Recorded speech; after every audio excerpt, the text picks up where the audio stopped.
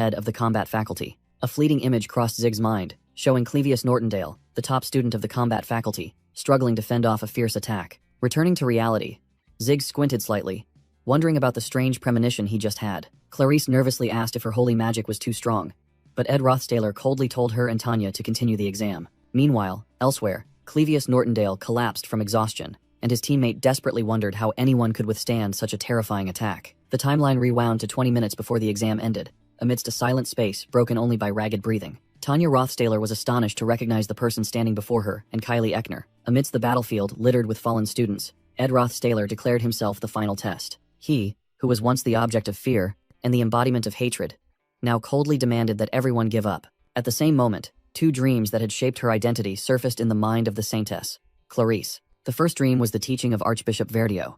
That nobility stemmed from unshakable faith. He instilled in young Clarice the belief that she must become a pure, blank slate. But the second dream was a silent resistance, that it was better to die in the mud than to live an empty life. Her eyes opened slightly, holding a hidden determination. That dream was ignited by a bard who sang of the beauty of the world outside her window. The person's songs painted vivid pictures of distant lands, from lush green wetlands to scorching red deserts. Every note plucked from the lute affirmed that the pure white of dogma was only a tiny part of the colorful world. That person was Adele, the keeper of the sacred flame. After leaving the religious order, Adele became a romantic, bringing songs of the world to Clarice's window night after night. Clarice's true dream was the outside world that her only friend had whispered to her beneath the stars. Because, perhaps, true nobility lay in an ordinary life, where people could attend classes, make friends, and love. In Clarice's memory, Adele once asked if a hug from the person one loved was more precious than countless prayers from believers. After leaving the church, Adele joined Sylvania Academy and began her journey to explore the world, living the life she had always longed for. Since Adele left, Clarice dreamed every night of the places her only friend had described. In her dreams, she experienced a vibrant, colorful journey, completely contrary to the monotonous, pure white life of a saintess. To make that dream a reality, she followed Archbishop Verdio's instructions, carefully concealing her true identity. Under a completely new persona, Clarice was confident that no one would recognize her, though Verdio remained worried. Now, under the name Kylie Eckner, she enjoyed the satisfaction of sitting quietly on a stone bench without anyone paying attention to her. At Sylvania, no one bowed in reverence. There were only friends chatting and playing together in the simple school life. However, one person saw through the facade. Ed Rothstaler, with his steady gaze, recognized her true identity. Give up. That is the saintess. Tanya was stunned to realize that the final opponent was her own brother, Ed, causing those around her to gasp at the appearance of another Rothstaler family member. Ed coldly demanded they turn back, but also warned that if they stubbornly insisted on advancing, he would show no mercy, unleashing a massive surge of spirit energy that flung all the students away. Joseph screamed in pain as he was swept away in the emerald energy storm. This power far exceeded the level of a student, surpassing even that of graduates. While veteran spirit masters could only control a few intermediate spirits, Ed summoned a high-level spirit, a gigantic wolf made of pure energy that roared across the battlefield. Faced with such overwhelming power, Kylie, terrified, advised Tanya to rationally give up. The painful memory of confronting a high-level fire dragon spirit in the past rushed back, haunting her. Despite everything, Ed gritted his teeth, pouring all his strength into maintaining this terrifying power. In Tanya's mind, a symbolic image of her painful past appeared, urging her not to give up if she wanted to change anything. With iron resolve, Tanya declared to Kylie that she would not abandon this fight. She asserted that noble status always came with unavoidable burdens and responsibilities. Nevertheless, Tanya couldn't help but feel skeptical, recalling the incompetent Ed Rothstaler of 2 years prior, wondering how he could possibly possess a high-level spirit. Facing the giant spirit wolf, she asserted confidently that it must just be a bluff. Confident that defeating the summoner would be enough, Tanya aimed straight for the main target. However, the spirit wolf suddenly roared, unleashing a terrifying surge of energy that flung both Tanya and Kylie away. Tanya gritted her teeth, struggling to hold her ground against the unbelievable power, wondering how this could be happening. From a distance, Ed Rothstaler's eyes observed coldly, gleaming with overwhelming power. Ed stood firm in the eye of the magical storm, the majestic wolf appearing behind him, confirming the existence of a true high-ranking spirit. Forced onto the defensive, Tanya and Kylie had to hastily flee through the forest, dodging destructive attacks. Falling to the ground, Kylie looked up and was stunned to realize that their opponent was Tanya's older brother, causing her illusions about the nobility to begin to shatter. She had once dreamed of elegant gentlemen, with generous smiles and graceful demeanors, but now, she was certain that Ed was the embodiment of the Rothstaler scoundrel she had heard rumors about. Even Tanya, in the past, had realized that the most prestigious families could still produce trash.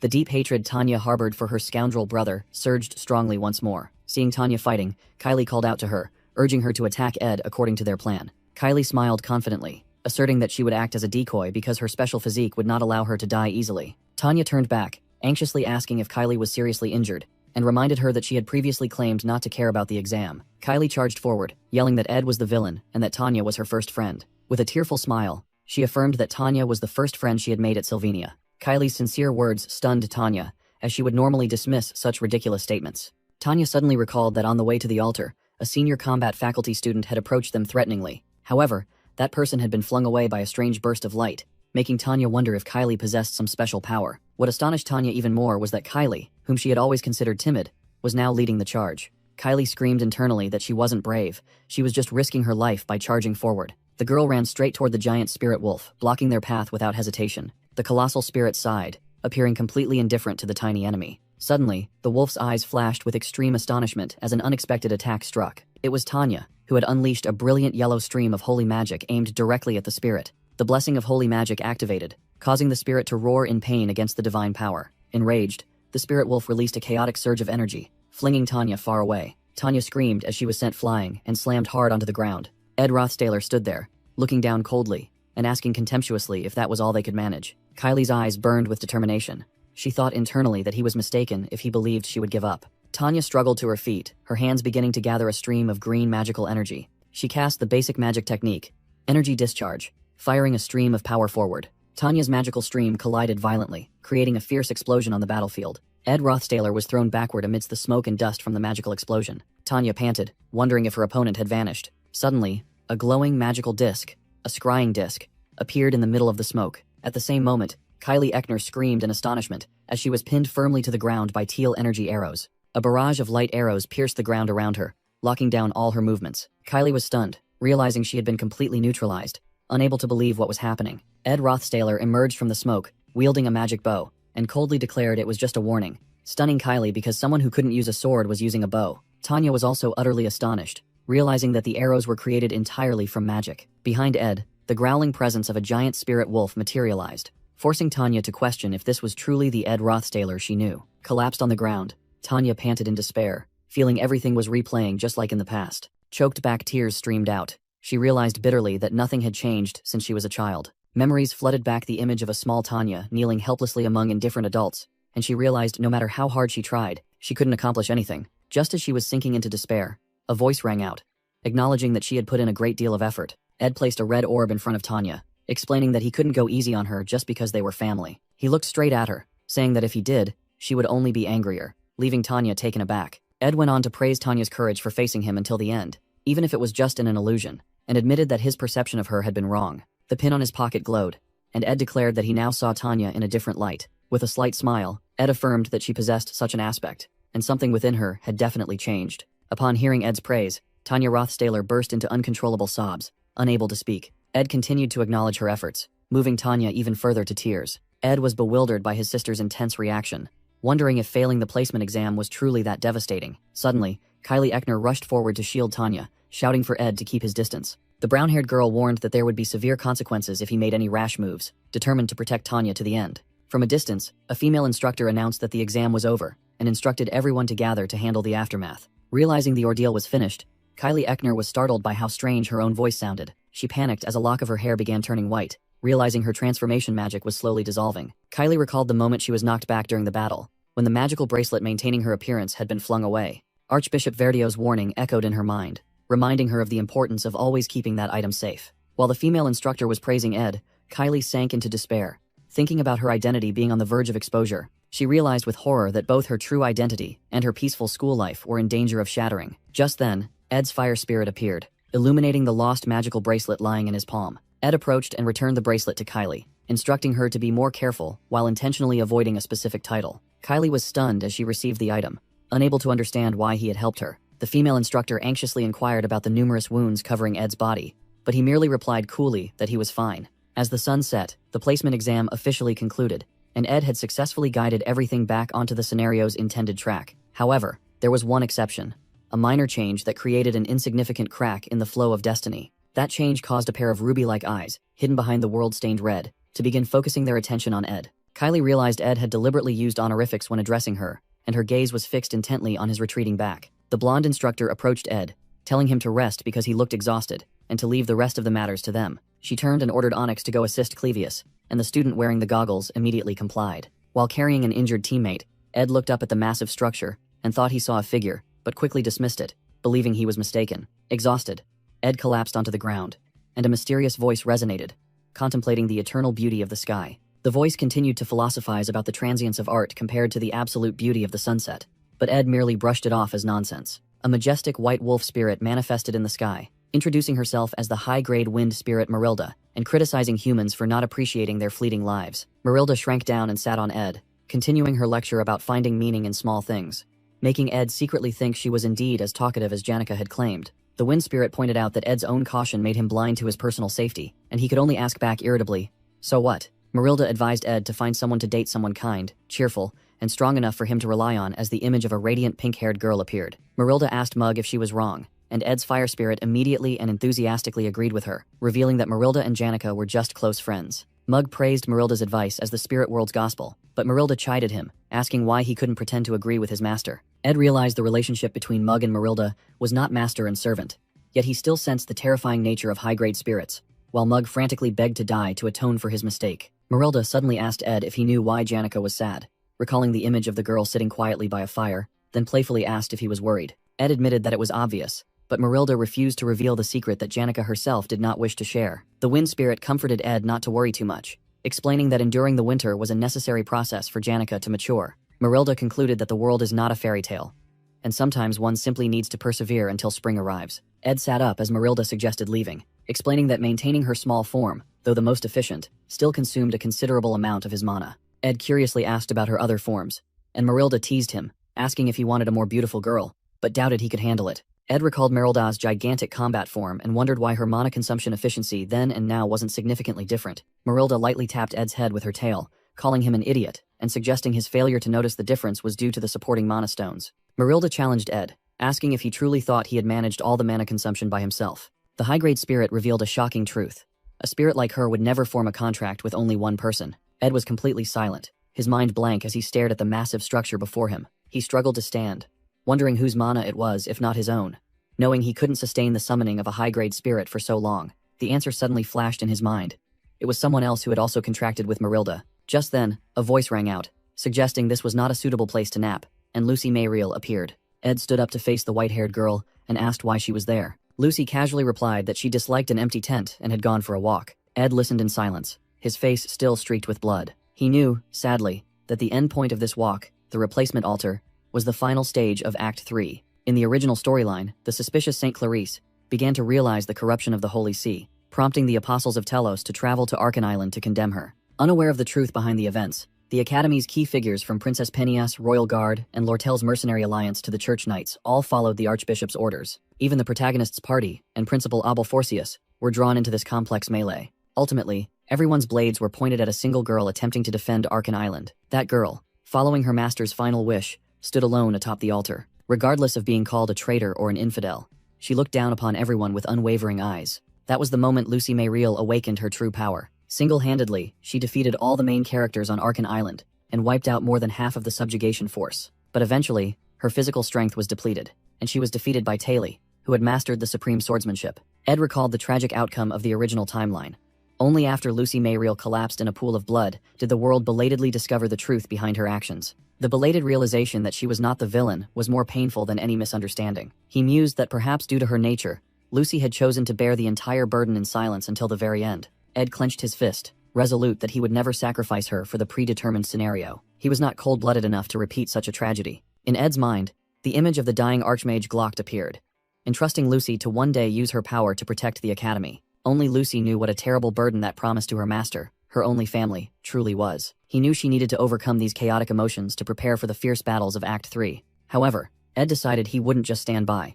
He stated that he had just realized something. As a completely exhausted Lucy fell asleep on his shoulder, Ed finally admitted to himself that he felt lonely. With quiet determination, he made a promise to himself. From now on, he would always tell her before he left, so she would never feel abandoned again. Elsewhere, in a sun-drenched garden, a cheerful voice rang out, announcing that she had returned earlier than expected. Clara, the daughter of a prestigious Viscount family, brightly offered a gift box to the maid. The maid thanked her, while Clara stretched, enjoying the peaceful feeling of being home. She eagerly spoke of her plan to host a tea party with her close friends, Anise and Janica, whom she hadn't seen in a long time. With unconcealed excitement, Clara rushed off, her heart full of stories she wanted to tell her friends. Her voice still echoed, praising the wonderful flavor of the blueberry cake she had brought.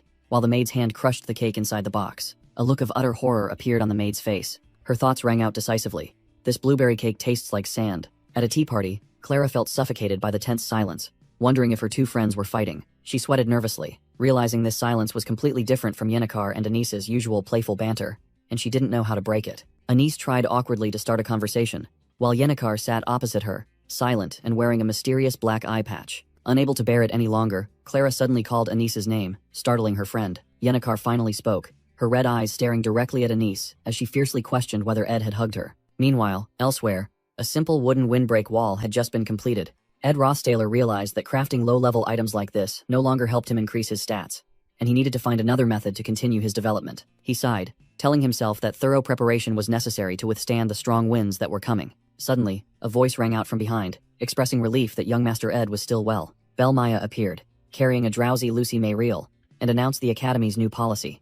During the blizzard, students were only allowed to leave the dormitory when absolutely necessary. The headmaid explained that Lucy, being the highest flight risk, would be monitored by a rotating surveillance team all week, causing the white-haired girl to frantically reach out for help. Ed silently listened to the plan, while Belle pondered deeply. Despite Ed's familiarity, Belle insisted on maintaining a formal attitude, and declared she would continue to use honorifics. Belle looked around Ed's makeshift campsite, skeptically asking if he truly intended to survive the week-long blizzard under these conditions. She frankly expressed concern that the flimsy windbreak wall would not be enough to protect him. Ed explained that the wall was only meant to shield his supplies, and the roof of his hut had already been securely tied down to the ground with ropes. He also mentioned that he had stored all his hunting gear and traps inside the hut. Ed's true plan was to spend the entire week of the blizzard focused on studying magical techniques at the Soul Library. He confidently reassured Belle that he had another place to stay, which somewhat eased her mind, though she remained slightly hesitant. Ed noticed Belle's worried expression and guessed this was the first time she had to handle a blizzard as the manager. Holding the sleeping Lucy Myriel, Belle Maya confessed to Ed that she had another worry concerning him. She tried to dismiss it, thinking she was interfering too much, but her words only made Ed more anxious. With a sincere expression, Belle Maya began to offer her blessing. She wished young Master Ed good fortune, as an allegorical image of a young man under pressure appeared in the flame. The scene shifts to a tea party, where Yennecar Palarover glared at someone, angrily questioning them about being hugged by Ed. Clara gasped Anice's name in astonishment, realizing she was the target of Yennecar's fury. Confronted abruptly, Anice Halen froze, sweating profusely in terror. Clara quickly tried to mediate, assuming it was a misunderstanding, but Anice unexpectedly admitted to flirting with Ed, causing Clara to scream in shock. In her mind, Anice clenched her fists, silently apologizing to Janica and confessing that she hadn't trusted Ed in the first place. She told herself that Ed looked like a playboy, so she was merely trying to investigate him. Yennecar asked again in shock, unable to believe her ears, and Anice quickly reassured Janica, asserting that Ed was not her type. Anice continued to list Ed's flaws, from his thuggish appearance and arrogance to his grumpy and selfish personality, to prove her lack of interest. Hearing the insults, Yennecar burst into tears, defending Ed and chastising Anice for being unfair since she didn't truly understand him. The atmosphere between Yennecar and Anice became extremely tense, leaving Clara sitting between them in utter awkwardness. Realizing her mistake, Anice bowed her head and apologized to Janica for acting unilaterally without discussing it first. Yennecar slammed her hand onto the table, tears streaming down her face, demanding to know why Anice had done things she never asked for, and how worried it had made her. Yennecar's thoughts flooded out. She was hurt by the feeling of betrayal from her best friend, but then tormented herself, wondering what right she had when she was nothing to Ed. Anice gently placed a hand on her friend's shoulder, firmly comforting her.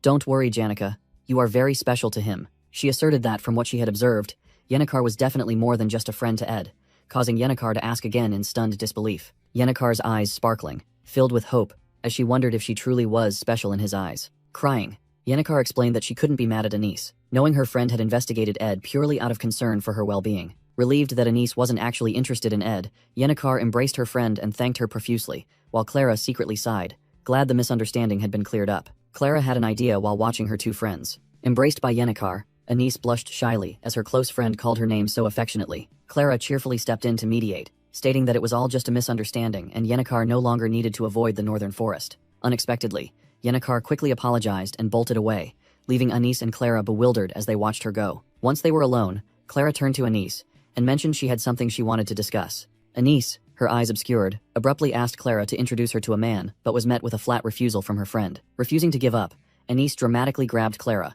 proposing that they should break all conventions and date each other instead. The two girls struggled humorously as Anice pleaded with Clara not to look at her with that expression, while Clara remained innocently confused. Anice, clearly panicked, confessed that she had lied to Yennecar and had hoped that being out of sight would make her feelings fade. Anissa's hope shattered when she was petrified by shock following a sudden announcement concerning the scholarship students. A blonde female instructor announced that the scholarship students, including a delighted Clevius and Onyx, would continue their work as teaching assistants. The instructor turned to praise Ed, confirming he had performed exceptionally well and would receive an additional scholarship upon continuing the work. Anissa was dumbfounded upon hearing that since everyone had worked together throughout the break, it would be more convenient and comfortable to keep the group together. In the northern forest, Ed met Yennecar again, noting that she seemed back to her usual self, and reminded her about finalizing her spirit contract. Ed brought up the memory of Yennecar visiting his camp, causing her great shock as intimate images of their time together flashed through her mind. Yennecar blushed, awkwardly denying the memory and claiming she had forgotten about it long ago. Ed smiled warmly, thinking to himself that he felt relaxed around Yennecar,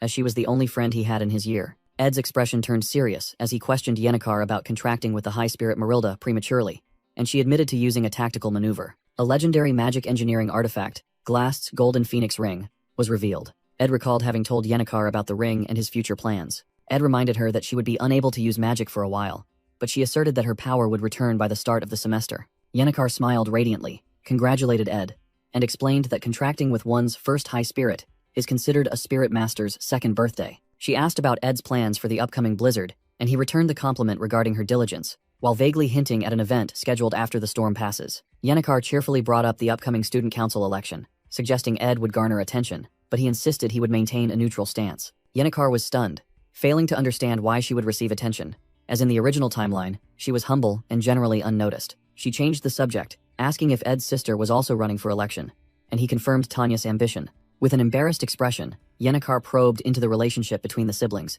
causing Ed a slight moment of confusion. Ed admitted that despite being disowned by the family, he and Tanya were still blood relatives who would inevitably cross paths for the rest of their lives.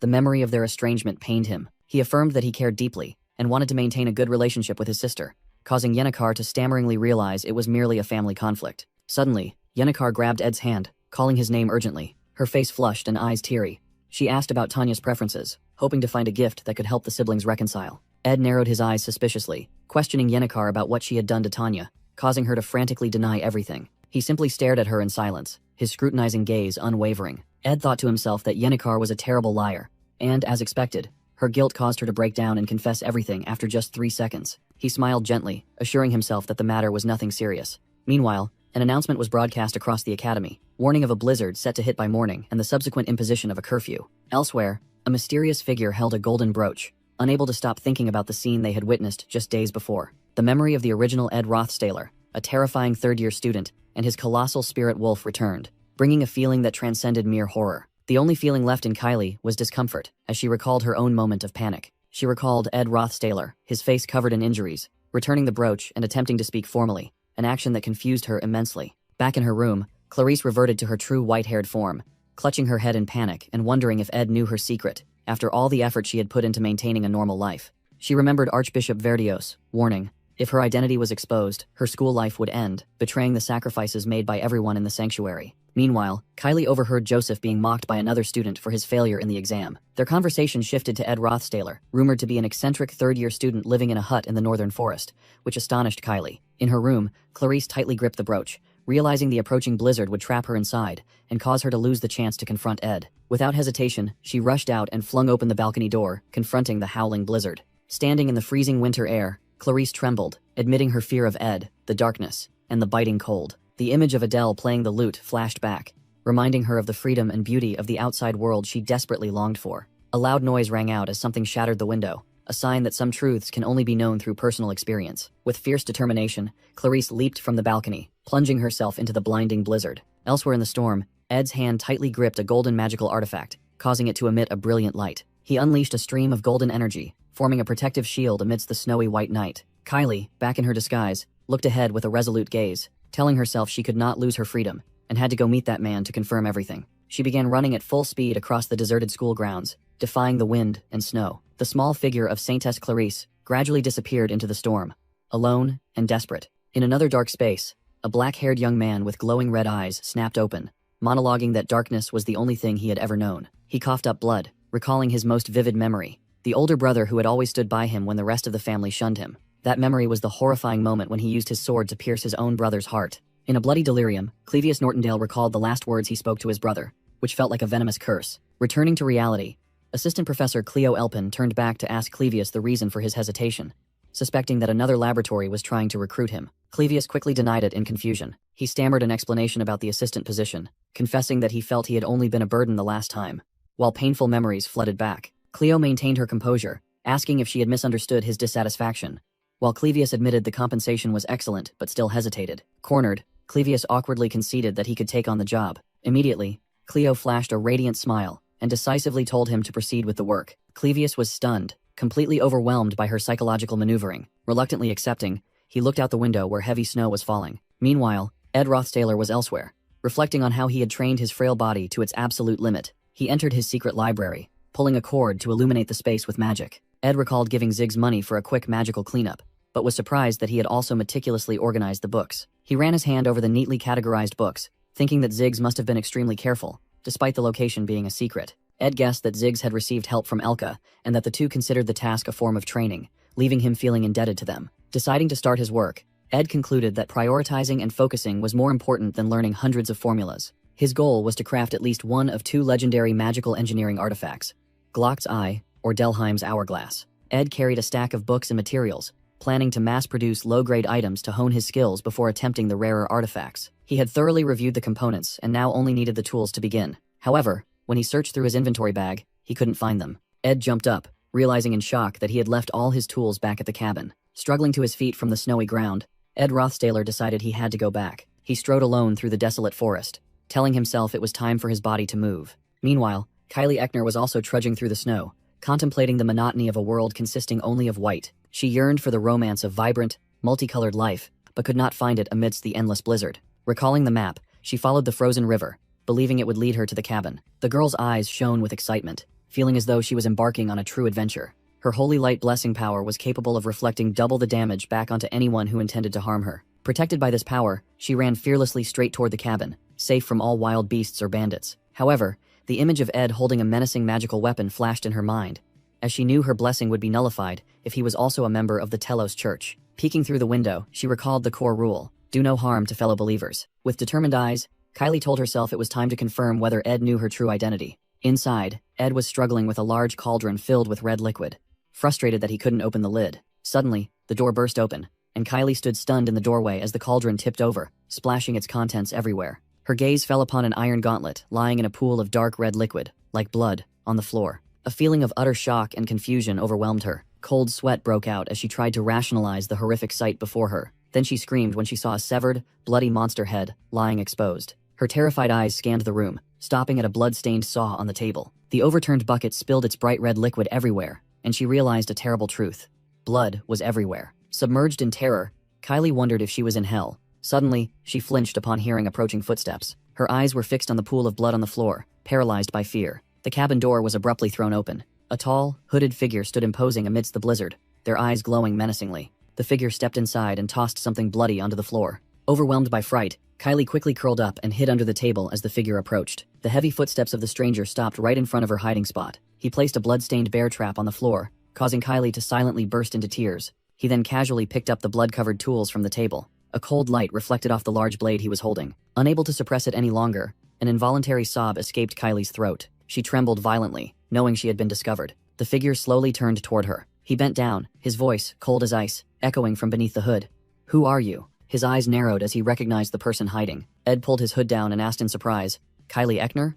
What are you doing here, and why are you shaking?" Before he could finish his sentence, Kylie screamed in desperation, unleashing a blinding torrent of holy light. Ed was thrown backward by the sudden burst of power, his body enveloped in intense light. The energy explosion sent the cabin's contents flying, leaving behind a scene of utter chaos. Amidst the thick smoke and dust, a figure slowly rose after the explosion. Lying on the ground, Ed Rothstaler was covered in blood, causing Clarice to stammer in panic that she hadn't meant to do it. The young woman continued to mutter unconsciously, unable to believe what she had just caused. Seeing Ed's motionless body, Clarice realized in horror that she had murdered someone. With bloodied hands, she clasped them together and prayed through her tears, confessing her grave sin to the god Telos. Clarice sobbed uncontrollably, believing she was defiled, and must endure the punishment of hell to atone for her crime. Suddenly, a hand grabbed her collar tightly, interrupting her desperate confession. With purple eyes blazing with fury, Ed roared, demanding to know if she was mocking him. Clarice let out a piercing scream, her soul seemingly leaving her body at the realization that Ed was still alive. Ed angrily threw the girl down onto the cold ground. He gritted his teeth, his bloodied and wounded face clearly showing his pain and indignation. Meanwhile, at the Office Hall, which was engulfed in a snowstorm, a maid urgently reported the incident to the head maid. When asked to alert everyone, Belle Maya coldly refused, demanding efficient action that would not disrupt the hall's operations. Belle Maya, the head maid of Ophelis Hall, was fully aware that Kylie Eckner's true identity was that of the Saintess. Another maid secretly admired Belle's composure, as she maintained her cool demeanor despite knowing the Saintess was missing in the blizzard. Trusting that the blessings of divine magic would protect Clarice, Belle decided to take secret action herself. Donning her winter cloak, Belle ordered her subordinates to look after the students, specifically emphasizing Lucy. Just then, another maid rushed in, reporting breathlessly that someone had seen Kylie heading towards the Northern Forest. Belle Maya froze when she heard the name of the Northern Forest. In her mind, the image of Ed Rothstaler appeared, the man who had strange relationships with the women around him, and she knew that was his territory. A familiar scenario played out in Belle Maya's mind. A man and a woman trapped in a snowstorm, forced to rely on each other. Her imagination conjured a scene of Ed Rothstaler embracing a white-haired Clarice in the warm firelight, leaving her stunned by the vision. Snapping out of her daze, Belle Maya blushed in embarrassment, chastising herself for having such frivolous thoughts during a crisis. Without hesitation, she plunged herself into the blinding white snow. Gasping for breath, she hurried away, telling herself she had to find them as quickly as possible. She was well aware of the rumors circulating about a suspicious man in the Northern Forest, one who often walked around with bloody animal carcasses slung over his shoulder. Those rumors had spread among all the students, but Belle knew the truth behind those stories, and she conjured a small fireball to light her way through the dark night. Heading toward the faint light of the distant log cabin, she quickened her pace. The footprints in the snow indicated that she had arrived at the correct location. Belle recalled that despite Ed's distant exterior, he was actually a considerate and trustworthy person who always fulfilled his duties, even with many women surrounding him. However, the thought of those complicated relationships gave her a headache, especially since she believed Ed still didn't know Kylie's true identity. As a snow-covered foot crossed the threshold, a voice from inside rang out, confirming that he already knew who had arrived. Belle was stunned by the sight before her, the injured Ed sitting on the floor, while Kylie held a chair up defensively. Ed calmly greeted her. With a bewildered expression, Belle Maya stammered Ed's name and demanded an explanation for the bizarre situation. After hearing the story, she thanked Ed but remained worried that they needed to bring Kylie back before the blizzard worsened. Ed agreed, acknowledging that the head maid of Ophelis Hall being absent for too long was also not ideal. He secretly pondered the real reason the Saintess had traveled all the way here. In Ed's memory, Clarice's attempts to help him always felt awkward, and he knew her identity should have remained secret for much longer. He realized she was starting to suspect him, a development that was not part of the plan. He decided to defuse the situation by apologizing for his rude behavior. Ed calmly asked the Saintess to put the chair down, leaving both Clarice and Belle Maya stunned. Belle Maya shrieked in astonishment at the title, Saintess, while Clarice, equally panicked, nearly dropped the chair. Ed admitted he knew her identity, explaining that as a follower of Telos, he could recognize her when her disguise weakened. Still flustered, Clarice awkwardly lowered the chair at his prompting. In his thoughts, Ed reaffirmed that his plan remained unchanged. He was determined not to get involved with any of the main characters. However, he realized that if the situation continued, the Saintess Clarice might do something unpredictable. Therefore, Ed decided that revealing he knew her identity was the best way to alleviate her anxiety. He told Clarice that he understood she must be exhausted from hiding her identity and living such a constrained life. Clarice was confused and slightly moved by his understanding words. However, Ed suddenly turned the tables, asking her what she thought of the free life he was living in this forest. Clarice's eyes reflected deep contemplation as she tried to find an answer to his question. She suddenly realized that this man's life was not freedom, but a struggle for survival. Clarice mused on the two sides of the issue. If Adele was the one who romanticized the beauty of freedom, then Ed was the embodiment of the grim, dark side of that very freedom. Ed apologized for his abrupt words, explaining that he just thought someone should tell her the truth. Afterward, he coldly demanded that both of them leave immediately. As they stepped out into the snow together, Clarice apologetically thanked Belle Maya for going to such trouble to come all this way. Belle Maya replied that it was her duty, while internally contrasting the warmth they were heading toward with the harsh cabin they had just left. She glanced back at the cabin, which still reeked of blood and the harsh reality Ed was forced to confront. Belle could not believe that the man who had once blocked the path of the freshman had to live such a life, while Clarice's ideals of freedom shattered into pieces. Walking across the white snow, Clarice silently affirmed that her decision to seek freedom was the right one. After all, this journey had allowed her to meet someone worthy of respect. Belle Maya quietly observed Kylie, sensing the profound change in her following the encounter. A flicker of worry crossed Belle's mind. She wondered if the saint had developed feelings for Ed. Unable to guess her companion's thoughts, Belle could only continue walking in confusion. The harsh winter finally passed, giving way to the blossoming green shoots of spring. At the Laplace Bakery, Ed Rothstaler and Lortel K. Helland began a business meeting. Ed expressed concern about the inventory check, while Lortel calmly asked if he was comfortable with her plan. A chef with a subservient expression rushed over to greet them, inviting them to make themselves at home. Lortel casually commented on the joy of having a monopoly, prompting Ed to remark that she was the only one who found it joyful. She took a sip of tea, refuted Ed's words, and insisted that she was not someone who enjoyed harassing others. Lortel began to explain that the Laplace bakery had greedily ordered a large quantity of unnecessary ingredients right before the snowstorm. Ed immediately realized it was a fraudulent order, created to manipulate the market by canceling it just before the delivery date. Lortel coldly declared that while food was precious, those who lacked business ethics were not worthy of tolerance. The rival chef knelt down, begging Lortel to ease the restrictions she had imposed on his business. Completely ignoring his pleas, Lortel smiled brightly, as if she had just remembered something important. She turned to Ed and invited him to accompany her to the afternoon class, causing him to silently marvel at her ruthlessness. On the way, Lortel explained that due to the snowstorm, funding from the main base had been cut off, forcing them to rely on their own resources.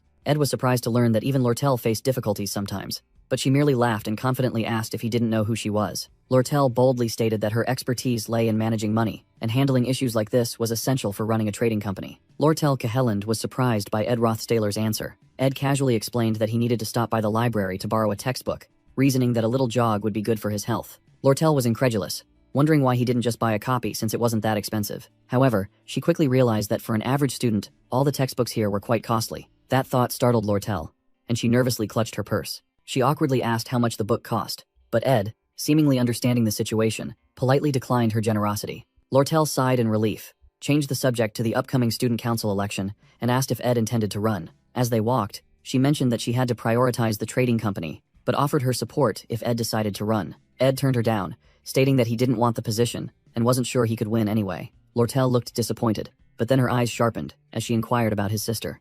Ed was surprised when she mentioned Tanya, and Lortel slyly explained that Tanya would never bow down to Princess Pena. Lortel asserted that even as a Rothstaler daughter, the power gap was too vast for Tanya to overcome. Ed pondered this, silently admitting Lortel was right. Given the current circumstances, Princess Pena becoming president was the most logical outcome. Memories of the original timeline flooded back, and Ed recalled Tanya Rothstaler, the less malicious villain, having to desperately scramble for every single vote. But in the end, she couldn't close the gap, and had to accept defeat against an overwhelmingly superior opponent. Returning to reality, Lortel probed, asking directly if Ed supported the princess. She was momentarily stunned, then openly delighted when Ed replied that he supported Tanya more. Lortel breathed a sigh of relief, confessing she was glad because she had worried he was like everyone else, admiring Princess Pena. She leaned close to Ed, whispering suggestively that he knew perfectly well she liked him. With flushed cheeks, Lortel admitted she had almost been overcome by jealousy. Confused by Ed's cold demeanor, Lortel wondered if she had done something wrong. Ed bluntly replied that he had no intention of dating anyone until graduation. Hearing that, Lortel immediately pressed him.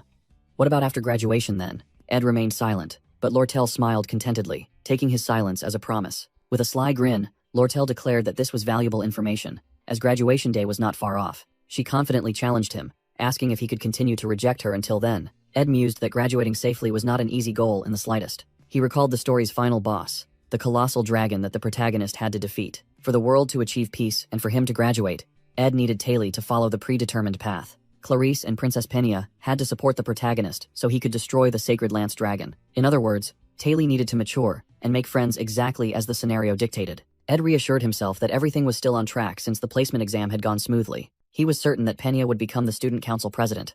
The scenario would return to normal, and he could rest easy. However, contrary to Ed's expectations, Princess Pena was immersed in sorrow in her private room. The scenario had begun to collapse as she restlessly gripped the bedsheets. With a fierce gaze, Pena told herself that she no longer wanted to run for the student council. In another dark corner, Taylor was also writhing in despair, screaming, "Why does it have to be me?" He cursed his miserable life and questioned the cruel fate that had chosen him. In front of Taylor lay a dual request form that he had sent to someone. A calm, dark-haired student asked for his reason, and Taylor replied that he wanted to learn from that person. Dissatisfied with Taylor's superficial excuse, Ziggs tapped the table and demanded an honest answer. Taylor frankly admitted that he wanted a duel to prove his own worth. Ziggs scoffed, reminding him that Taylor was already the first-year top student, but Taylor countered that the title meant little. Taylor revealed his ambition, listing a series of targets: Janica, third-year top student Drake, and even Ed, declaring that he would challenge them all in sequence. He explained that everything required order, and he had already laid out a plan. Taylor revealed he had sent a challenge to Clebius, the second-year combat faculty top student, but Clebius seemed to be deliberately avoiding him. He presented his route. After Clebius would be Alvira, the alchemy faculty top student, and finally Ziggs, whom he had come to notify. Ziggs wondered why he was included, as he wasn't the top student, then deduced that since Clebius wouldn't fight, he was effectively the second-year top student in name. He smirked, calling Taylor self-centered, and confirmed the audacious plan. Defeat him, then Janica, and finally Ed. Taylor admitted it wouldn't be easy to defeat Ziggs, but Ziggs cut him off, warning that the first lesson at Sylvania was that he wasn't always right. Ziggs placed a coin on his shoulder, epaulette, stating that wasn't what he meant. He declared sharply that Taylor wouldn't be able to touch him, let alone Janica or Ed, since he couldn't even defeat Clebius. Ziggs coldly ordered Taylor to learn to face reality before dreaming of defeating him. After the confrontation, as Ziggs walked through the campus, a familiar voice called him Jix. A silver-haired student approached Ed, waved hello, and thanked him for his help in the library. The silver-haired student informed him that Wade, the first-year top student, was sending duel requests to all high achievers, and seemed to want to fight Ed as well. Ed pondered, recalling that in the original scenario, Wade Collarmore's challenge streak lasted from Act 3, Scene 3 to Scene 5. In the original timeline, Wade was known as a genius swordsman, the son of the Northern Border Commander, who had easily claimed the first-year top student position. Unsatisfied, Wade challenged his seniors and effortlessly defeated them all in turn. Even Jix was among Wade's defeated opponents, although it was an unfair match, as Jix had been exhausted beforehand. Wade's seemingly endless rampage was finally halted by Taylor, who had made remarkable progress over the past year. Taylor invited Ed to see Wade at the Freshman Welcoming Festival, but Ed declined, citing other plans and the fact that he already knew what Wade looked like. Ed thanked Taylor for the information and told him to take care. As he walked away, Ed mused that although he once didn't care, the energetic atmosphere of the academy was now invigorating him. The fresh air of the new semester made Ed's steps lighter. Watching Ed's retreating figure, Taylor wondered if he should tell him something. He realized that Princess Penia had seemed downcast lately. Taylor noticed that whenever someone mentioned Ed, such as Joseph, declaring he would challenge him, the princess would listen, with unusual intensity. Taylor observed Penia from afar during class, her mind seemingly focused only on the name Ed. He could clearly see that she was acutely aware of that name, and it seemed to trigger some memory within her. Taylor decided to investigate Penia's reaction further, before informing Ed. The scene shifted. The weather had grown warm. A green butterfly fluttered through the air. In the northern forest, the butterfly gently landed on Lucy Mayreel's nose, signaling the true arrival of spring. Lounging on a rooftop and enjoying the air, Lucy heard a voice praising her rate of progress. It turned out to be Yennecar,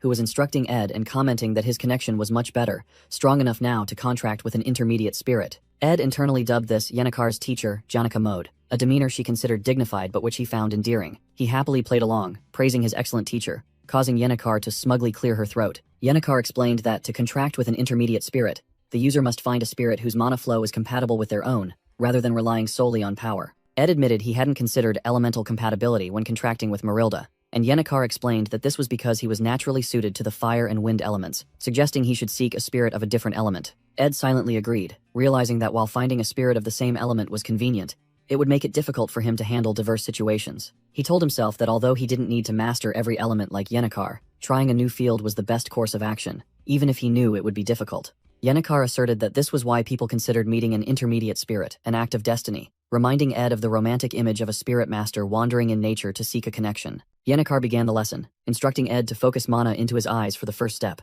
connection. Immediately, Ed's eyes flared with magical blue light. A magnificent sight unfolded before him. Countless intermediate spirits that Yennecar had gathered were waiting. Ed was overwhelmed by the spectacle, sweat breaking out as Yennecar asked if he was distracted. Yennecar smiled proudly, boasting that she had spoken to all of them, leaving Ed only able to exclaim that she was truly incredible. At Yennecar's command, a swarm of intermediate spirits rushed toward Ed, leaving him stunned as he was told to choose one. A water spirit named Pello confidently flew up, proclaiming himself the #1 water spirit and showing off his wings. Ed looked unimpressed, while Mug on his shoulder silently judged his master's picky attitude. Seeing Ed's strange expression, Yennecar suddenly grew anxious, asking if she had brought too many spirits. Ed quickly waved his hand to reassure her, but internally he was screaming about his romanticized, destined encounter having vanished into thin air. Meanwhile, at the Academy's Freshman Welcoming Festival, students were gathered and chatting. Principal Obel and Vice Principal Rachel expressed concern that the most outstanding students, such as Janica, Yennecar, and Lucy Mayreel, were absent. However, their anxiety quickly faded. The appearance of one of Sylvania's most noble figures, Princess Penia, drew everyone's attention. Although the Academy championed equality, no one, not even the nobles, dared to approach the princess for conversation. Yet, one person alone broke that atmosphere, placing his chess piece down and declaring, "Checkmate." The person who had just checkmated the princess was introduced as Wade Collarmore, the first-year valedictorian and heir to one of the 3 great sword families. Wade picked up a pawn, explaining that Penia's hesitation immediately following her peace sacrifice was what sealed her defeat. He noted that Penia must have gained valuable insight, though he simultaneously expressed his distaste for applying real-world military strategy to the game of chess. Penia silently conceded the point. She had always been confident in her ability to judge character, but now she was beginning to realize the extent of her error. The princess recalled advice she had received, that learning to accept that she wasn't always right was a necessary step. Penia's train of thought drifted toward Ed Rothstaler. Initially, having him expelled had been nothing more than a trivial annoyance. Yet, Ed had saved Yennecar, constructed a shelter in the forest entirely on his own, and consistently acted in ways that defied her predictions. As time passed, the image of Ed in her mind swelled, transforming into a presence that could no longer be dismissed. Now, even the newest students spoke highly of him. Ed's reputation had spread far and wide across the academy grounds. Penia realized with bitterness that as Ed's influence expanded, the gravity of her initial mistake only deepened. She chastised herself, knowing she could not continue acting like a child. Running away from the problem would achieve nothing. With a resolute gaze, Penia reaffirmed her purpose at the academy, to learn, regardless of her royal standing. Smiling at Wade, Penia thanked him for the invaluable lesson and confidently challenged him to another match. While resetting the chessboard, she vowed never again to flee from her errors, recognizing such an act as utter folly. She planned to resolve all outstanding matters within 4 days, after which she would seek out Ed's cabin in the northern forest. Penia imagined the scene, she and Ed sitting by the fire, finally able to converse freely and as equals. A sense of fresh relief washed over the Princess Phoenix, as though spring had finally arrived in her heart. But that tranquility was short-lived. By the morning of the 3rd day, a sudden piece of news arrived, leaving Penia utterly frozen. Her hopes and carefully laid plans shattered, much like chess pieces being mercilessly swept from the board. A letter was sent to her esteemed father, detailing her days at the academy, instead of the usual correspondence from the Rothstaler mansion. The writer affirmed that she would not forget the honor she must uphold as a member of the Rothstaler family, despite the unfamiliarity of life away from home. Tanya Rothstaler admitted she was having difficulty adjusting to the busy schedule, noting that one classmate had even fallen asleep right beside her. She reaffirmed her goal of becoming the youngest student council president, though she was worried upon hearing that Princess Penia would also be running. Tanya also recounted her meeting with Lortel Kiheland, who exuded the aura of a perfect merchant, and expressed her apprehension about having to represent the family in the upcoming negotiations. Afterward, she hesitantly brought up a difficult subject: her older brother, Ed Rothstaler. Tanya wrote that, despite his expulsion, her brother seemed to have become diligent and hardworking, acting like a completely different person. She confessed that her childhood memories were unclear, and that she might be misunderstanding the situation entirely. Tanya described a strange dream where she returned to the hill behind the mansion, where lilacs and daffodils bloomed every spring. In the dream, she recalled walking along the path, holding hands with 2 people. One of them was certainly her older sister, Arwen. She wondered if the other steady hand belonged to her father. However, the image of a younger Ed Rothstaler appeared, leading Tanya to speculate that perhaps he hadn't changed at all, but was simply reverting to his true self before Arwen's death. Concluding the letter filled with complex thoughts, Tanya signed off as his beloved daughter. Krepin Rothstaler read his daughter's words, his hand resting on a dagger enchanted with deadly poison magic. Seated in his imposing armchair, Krepin announced that he had sent a reply to Tanya. He judged that the student council election and the negotiations with Lortel were too much for Tanya to handle. Therefore, Krepin decided to send his daughter a reliable vassal, handing a sword to the cloaked figure kneeling before him. Krepin explained that although sending vassals to Sylvania was against custom, the academy had permitted it for business reasons, and then ordered them to depart. As the 2 vassals left, the large door closed, leaving Krepin alone in the dark room. Krepin slowly removed his white glove, revealing a hand that was glowing red, deformed, and veined like a demon's. Krepin Rothstaler stared at his monstrous hand, muttering that he still couldn't get used to it. His cursed hand grasped a magic orb, casting the highest level magic, causality determination, which allowed him to foresee the outcome of a predetermined action. He lamented that this spell consumed too much mana, and that it was a pity he couldn't use it often. In the vision that appeared, the 2 hooded vassals stood on a cliff under pouring rain, preparing to execute a crucial mission to confirm an inevitable outcome. That outcome was a tragic scene. Ed Rothstaler, holding the dying Talie, who had been run through by a magical blade. In the cold rain, Talie coughed up a final mouthful of blood. Nearby, a horrified Elka Islan fled the carnage. Ed, covered in injuries, lost his balance, and fell backward off the cliff. His bloody hand desperately reached upward as Tanya called his name from above. Tanya collapsed at the edge of the precipice, helplessly watching her brother fall, her cries lost in vain. She could only watch as her brother's figure disappeared from view. In a symbolic image, Tanya sank deep beneath the water, her eyes wide open, blazing with the red color of ultimate hatred. Returning to reality, Krepin looked at the image of Tanya's enraged face reflected in the orb, admitting that the feeling was not pleasant. Nevertheless, with a cold expression, he concluded that this was a necessary sacrifice. The narrative shifted to 3 days before Ed's destined death, at a small house under the brilliant dawn light. In a classroom, the results of a popularity survey for the student council president candidates showed an unbelievable disparity. One candidate's support rate was nearly absolute, while the opponent held only an insignificant fraction. This was because Princess Penia, with her illustrious reputation, was known and admired throughout the entire Kroll Empire. Tanya Rothstaler sat at her desk, looking dejectedly at the results on the board, realizing that if Princess Penia truly ran, her chance of winning was 0. She sighed, bitterly accepting that her own delusions were far removed from reality, and perhaps it was best to give up. In a fantasy, Ziggs greeted Tanya warmly and asked if she was heading to the elemental studies class. He kindly inquired if she was facing any difficulties, and suggested they should have tea with Elka sometime. A group of female students nearby whispered in admiration, astonished that Tanya was acquainted with Ziggs, who was considered the strongest student at the academy. Immediately afterward, Lortelka Helland appeared, and cheerfully discussed a negotiation for the sale of magic tomes with Tanya, further stunning those around them. Even Sylvania's genius, Lucy Mayriel,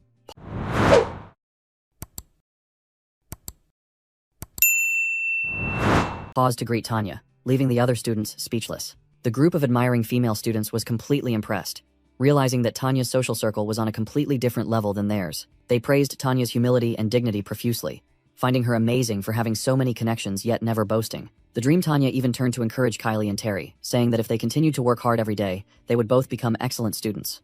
Inspired, the two promised to strive to become as talented and noble as Tanya before leaving. As the classroom door closed, Tanya fell into contemplation. She felt strangely that her standing at the academy had risen illogically over the past few days. However, a sense of unease washed over her when she realized she hadn't done anything herself. The image of her brother Ed, injured yet fighting resiliently, flashed through her mind, and she suddenly understood everything. Tanya slid down the wall, feeling terrible. She had once considered Ed worthless, but now she felt that she was the truly useless one. She buried her face in her hands in despair, unable to understand why things had turned out this way. Her eyes widened, filled with extreme chaos and confusion. Suddenly, her room door gently opened. Two familiar men, Kadek and Knox, stood in the doorway, smiling and saying they were glad to see she was well. They stepped inside, explaining that her father had sent them and that they were relieved to be able to assist her with her academy life. Kadek laid out the plan, stating that he would gather information on the market price of magic tomes and the financial status of the trading company to ensure her negotiations went smoothly. Knox offered to help Tanya in the student council election, specifically by gathering information on Princess Penia, who was rumored to be running. Tanya interrupted Knox, stating that it was unnecessary, as she had just received new information this morning. The person opposite her revealed a shocking piece of news. Princess Penia would not be participating in the election, leaving Tanya stunned. The scene shifts, and Yennecar is telling Ed that the royal secretary had announced the news, but she remained skeptical about whether the decision might change. Ed was deep in thought, his mind focused on Kreppen Rothstaler, the final boss of the fourth act in the original storyline. Ed recalled that Kreppen was known to everyone as the benevolent patriarch of the Rothstaler family, possessing flawless administrative abilities. However, only Princess Penia, who wielded power both within the royal family and the academy, recognized his dark nature. Normally, she would have become the most reliable ally, leading the charge against Kreppen when he targeted Sylvania Academy. Yennecar turned to Ed, confusedly asking why the princess wasn't running, and she began to sense that something was amiss. She worried that Ed was about to do something reckless again, and she couldn't tolerate him getting hurt on his own without her knowledge. Yennecar asserted that Ed had suffered enough, and regardless of his plan, she would help him. Ed calmly replied, confessing that he honestly thought it would be better if Princess Penia became the student council president. Yennecar was surprised, pointing out that the princess had treated Ed poorly and that Tanya was his sister. But she also wondered about the reason behind Penia's decision. Ed warned Yennecar that many people were watching, and just then, Ziggs appeared, teasing them about their intimate behavior in broad daylight. After greeting them, Ziggs apologized for the interruption and stated that he knew why Princess Penia was not running for election. Yennecar blushed and objected to Ziggs' choice of words, while he began to explain, using an analogy for the princess' current state. Ziggs compared her to an alpha wolf who had lost its pack. He explained that due to one wrong choice, the entire pack had perished, leaving the alpha wolf emotionally numb. It showed no reaction whatsoever, even when an arrow was aimed directly at it. The scene shifted to the resolute amber eyes of Taylor, who was implied to be that threat. Ziggs concluded that Princess Penia's eyes now resembled those of someone who had lost all confidence and will. With that, he turned and left, casually mentioning that it would rain tomorrow, a warning Ed knew he couldn't dismiss, as Ziggs' instincts were sharp. Ziggs' words plunged Ed into contemplation of the worst-case scenario. Penia had completely given up on confronting the Rothstaler family. Faced with this massive variable, Ed wondered what he should do next. But then, a flash of determination sparked in his eyes. A new idea had formed. Yennecar, completely unaware, excitedly suggested that the approaching rain was the perfect opportunity for them to go to the northern cliffs to train water spirits together. Ed silently calculated, arranging his new plan after the elemental studies class concluded. After a moment of silence, he made his decision. Ed smiled and thanked Yennecar, agreeing that for now, they should just do what they could. Meanwhile, elsewhere, Lucy Mayriel stirred awake. Lying on a wooden rooftop, she lazily looked up at the sky and sensed the approaching rain. Her purple eyes suddenly widened as a thought abruptly struck her. Lucy jumped up, powerfully splitting a log with magic. With a determined expression, she pointed forward, ready for action. The scene shifted to a campfire burning in a quiet forest. From behind a tree trunk, Ed cautiously observed the area ahead. He stepped into the clearing, where Lucy was sleeping soundly on a log, and silently realized that spring had finally arrived. Inside the cabin, Ed looked out, thinking that the rain would make travel more difficult. Raindrops began to fall, lightly dusting the sleeping Lucy.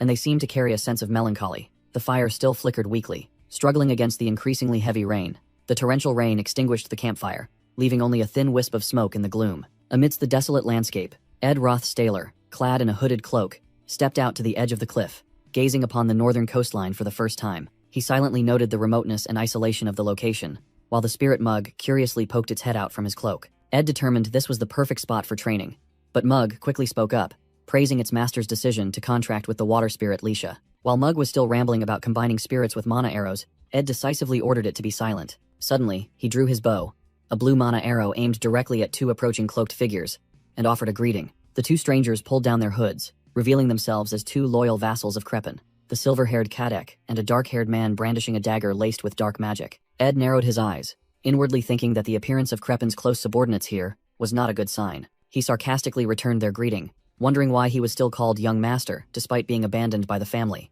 The dark-haired vassal got straight to the point, declaring that they had come here under Kreppen's orders with a single objective: to assassinate Ed. Just as the threat ended, he added one word, however, which momentarily surprised Ed. Suddenly, both vassals knelt down, declaring that they regretted harboring hatred toward him. The dark-haired vassal placed the poisoned dagger on the ground, confessing that this was the weapon they intended to use to finish him off. He explained that after investigating, they realized Ed had rediscovered his true self and was no longer the tyrant of the past. Both men bowed their heads low to the ground, urgently pleading for Ed to return to his position as heir, to restore honor to the Rothstaler family. Ed stood silently, watching the two men perform their earnest act under the heavy rain. Finally, he coldly broke the silence with a harsh statement.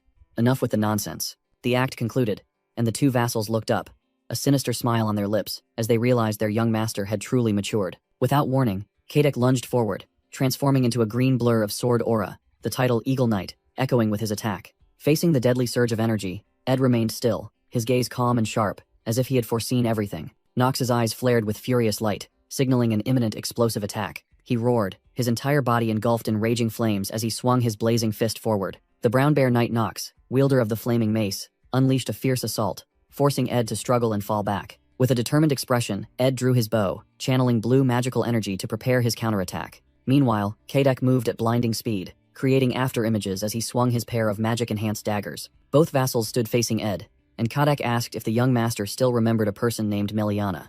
A painful memory surfaced, the young girl Meliana lying on the floor, one eye ruined by the cruel pastime of the past Ed. Hearing his daughter's name, Nox roared in agony and fury, charging forward with his blazing fist.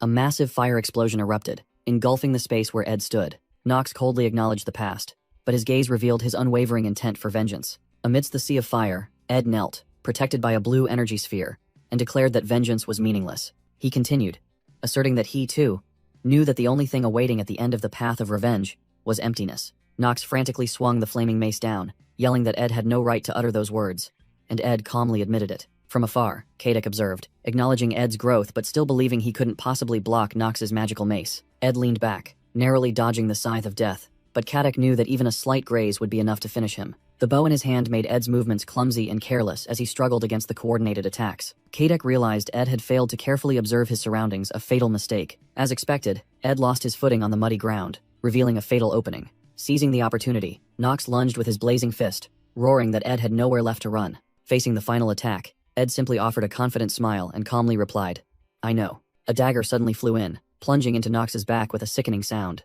The muscular knight let out one final scream of agony, fresh blood spilling from his mouth as he collapsed. Kadek froze, screaming his comrade's name in horror and struggling to understand what had just occurred. He wondered if it was telekinesis or some kind of spirit spell that had claimed Nox's life. Kadek realized in shock Ed's entire plan. He had only used basic shield magic to lure them both in close. All the while, Ed had secretly prepared another attack right before their eyes. With a subtle smile, Ed softly called his spirit's name, Mug. On command, the tiny fire spirit detonated, creating a massive fireball that blasted Kadek away. Amidst the sea of fire, Kadek roared in fury as he witnessed Nox fall. Suddenly, two razor-sharp ice spears pierced through the curtain of fire, hurtling straight toward him. Kadek couldn't react in time, struck by the two ice spears in his hip, causing him to stagger. He gritted his teeth in astonishment, unable to believe Ed could launch an accurate attack from the center of an explosion. When the smoke cleared, Ed emerged, breathing heavily but completely unharmed, thanks to the restoration blessing that granted him fire immunity. Kadek tightened his grip on his daggers, astonished by Ed's progress but still scoffing that he should have aimed for vital points. Confident in the finishing blow, Kadek roared that there would be no next time, simultaneously accumulating a savage surge of green energy. He unleashed his full power, creating a deadly energy vortex that rushed toward Ed. The destructive attack swept away everything in its path amidst the pouring rain. After the attack dissipated, Ed was seen coughing up blood. He had used Nox's body as a shield to protect his vital points. Kadek scorned Ed's actions, but still raised his weapon, declaring that this was truly the end. Suddenly, a massive blue spectral tiger appeared right behind Kadek, its roar drowning out the sound of the rain. Kadek was stunned, unable to believe what was unfolding before his eyes. He wondered if Ed had truly managed to summon another spirit. From a whirlpool beneath his feet, the mid-rank water spirit Licia materialized and lunged forward. Licia enveloped Kadek, submerging him in a sphere of water that made him scream in suffocation. Meanwhile, Nox, who seemed defeated, was using his hand to pull the magical dagger out of his back. Kadek struggled desperately, his mouth wide open but unable to draw breath. With an extraordinary effort, Nox gripped the dagger's hilt, determined to remove the weapon from his body. Ed was utterly astonished to see Nox standing tall over him, his eyes blazing red, and holding the dagger he had just pulled out. Despite being severely wounded, the Brown Bear Knight's battle experience allowed him to maintain consciousness. Nox's recovery was a development that even Ed Rothstaler could not have foreseen. The moment the dagger was completely pulled out of Nox's back was a truly unexpected event. While restrained by Licia, Kadek suddenly sensed an even more terrifying threat approaching. Marilda appeared in the form of a giant spectral wolf, unleashing a tempest called the Protection of the Wind. The massive surge of wind energy struck Kadek directly, mercilessly throwing him far away. Kadek's body was blown far away by the irresistible force. Ed, covered in injuries, silently observed the rapidly changing situation. Nox, still clutching the blood-soaked dagger, stepped toward Ed, who was looking up. The muscular man stood tall, eerily silent before Ed and the spirit Licia. Finally, Nox collapsed forward, falling onto Ed. Kadek lay motionless in the rain, his eyes rolled back, utterly defeated. Nox's eyes rolled back as he breathed his last breath under the pouring rain. Ed Rothstaler gasped for air, covered in blood, and utterly exhausted after the life-or-death battle. Kneeling on the ground, Nox looked up at Ed and begged for a quick death as a final mercy. Ed's eyes widened as he recognized his opponent's desperate plea. Grasping Nox's hand, Ed summoned a vibrant purple magic dagger and coldly replied that this was what he should be asking for. Ed bitterly admitted that his father was determined to eliminate him, and even if he won this fight, he would still die, so he might as well end things here. Hearing Ed's despair, Nox calmly stated that his death would not be meaningless, as it would at least free Nox from the shackles of hatred. With a cruel expression, Ed declared this a small gift for Nox's loyalty to the Rothstaler family. He decisively plunged the magic dagger into Nox's chest. Nox let out a final scream of agony as the blade pierced through his body. The pain from the wound and the extreme exertion caused Ed to cough up a mouthful of blood. Suddenly, Yennecar Palarover appeared from the edge of the forest, calling out worriedly to Ed and saying her class had ended earlier than expected. Her eyes immediately flashed with horrified red as she witnessed the bloody scene before her. The weight of Nox's collapsing body pushed Ed off balance, causing him to fall backward and tumble over the edge of the cliff. Ed only managed to cough up blood in shock as his body plummeted straight down into the abyss. Witnessing the unbelievable sight, Yennecar screamed and rushed toward the cliff edge in a panic. Ed fell into the endless darkness, his desperate hand reaching up into the air. Yennecar reached out, trying desperately to grab Ed's falling hand. She collapsed at the edge of the cliff, screaming his name in despair as she powerlessly watched him vanish. Yennecar stood frozen, with only the sound of the falling rain and the image of Ed dissolving into the deep darkness remaining. Nox staggered back to his feet in the rain,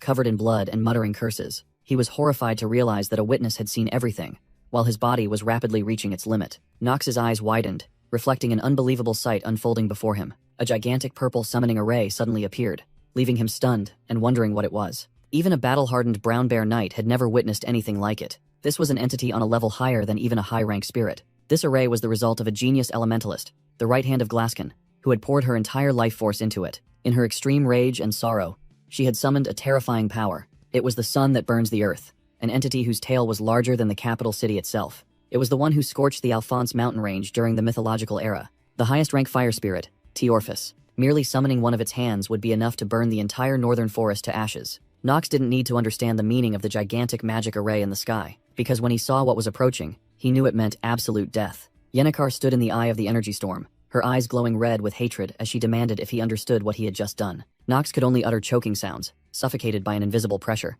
He screamed in utter agony as the red dark energy began ripping his body apart. Suddenly, a powerful stream of green energy rushed in, enveloping him. A gigantic wolf spirit made of wind energy roared a single command: run. Nox was completely confused by this sudden intervention, while the command echoed, hurry and run, you must survive. Marilda ordered Nox to report everything he had witnessed before a powerful gust of wind flung him away. From somewhere, the summoner wondered what Marilda was doing. In her fury, Yennecar roared, demanding the wolf spirit get out of her way. Marilda gently glided past, easily evading Yennecar's rampage. The wind spirit advised Yennecar to calm down and reconsider, as she couldn't even remember who it was. Marilda revealed a shocking truth. Yennecar was not the one who had summoned it. Below the cliff, the sea churned violently under the heavy rain. An injured hand belonging to Ed Rothstaler emerged from the cold water. In a flashback, Lortel had once asked Ed about the progress of his magic technique after he acquired some items. Ed recalled that his entire rest period had been spent training magic techniques all day long. Back in reality, he secretly affirmed that it had been a great success, because he had managed to craft a legendary-grade magic item, the Hourglass of Delheim, which was now shattered after a single use. Ed staggered and dragged his battered body onto the shore, coughing violently. He told himself that he only managed to reverse time by a few seconds, enough to negate the injuries from the fall and neutralize the toxins. But his body temperature was dropping rapidly. He had summoned Marilda because the situation on the cliff was unstable, but now he was too exhausted to know if the plan had succeeded. Ed staggered forward, regretting having to use the Hourglass of Delheim, a treasure that shouldn't exist until Act 3, so prematurely. But then, a flash of determination sparked in his eyes as he asserted, "I survived." He shuddered, thinking of Kreppen Rothstaler's troublesome causality determination magic. Ed knew that even if he defeated Kadek and Nox to survive, Kreppen would still use his vast magical power to repeat that magic, until he found a new future where Ed had to die. Therefore, he needed to die once. Ed calculated that even if he didn't understand why Kreppen wanted to kill him, if Kreppen confirmed a future where Ed was dead, he would temporarily lose interest. He knew sending vassals to Arkan Island was complicated. The only logical reason was to support Tanya in the election or negotiate for the sealed tome. This meant that if he lived as a dead man until the negotiations and election concluded, he could survive. The problem was that his body couldn't move normally, and he suddenly realized something. His fire spirit, Mug, appeared from above, diving down through the rain. Ed struggled to sit up, admitting his body ached as if he were dying, but he felt relieved to have been found. Just as he was about to thank Mug, he was suddenly embraced by someone. Yennecar Palarover, overwhelmed with emotion, hugged Ed tightly. They both tumbled onto the damp ground. Yennecar trembled, lying atop Ed in the pouring rain. Ed apologetically murmured his regrets for always making Yennecar, worry. He gently placed a hand on her back to comfort her. Afterward, inside a dry cave, Yennecar explained that Ed needed to hide until the election was over. Outside the cave, the rain continued relentlessly. Yennecar said she would bring daily necessities and supplies. She smiled, telling Ed not to worry too much, and he thanked her. But he winced slightly because his wounds still throbbed from when she had hugged him. Yennecar quickly let go, flustered, and apologized for being too relieved when she embraced him. She turned away in embarrassment, curled up, and asked Ed to forget what she had just said. Ed silently looked outside, his eyes reflecting the firelight, and merely commented that it was still raining. Inside the damp cave, Ed and Yennecar sat quietly by the fire, even though there was still much work to be done outside. At the same time, at a simple wooden shack, the rain continued to fall relentlessly. Under the eaves, Lucy Mayriel sat huddled, not out of boredom, but practicing patience. She felt a sense of peace, easily visualizing the daily life of the shack's owner. In her mind, the image of Ed returning after patrolling the forest and checking the reinforced wooden stakes appeared vividly. She saw him carefully gathering the soaking wet clothes from the line and putting the metal tools away in a dry place. Although Ed's life was full of turmoil, he always returned here, brushing off the raindrops and smiling as he greeted her. She imagined him sitting at the table, lighting a lamp to read books on magical engineering, while she drifted off to sleep by the fireplace. It was a peaceful sleep, enveloped by the sound of the rain, the crackling fire, and the rustling pages of Ed's book. But then, the stillness was broken when Lucy suddenly opened her eyes, sensing a strange surge of mana and the faint scent of blood. The disturbance of her peace caused a flicker of annoyance. A memory flashed through her mind. The image of Ed thanking her for protecting the house. Lucy yawned, floating in the air within a purple magical aura. Her gaze suddenly froze as she spotted an uninvited guest. A muscular man with white hair, covered in injuries, was kneeling in her magical puddle, identifying himself as Nox, a Rothstaler vassal, and begging for help. With a panicked expression, Nox claimed he had stumbled and that his comrade had been attacked by wild beasts. However, a cold voice rang out, promising him life, and Nox's face was instantly filled with terror. Purple magic enveloped the surrounding forest. With glowing, menacing eyes and a smile, Lucy laid down a condition. If he was honest, he would live. Then pressed him for his true objective. On the ground, a dagger emitted a purple light. It was the deadly poison seal. A patrolman recognized the glowing dagger as an extremely rare high-grade seal, silently lamenting his misfortune. Standing atop the cliff, he deduced that the seal had been used, the victim was dead, and had fallen into the abyss, making them very difficult to find. The patrolman summarized Yennecar's account. She had come to help Ed, but found that he had been stabbed. With a sorrowful expression, Yennecar confirmed the story was true. The patrolman asked further questions, and Yennecar asserted that the culprits were vassals of the Rothstaler family, named Kadek and Nox. Hearing the name Rothstaler, the patrolman was stunned, intending to report the incident to the senior dean the next morning. Suddenly, his eyes widened as he spotted a figure looming in the rain. The figure wearing a witch's hat startled the patrolman, who stammered, asking which student it was. Immediately, the figure vanished in the blink of an eye, and then Lucy Mayriel appeared right in front of them, filling Yennecar and the patrolman with extreme dread. Yennecar quickly tried to calm Lucy, promising to explain everything later and informing her that she had captured the assassins. She pointed to the unconscious Kadek and Nox, confirming they were the Rothstaler vassals. Lucy's hand trembled as she reached down, touching her staff on the ground. As she gripped the staff, violent torrents of purple magical lightning began to erupt. Yennecar screamed Lucy's name in desperation as she was engulfed by a vortex of dark energy. A massive purple magical explosion erupted, blowing away everything nearby. The patrolman was thrown back, shouting in shock that they had to pursue Lucy immediately. Yennecar, with a determined expression, urged her companions to act quickly before the situation spiraled out of control. Meanwhile, Kadek and Nox were writhing in agony as they were brutally tortured by Lucy's magic. Looking down from above, Lucy coldly interrogated the two vassals about their loyalty to the Rothstaler family. Amidst the pouring rain, Lucy Mayriel, enveloped in an aura of dark magic, snarled the name Rothstaler. At her feet, Nox, his face smeared with blood, struggled to clarify that they were not intruders but were present to assist Tanya Rothstaler with the Academy's official permission. A fleeting image showed Tanya Rothstaler wearing a cold, indifferent expression. Hearing that name, Lucy's fury erupted violently, and she clenched her fist, which was blazing with magical energy. A terrifying explosion of dark magic rocked the very ground. Lucy hovered in midair, encased by a storm of deadly purple energy. Her eyes blazing with killing intent, she roared, demanding to know Tanya's whereabouts. From a distance, Yennecar screamed Lucy's name in terror. A group of robed Academy mages stood aghast,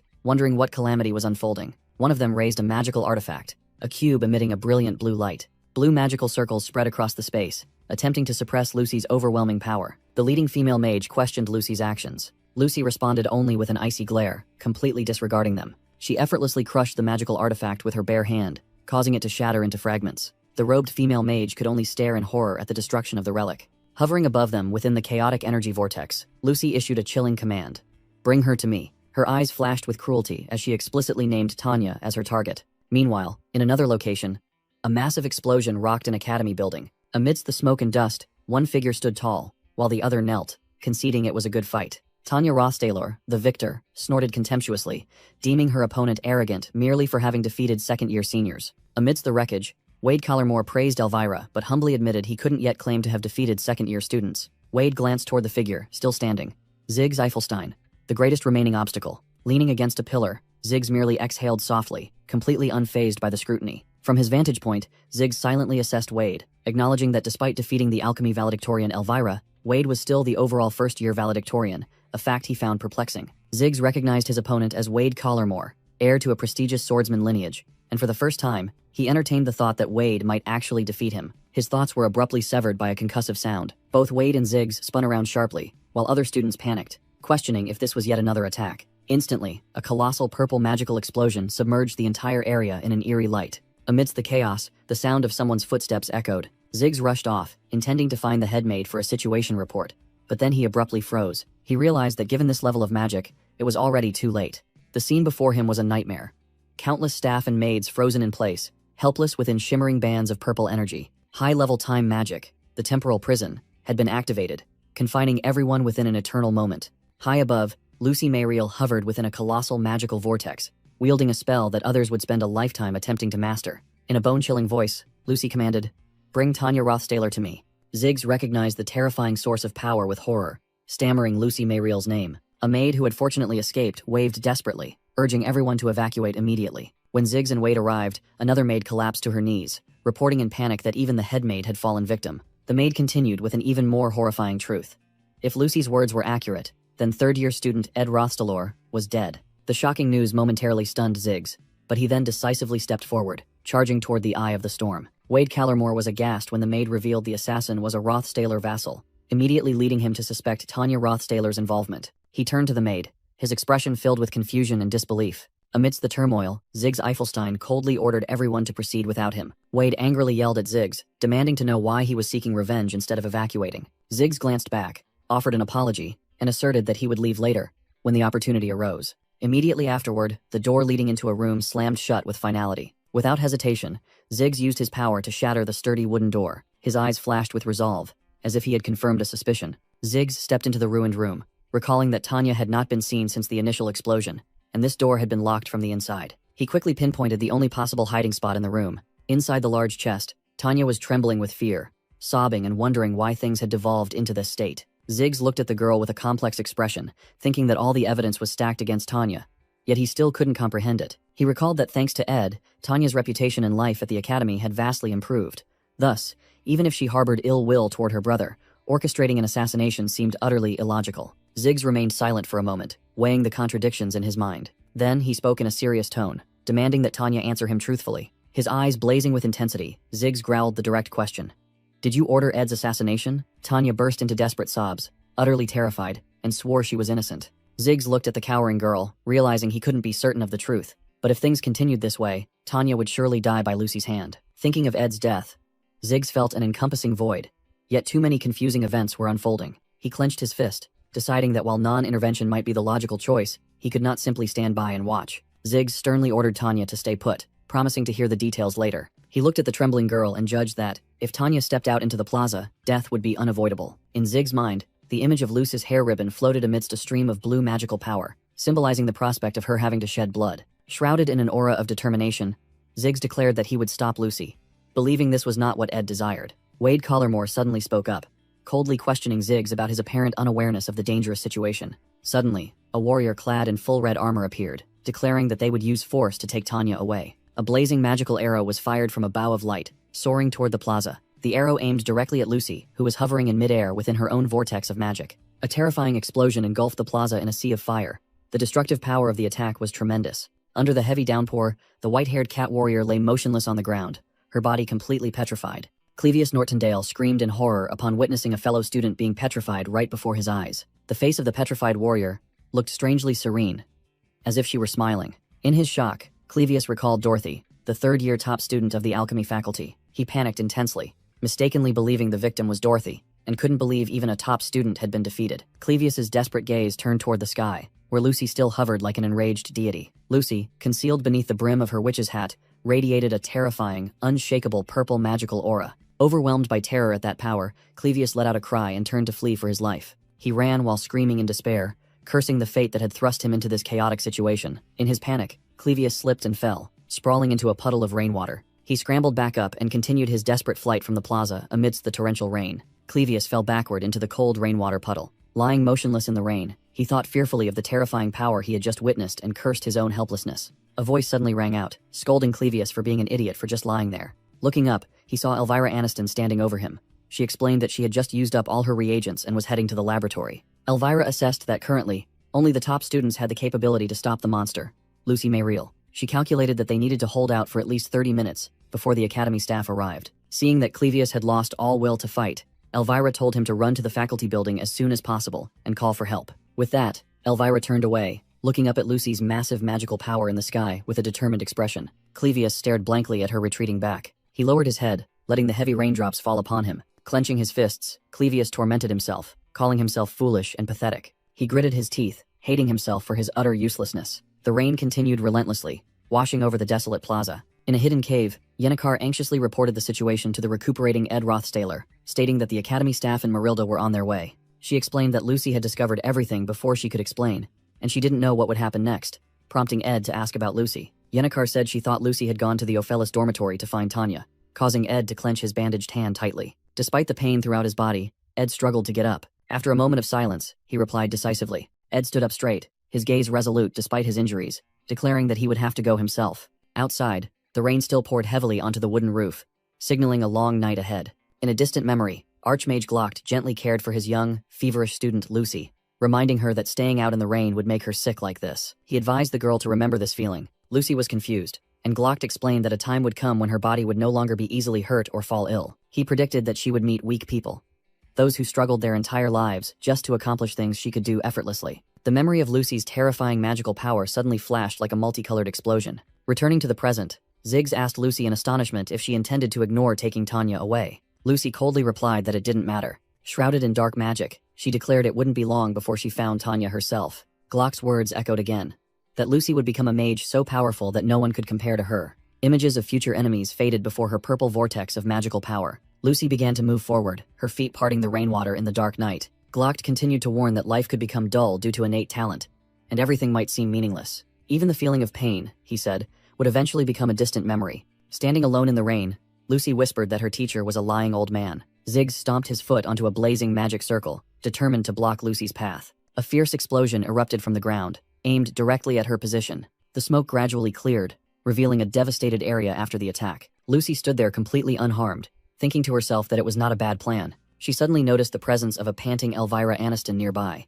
Finding the unfamiliar magic with its abnormal casting speed strange, Lucy raised her hand, purple magical power gathered, and she ordered Elvira to step aside. Thrown back by a surge of pure purple energy, Elvira Aniston coughed up blood. Lying amidst the rubble, she realized this terrifying power was not magic, but raw, pure mana. Facing her, Lucy Mayriel hovered, enveloped in a magical aura, and Elvira understood that the core problem was that colossal amount of mana. With a defiant smile on her bloodied face, Elvira explained that unlike mages, alchemists had their own methods for dealing with mana. A flicker of curiosity crossed Lucy's eyes at her declaration. Elvira stated that alchemists could transform mana into magical engineering artifacts, or even specialized reagents. She held up a vial of red quartz reagent, a catalyst capable of absorbing and controlling vast amounts of mana. Elvira declared that she would use Lucy's own mana as fuel to activate all her magical engineering artifacts. A mana circuit connected, linking Lucy's power to the complex array of devices Elvira had set up. Her plan was to activate them all simultaneously, at maximum output, neutralizing all the mana in the area. Elvira accepted the painful truth that all the intellectual creations she had spent her life crafting would be destroyed. All of this was merely to buy time for the students and maids who had not yet fully evacuated. With a defiant shout, Elvira activated the final magic circle, daring Lucy to break it. Immediately, the devices surrounding Lucy overloaded, emitting fierce red light and violent electrical sparks. One of the machines signaled an overload, as the mana volume exceeded its tolerance limit. Lucy's eyes widened in astonishment at the audacity of the plan. A terrifying chain of explosions engulfed everything, submerging Lucy in a sea of fire. Watching the result, Elvira gasped, telling herself that calculating the overload of artifacts was theoretically possible, but no one did it because it was academically worthless. But when the smoke cleared, Lucy still stood there without a scratch, and Elvira bitterly realized the true reason, simply because no one else possessed such an absurdly colossal amount of mana. Clinging desperately to Lucy's leg, Elvira warned that she would regret continuing down this path. Elvira pointed out that with that immense mana, Lucy could flatten the entire Ophelis Hall, but her refusal to do so proved she understood Ed would never want that. Lucy responded only with silence, her face hidden beneath the brim of her hat, revealing no emotion in the heavy rain. Decisively walking away, she left the exhausted Elvira lying on the cold ground amidst the shattered alchemical artifacts. A complex and brilliantly purple magic circle formed in Lucy's palm. She asserted that everything would be decided after she met Tanya, but right behind her, a colossal, shadowy entity with glowing red eyes was gradually manifesting. Suddenly, the shadow monster swung its claw to attack, but a figure managed to rush out and intercept the blow. Elvira recognized the newcomer in horror, as the person roared a frantic challenge. Clevius Nortondale stood shielding Elvira, raising his massive sword and shouting that he would not let the enemy pass. Amidst the ruined campus, Clevius formed the final line of defense for Elvira, while Lucy stood observing silently from a distance. The shadow monster condensed a blinding purple energy sphere right above its fingertip. Clevius braced himself, receiving the destructive magical torrent aimed directly at his sword. The force of the attack was overwhelming, sending Clevius flying backward and shattering the ground completely. The sophomore top student of the combat faculty, Clevius, lay motionless on the ground, his face covered in injuries. Lucy watched it all coldly, calculating that it took exactly 1 second to defeat a top student. Elsewhere, a mysterious warrior in red armor declared that he would achieve his goal at any cost, even if it required force. The red-armored figure charged, shouting demands to hand over Tanya, his target being Taylor standing before him. With an unbelievable move, Taylor used the sole of his shoe to stop the opponent's incoming sword tip. He gently deflected the sword aside and delivered a precise chop to the enemy's arm. To finish the fight, Taylor launched an overhead kick, shattering both the sword and the red-armored figure's will to fight. Wade Collarmore was stunned by his opponent's power. In his mind, Ziggs Eifelstein analyzed Wade's swordsmanship, initially doubting if it belonged to the Islan family, but finding it too distinct. He determined this was the swordsmanship of a wild beast from the northern plains, tamed within the Islan territory. Although he acknowledged the practical combat experience in every one of Wade's sword strokes, Ziggs remained calm. However, he saw through a fatal flaw. The two rushed at each other, sword light flashing through the air. Ziggs quickly realized Wade's swordsmanship was incomplete, with a center of gravity that was too high, exposing a weakness. Believing victory was certain,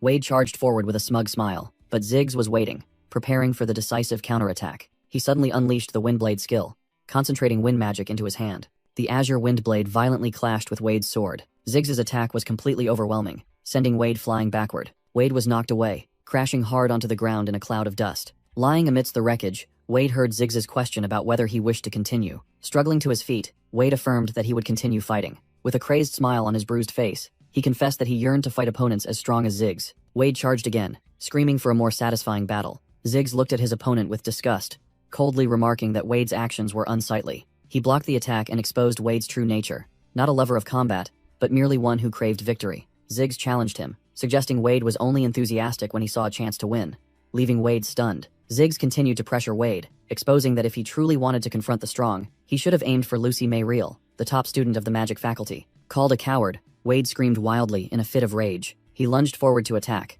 but Ziggs easily blocked the move with utter disdain. Wade's face paled, filled with horror as he realized the insurmountable gap in power. Ziggs unleashed a powerful attack, radiating a stream of blazing red energy. After a heavy breath, Ziggs had completely subdued Wade. Defeated, Wade tremblingly asked in despair what he should do against an unbeatable opponent. Ziggs coldly replied, stating that confronting him so foolishly was precisely Wade's limit. Having said that, Ziggs turned and walked away, leaving Wade stunned in defeat. The scene abruptly shifted to a desolate ruin, where Lucy May Real stood alone beneath the pouring rain. She looked confused as a voice echoed, explaining that pride is the root of all failure and warning against those who are blindly courageous. The lesson continued, advising not to respect those who risk their lives merely to show off. As the image of a shadowy warrior rushing through the rain appeared, the voice called Clevius by name, urging him to embrace fear, as his blood-soaked hand trembled while gripping the sword hilt. Clevius sobbed in pain, and the mysterious voice asserted that fear itself was his weapon. The warning rang out, stating that there would come a day when his feet could not lift from the blood-stained ground. Elvira watched in horror the moment a person's feet refused to retreat, even though escape was still possible. The voice affirmed that, even if his body trembled, the hand holding the sword would become strangely steady, and despite the losses, he would still advance. Addressed as son, Clevius roared, his entire body erupting in a stream of dark red energy. With pitch-black eyes glowing red and a savage smile, Clevius seemed to have found a new strength born from his own fear. Amidst the pouring rain and the crimson energy, Elvira cried out in horror, unable to believe Clevius's transformation. Just then, Lucy May Real appeared with a confident smile, raising her staff to summon a gigantic fireball. The intermediate fire magic, Pillar of Fire, was deployed as a blazing whip. Lucy unleashed 100 pillars of fire simultaneously, creating an earth-shattering explosion. Within the sea of flames, she reminded herself that she still remembered her promise not to kill anyone. With resolute eyes, Lucy asserted that the reason she dared to use such destructive power was because she was confident that with only that much magic, she could never kill the monster rising from the flames. However, Lucy's confidence shattered when Clevius charged forward at blinding speed, causing her to gasp in astonishment at his increased swiftness. Just as Clevius's sudden attack was about to connect, a magical shield, the protection of wind, abruptly materialized and repelled him. Blocked by the gust of wind, Clevius roared in fury, his face contorted by rage. The wind barrier successfully protected Lucy, throwing Clevius far back. Clevius landed heavily amidst the remnants of fire and wind, yet remained completely unfazed. New wounds spontaneously appeared on his body, causing blood to gush out relentlessly. Although he had lost enough blood to collapse, Clevius stood firm, and paradoxically, the mana enveloping his body and sword grew even stronger. He lunged forward like a crimson-black phantom, easily overwhelming Lucy's purple defensive magic. Lucy could only widen her eyes in horror, unable to believe the absurd power manifesting before her. That power originated from a cursed sword, the taboo of the Nortondale family. Now, Clevius was nothing more than a demonic specter, an embodiment of destruction, looming before Lucy. He let out a savage roar, unleashing a terrifying vortex of dark energy. In response, Lucy concentrated a purple magical sphere in her palm, preparing for the decisive counterattack. Amidst the heavy rain, Lucy's purple magic circle enveloped the furiously charging Clevius. She clenched her fist, compressing a colossal amount of magical power to finish off her opponent. An earth-shattering explosion engulfed the battlefield in destructive purple light. Yet, Lucy's eyes widened, revealing extreme astonishment at the unbelievable sight. Clevius let out a savage roar from the epicenter, his entire body now shrouded in a violent crimson-black aura. He swung his arm, firing a stream of pure dark energy toward Lucy. The attack easily pierced her magical shield. Lucy was thrown backward by the irresistible force. The two opposing energy sources collided, creating a fierce shockwave. Clevius collapsed, his body ragged and drenched in blood. This was the blood sword technique, a forbidden art that converts blood into a new source of mana. In the past, the young Clevius had been abandoned by his own family, called a sword demon, a monster. Only his older brother insisted that he was not a monster. His brother smiled gently, affectionately calling him by name, Clevius. Back in reality, Clevius's hand was submerged in a pool of blood, the fuel for his cursed power. His face was icy, devoid of any emotion. His eyes glowed with a deadly red light, fully accepting his true self. He was the monster who had mastered the forbidden art, the sword demon, Clevius Nortondale. Clevius gritted his teeth as he recalled that even his brother eventually had to admit the truth. Facing Lucy, who was accumulating a massive energy sphere, he realized that she was the true monster. Lucy May Real unleashed the high-grade lightning magic, Divine Punishment. Meanwhile, Ziggs and Tanya were rushing through a ruined corridor, and he reassured her that they were almost at safety. Ziggs pointed ahead, but then froze in shock. Lortel Cahellan stood blocking the end of the corridor, coldly announcing that the only exit was the door behind her. Ziggs couldn't believe his eyes when he recognized Lortel, who wore an inscrutable smile. Lortel sarcastically remarked that Tanya was lucky to have Ziggs accompanying her through the blocked paths, and should thank him. Ziggs called Lortel's name, trying to gauge her intentions. Lortel asked Ziggs if he had heard any news about Ed, but he replied that he wasn't sure. Lortel challenged Ziggs, asking what he intended to do if Tanya were here alone, causing him to break out in a cold sweat. Ziggs was stunned, unable to answer the loaded question. With eyes flashing with cruelty, Lortel declared that she would tear Tanya limb from limb. Ziggs warned that it was a reckless act, but Lortel casually replied that she would start with Tanya's fingernails. Tanya screamed in panic that it wasn't her, while Ziggs tried to calm her down. Lortel challenged Ziggs, asking if he intended to let her go simply because he couldn't defeat her. Ziggs felt his body instinctively freeze under the invisible pressure. He realized a truth known by everyone at Sylvania. Becoming Lortel, Cahellan's enemy, was a foolish choice. The moment Lortel revealed her hostility, no one could predict what awaited them beyond that door. Frozen in place, Ziggs desperately wondered what he should do in this situation, but he still hadn't grasped the more crucial question. Why were they still safe? Tanya sobbed uncontrollably in the rain, and Ziggs still couldn't understand how he could waste such precious time dwelling on his thoughts. Amidst the thunderous downpour, Elvira fearfully wondered how much longer Clevius could withstand this high-level magic. She whispered his name in utter panic, as Clevius's glowing red eyes flashed in the darkness. In a distant memory, Clevius' brother had once urged him not to blame himself, insisting the fault lay with those who sought to test his power. His gentle brother told Clevius to lift his head, asserting that the power was not a curse. He pointed to the ancestor's portrait, explaining that it was the strength they used to protect their clan, and Clevius, too, could become a hero. Snapping back to reality, Clevius gritted his teeth, recognizing the bitter truth. He roared that his brother had been wrong, as the furious blood energy condensed into a crimson blade in his hand. Another memory resurfaced, recalling how people referred to the Nortondale clan as the dwelling of a sword demon. The memory of a younger Clevius slaughtering everyone in a fit of madness. Whispers echoed that no matter how hard he tried to maintain his humanity, once he lost his reason, only a sea of blood would remain in his wake. For a monster that drowns everything in fresh blood, antiquated concepts like morality hold no meaning. Now, Clevius charged forward, fully embracing his monstrous nature. He used the blood sword technique to brutally tear through Lucy's pillar of lightning. Both were thrown back by the devastating aftershock of the energy explosion. Without hesitation, Clevius lunged, overwhelming Lucy with sheer brute force. Lucy's defensive magic shattered under the unbearable pressure. Lucy's violet eyes flashed with utter shock. She was stunned, realizing the terrifying power she was truly up against. From afar, Elvira watched, frozen in place, as Clevius underwent a complete and horrifying transformation. Once again, crimson blood energy and azure lightning collided, shaking the entire battlefield. In his frenzy, Clevius questioned whether this power could ever truly turn him into a hero. Memories flooded back, showing the face of young Clevius with blazing red eyes and streaks of blood staining his cheek. In the past, Clevius' dying brother coughed up blood, yet his expression was strangely serene. Young Clevius stood paralyzed as his brother, impaled by his own hand, whispered that he felt relieved. His brother looked at him one last time, saying he could forgive him, because the one who ended his life was Clevius himself. Clevius' blood-soaked hand clenched as his brother's dying words still echoed in his mind. With his final breath, his brother advised Clevius not to torment himself too much, concluding that the true hero had died that day. Young Clevius burst into sobs, realizing he had become the monster who killed the hero of his life. Back in reality, Clevius, utterly exhausted, cursed under the torrential rain. He gritted his teeth, enduring the agonizing pain, knowing he couldn't continue much longer. In a final, desperate attempt to cling to his humanity, Clevius screamed internally that he didn't want to be a hero. He just wished not to become a monster. His strength completely depleted, Clevius' body slumped backward. He collapsed onto the cold stone floor right before Lucy Mayriel, his weapon clattering from his grasp. In the final moments before losing consciousness, Clevius continued to weep. His mind flashed with images of the other students being safely evacuated by a maid, and he felt satisfied, believing his mission was complete. Lucy stood frozen, staring down at Clevius' motionless body in the pouring rain. The blood sword technique was a paradoxical ability. The more the user bled and the more severely they were injured, the greater the mana surrounding their body and blade became. The closer he came to death, the more terrifying Clevius' power grew, yet it was still insufficient against the omnipotent Lucy. However, that very moment created the impossible. A small streak of blood seeped from Lucy's collar, proof that she had narrowly escaped death. For the first time in her life, Lucy, who had always stood at the pinnacle of power, experienced the chilling sensation of utter fear when facing death. The newfound fear of death forged a ruthless resolve within Lucy. She unleashed a destructive magical strike, aimed directly at Clevius, who was utterly spent and incapable of resistance. But just before the energy orb could be launched, a stream of brilliant azure light shot forward and intercepted it. Lucy was dumbfounded, unable to believe the sudden intervention that occurred right before her eyes. On the ground, Clevius whispered softly, as if he had anticipated this outcome. Emerging from the rain, a hooded figure silently appeared, the one who had just halted the world's strongest mage. Ed Rothstaler pulled down his hood, his sharp gaze confirming his return with a cryptic declaration.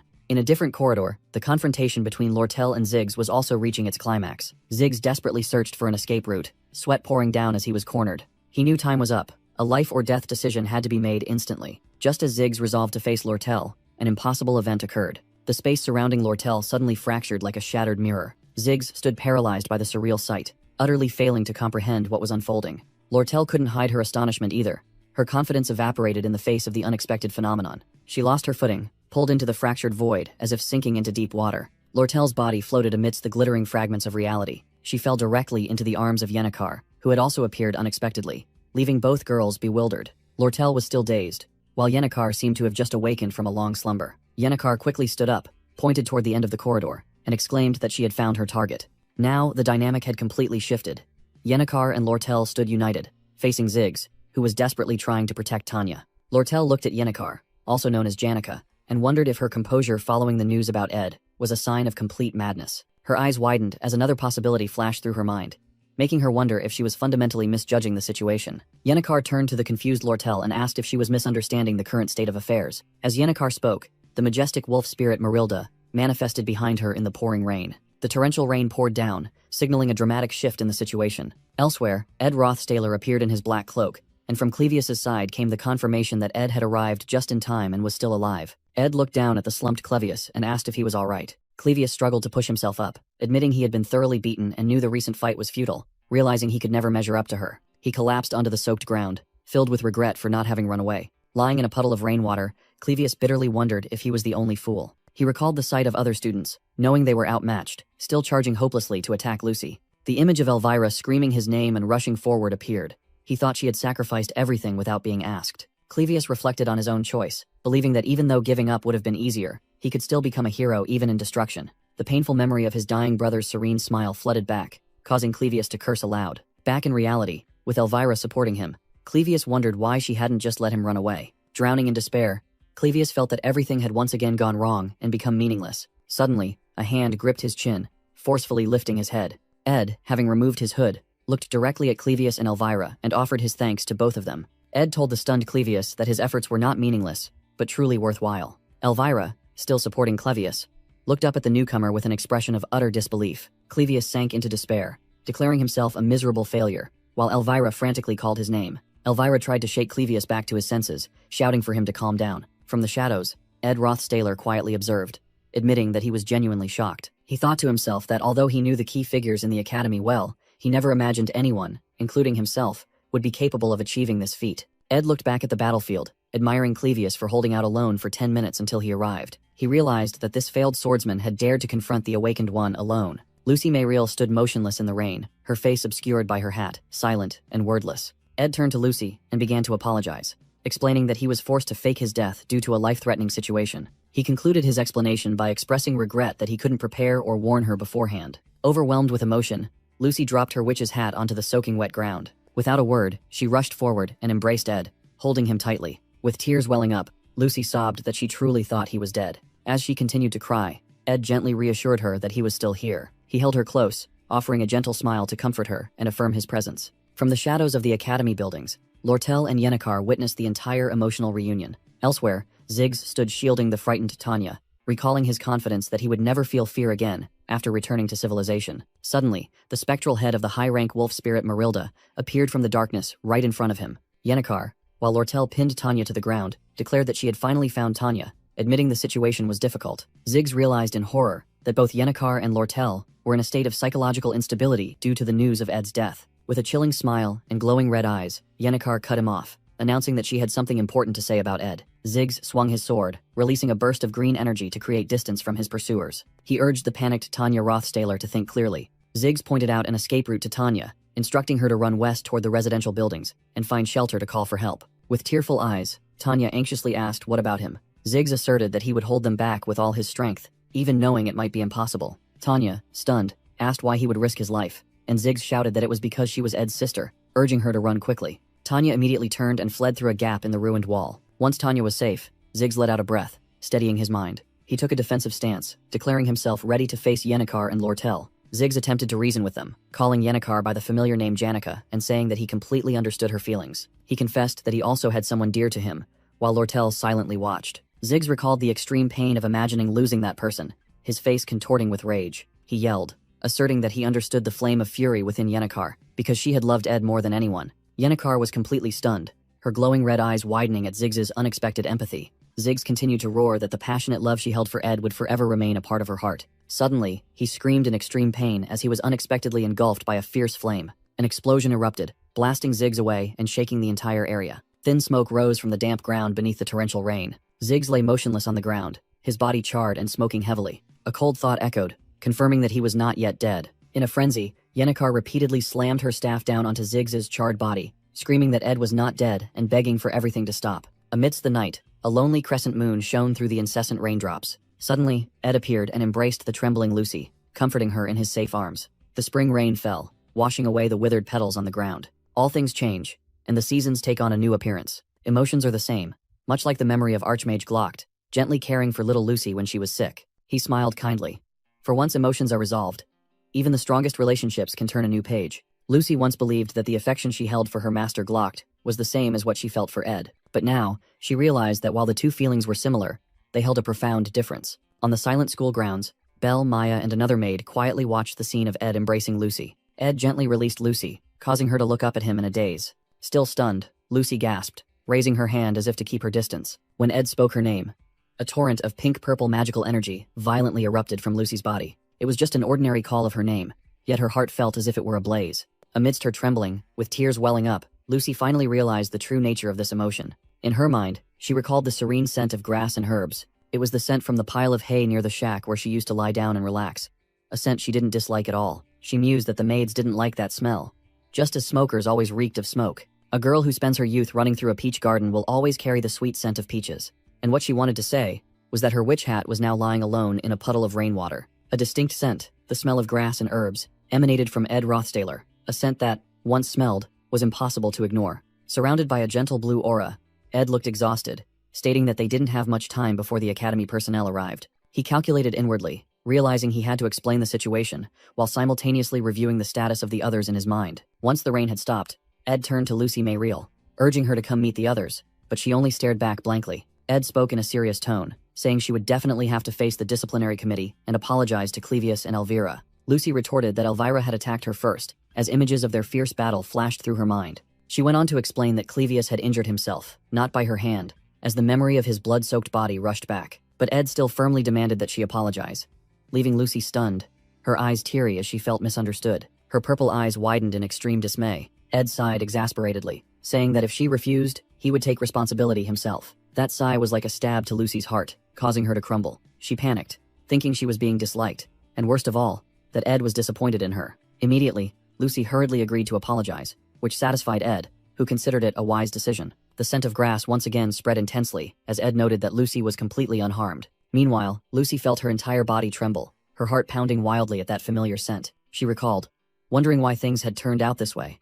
Remembering the early days at the campsite when Ed took care of her. Over a year had passed, and they had shared peaceful moments together, where she slept soundly, with her head resting on his lap. Memories of intimacy, of the invisible fusion between the two of them, flooded back. And Lucy suddenly realized that those months spent together had created this scent of grass and herbs. However, while Lucy was immersed in her emotions, Ed was worried about Yennecar, and determined to quickly bring everything to an end. Just as Ed was about to leave, Lucy Mayriel suddenly clutched his cloak. With a flushed and teary face, she earnestly asked if he truly had to leave right now. Ed was simply flustered by her emotional reaction. The night sky enveloped the central entrance of the Ophelis building. There, Yennecar was irritably apologizing to a battered Ziggs. Nearby, the exhausted Clevius rested his head on the shoulder of a weary Elvira. Ed had just arrived, secretly relieved to see that everyone was present. However, he suddenly stopped short with a look of surprise. He caught sight of Lortel, whose ears were completely flushed red, and quickly asked what she was doing. Lortel cleared her throat, quickly regaining her usual composure. She smiled brightly, saying she was relieved Ed was safe,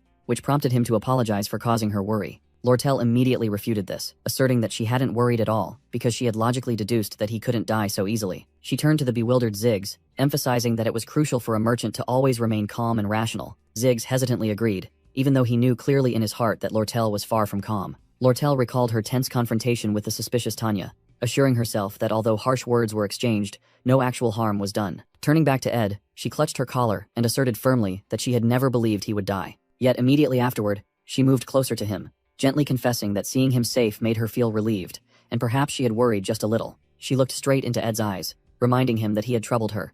And nothing in this world comes for free. Suddenly, Lortel grabbed Ed's shirt, pressing him to know how he intended to pay the price for her worry, leaving him completely stunned. She stood on her tiptoes, maintaining the intensely close distance between them. Lortel's eyes widened in astonishment at the awkward situation. Suddenly, Lucy Mayriel lunged forward, forcefully pushing Lortel away from Ed Rothstaler. Ed called Lucy's name in stunned disbelief, while the mage's face flushed bright red as she shielded him with outstretched arms. The unexpected shove caused Lortel to stagger. Lucy also lost her balance due to her abrupt action, falling backward awkwardly. The atmosphere became painfully silent, and the entire group simply stared at one another. Lortel looked at Lucy with a horrified expression, unable to believe what had just transpired. Ed gently placed a hand on Lucy's shoulder, kindly asking if something was wrong. He explained that Lortel was just worried, but Lucy reacted violently to his touch, her face growing even redder.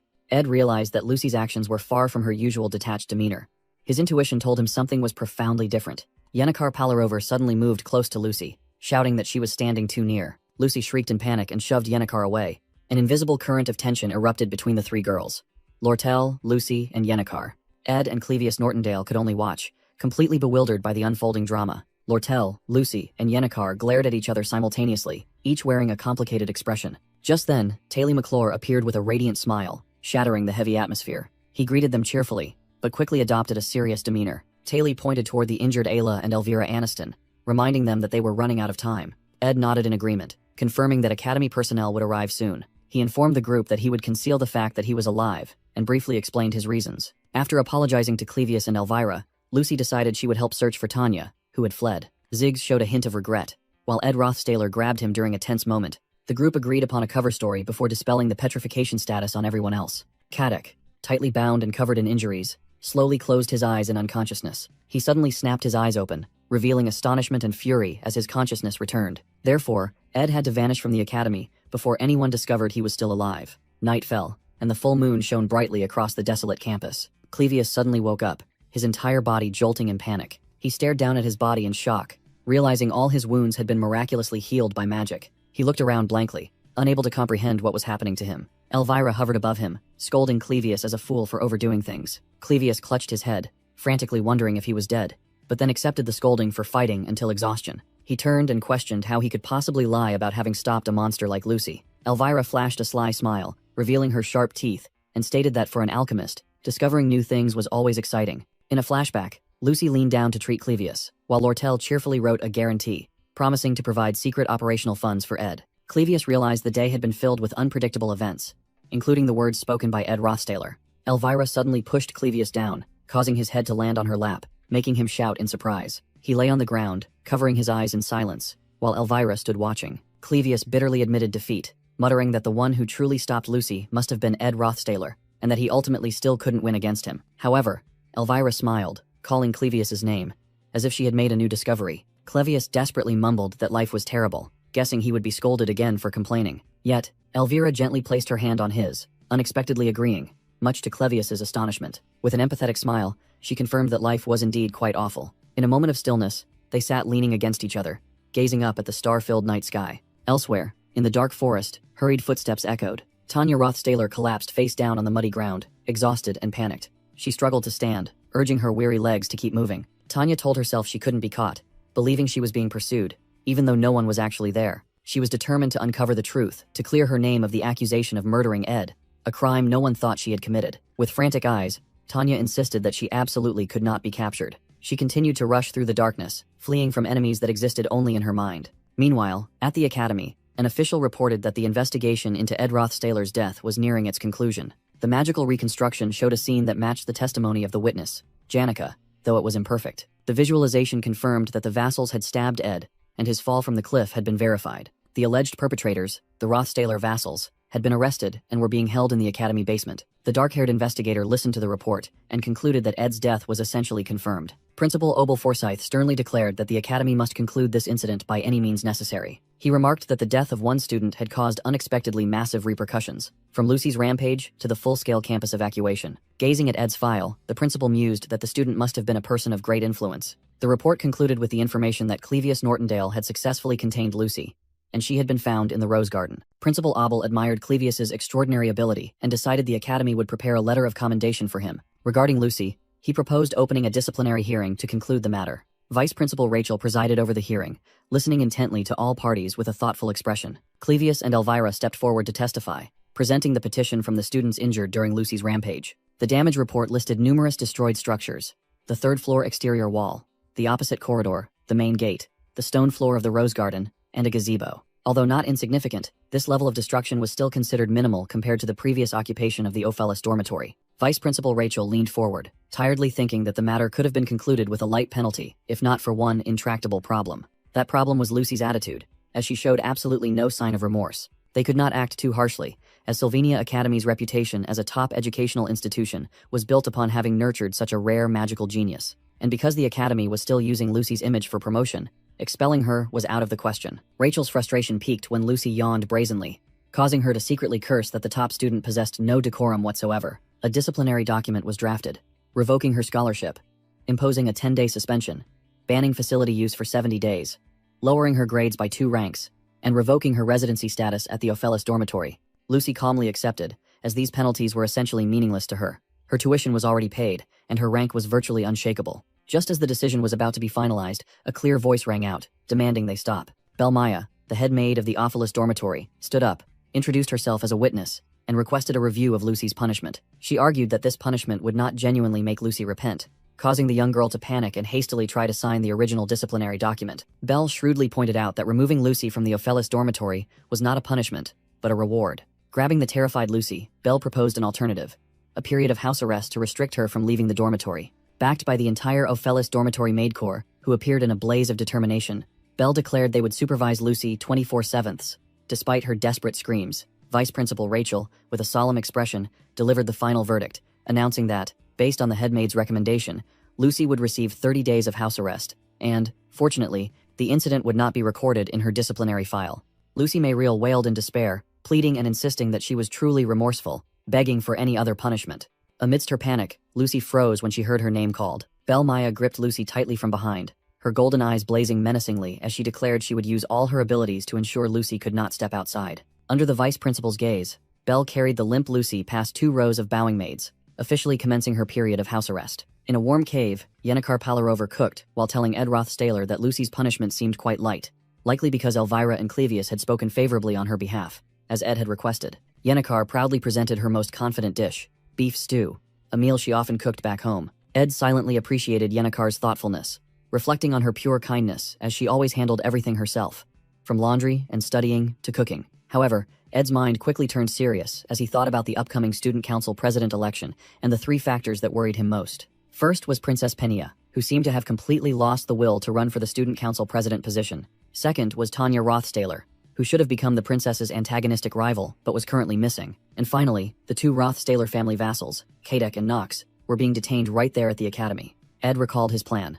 He had deliberately staged a scene so that news of his death would reach Crepin Rothstaler. The purpose of faking his death was for Crepin to completely stop concerning himself with Ed's existence. But because the plan had been disrupted, Kadek and Nox were arrested on charges of murdering him, making Ed realize he had to find a way to free them so Crepin would truly believe he was dead. Returning to reality, Ed and Yennecar sat eating in the cave, and he told himself that only once everything was resolved could this suffocating, secluded life finally end. Ed sighed, feeling burdened by the countless tasks that needed to be done. Yennecar spoke up, admitting that she was just a country girl who couldn't understand the complex life of a noble young master like Ed. With a sincere expression, she explained that she couldn't offer him empty comfort, as words of encouragement without true understanding would only be meaningless and insincere. Ed told Yennecar that she didn't need to think so deeply to comfort him, but also selfishly admitted that he still wished she wouldn't worry anymore. Yennecar smiled gently, simply expressing her hope that he would no longer have to endure difficult times. Faced with her sincerity, Ed was completely taken aback and too flustered to speak. A silence enveloped them both, and Ed secretly thought that this sudden quiet had become familiar whenever they were alone together.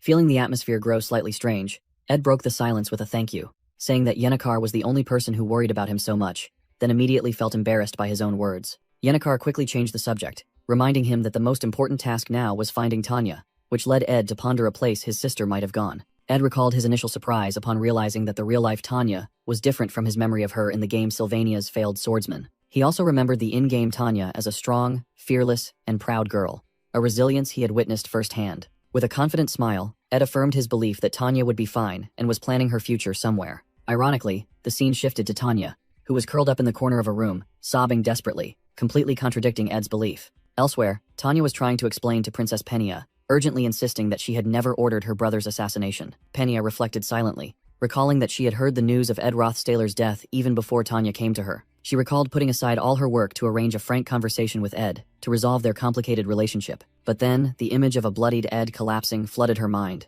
He had died just one day before that fateful meeting. Tormented by regret, Penia slammed her hand onto the table, blaming her petty pride for preventing her from acting one day sooner. She looked at the documents on the table, reminding herself of the goal she had relentlessly prepared for since enrollment, becoming the Sylvania Student Council president. Penia envisioned the power this position offered, allowing her to establish an independent domain within the academy, separate from the royal family. She resolved that she would no longer be a third princess who relied solely on her family, but would seize the presidency through her own abilities. Crushing a piece of paper in her hand, Penia determined to use her own standing to confront the dark secrets within both the Rothsayler and imperial families. In her fury and self-reproach, Penia smashed her desk. She collapsed, sobbing, believing that she was someone who should never possess power. Just then, a voice requested permission to enter, and she allowed Claire to step inside. The royal guard captain appeared, supporting an exhausted and filthy Tanya Rothsayler. Penia's eyes turned cold as she recalled the Academy's investigation results, which suggested the Rothsayler family had assassinated Ed. She deduced that Tanya was the only remaining member of that family on Arkan Island.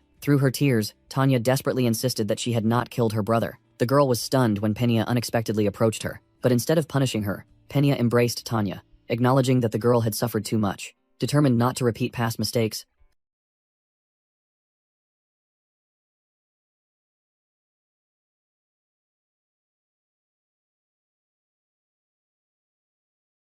Penia invited Tanya inside and asked her to recount everything. After listening, Penia declared her trust in Tanya and promised to help conceal her until the situation stabilized. Sitting beside her for comfort, Penia reassured Tanya that she would be safe here. While contemplating Tanya's gentle nature, a maid announced that a visitor was waiting in the reception room. Penia agreed to meet the guest. Looking at the sleeping Tanya, Penia realized that her true opponent was someone else entirely. As the reception room door opened, a familiar voice offered a greeting. Lortel Cahelland was waiting, casually stating that while Ed's death was regrettable, the Academy's plans must continue. Lortel questioned Penia, but the princess only responded with a sharp inquiry regarding the purpose of her visit. Lortel merely smiled, the only person who had fully analyzed and understood the Academy's chaotic political situation. Lortel Cahelland smiled meaningfully, getting straight to the point by asking why Penia was concealing Tanya. In another room, Lucy Mayriel silently bowed her head, her purple eyes filled with boundless despair. Completely broken, she lay motionless on the bed and whispered a single plea.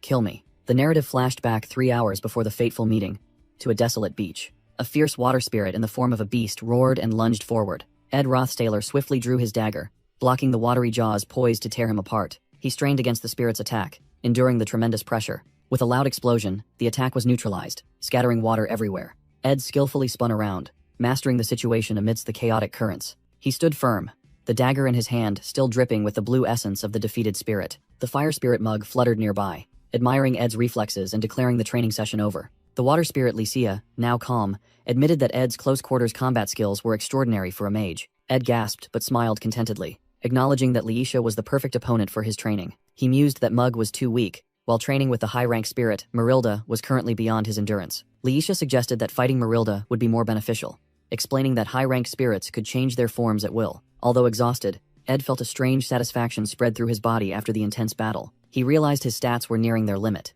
and further advancement would require special conditions. With his goal of achieving intermediate-level magic nearly complete, Ed began considering finding a unique ability for himself. Determined not to become complacent, he stood up and suddenly froze, sensing something unusual. Unexpectedly, Lortel Cahelland appeared, blushing awkwardly upon seeing Ed and claiming she was just enjoying the view. She showed concern, advising Ed to rest, but he replied that his current life was quite comfortable. Ed guessed that Lortel had been training with spirits, which she nearly confirmed, all while the water spirit Lycia watched. Lortel winked at Ed meaningfully. She wrapped her arms around Ed and playfully remarked that the spirits must be witnessing this scene. Immediately, Ed's spirits, Lycia and Mug, panicked and flew around erratically, making Lortel laugh. When Ed asked about her purpose, Lortel revealed her plan to meet Princess Penia, to strike a business deal related to the election. She explained that freeing the 2 imprisoned knights, Kadek and Nox, was entirely possible, but she required a deposit. Ed asked in surprise about the deposit. Lortel looked at Ed suggestively and made an unexpected request: a hug. Ed was completely dumbfounded by her proposal. After a moment of silence, he closed his eyes, seemingly accepting the situation. Lortel was bewildered when Ed suddenly placed a hand on her head and pulled her into his embrace. He pulled her into a tight hug, catching Lortel completely off guard. Lortel's face flushed crimson. She had completely lost her usual composure. Feeling Ed's solid physique, Lortel stammered in confusion. She quickly pushed him away, causing Ed to ask in surprise what she was doing. Lortel buried her face in his chest, muttering that in situations like this, offense and defense were often two different things. Still flustered, Lortel admitted that the experience was completely different from what she had imagined, and finally questioned why Ed wasn't wearing a shirt. Lortel, red-faced with embarrassment, stammered that her heart was racing, and Ed needed to show some basic decency. Ed replied awkwardly that he was simply doing what she asked. She mumbled that he should have performed the action more slowly. Ed suddenly grew serious, stating that he came to receive an answer first, and asked if she remembered. A flashback appeared, showing Lortel with a stranger who had silver hair and red eyes. In that memory, the strange man had once asked Lortel to stand by his side just once. Returning to the present, Ed tightened his embrace, deducing that Lortel must be harboring some kind of plan. He explained that he anticipated having many enemies soon, perhaps even the entire academy. Standing by the seashore, Ed expressed his hope that Lortel would at least remain his ally. At the royal dormitory, a voice rang out, asking why someone was looking for her. Lortel, wearing a smug smile in a luxurious room, cut straight to the chase, asking why Princess Penia was hiding Tanya. A fleeting memory showed that Tanya had been instructed to seek help from the royal family or noble houses if she ever faced danger. Lortel secretly reasoned that the Academy's inability to locate Tanya proved she was currently within the residential buildings. Penia questioned Lortel about her reason for seeking Tanya, but Lortel was confident that she had seen right through the princess. Telling herself that Penia was already in the palm of her hand, Lortel replied that she had some matters to settle with Tanya. Lortel began explaining her life philosophy, admitting that she was opportunistic and petty, only showing weakness before those stronger than herself. She casually declared that she was utterly ruthless toward those weaker than her. Penia warned that the Rothstaler family held immense power, and Lortel should reconsider whether Tanya was truly the weaker party. Lortel asserted that while she couldn't confront the entire family, with the economic power she wielded, she considered Tanya the weaker party, and warned Penia not to interfere. Princess Penia tensely admitted that she had anticipated this situation, and was prepared. Lortel, with fierce eyes, announced her candidacy for Student Council President, believing that once she held both powers, Tanya would have no choice but to seek her out. Stunned by the audacious plan, Penia could only watch as Lortel asserted her position as a superior power. As Lortel turned and left, Penia mused that with the Rothstaler vassals already captured, and every route controlled by Lortel, Tanya couldn't hide forever. In another room, Tanya explained to Penia that Lortel must suspect her of being the culprit, based on the special affection Lortel held for Ed. Penia sat beside the distraught Tanya, thanking her for her trust. Tanya desperately clung to Penia, pleading to know who had planned Ed's murder if it wasn't Lortel. A voice rang out, confessing, "It was me." Penia turned, utterly shocked. The confessor was Tanya herself, her eyes brimming with tears as she looked straight at Penia. Tanya recalled the moment Kadek and Nox arrived at Sylvania, claiming they were there to assist her. She revealed that the person behind the order was the family head, Krepin Rothstaler. Tanya explained that her father, who had never cared about Ed, made this cruel decision, perhaps simply because she had mentioned his name in a letter. With tears welling up, Tanya blamed herself for pushing Ed toward his tragic end, but Penia insisted that it was not a crime. Penia sternly stated that Tanya couldn't remain distraught forever, causing Tanya to look up and ask if she had a plan. Penia recalled the image of the resilient Ed, who had shown her just how much a person could change while they were alive. She told Tanya that there was only one path to survive, and uncover the truth behind Ed's death. Inspired, Tanya clenched her fists, her eyes burning with resolve, declaring that she must participate in the student council election. Penia calmly reminded her that this wouldn't be easy, as Tanya was currently a suspect in the murder of her own family member. But Tanya, for the sake of those who had helped her, and for Ed, refused to back down, prompting Penia to make a major decision. She would publicly endorse Tanya. Tanya was stunned, asking Penia why she was helping her so much, and the princess simply replied that she wasn't sure herself. Penia squeezed Tanya's hand, her gaze filled with determination. With a sad smile, Penia confessed that she, too, owed an unpayable debt to Ed Rothstaler. Elsewhere in the academy, new plans were being set in motion. Lortel Cahelland was finalizing her candidacy documents, while her secretary, Liena, confirmed her decision. Liena reported that although there were rumors Tanya was also running with Penia's backing, the murder suspicion would prevent her from gaining much support. The secretary expressed concern that Lortel was taking on too much, from association leader to running for student council president. Chided coldly by Lortel, Liena apologized in a panic and rushed off to submit the documents. Alone in her office, Lortel continued her work as the student council election was about to begin. Lortel told herself that everything would soon become clear, as the distorted scenario she had orchestrated unfolded moment by moment. Meanwhile, in her private room, Lucy Mayriel struggled awkwardly to stand up. She finally succeeded, and cried out joyfully, celebrating her small victory. Lucy knelt on the bed, raising her hands to the sky like a child. After a moment of silence, the childish joy vanished. She returned to reality, seriously asking how many days were left. A maid entered, smiling as she announced that 27 days remained. The maid cheerfully added that Lucy's disciplinary plan had finally been approved after a period of delay. Hearing the news, Lucy seemed to lose all vitality, collapsing onto her pillow while the maid continued explaining the administrative procedures. Lucy desperately buried her face in the bed as the maid innocently announced that the actual probation period had been recalculated and extended to 29 days. Inside a dark, cold dungeon, dim light flickered onto the grim iron bars.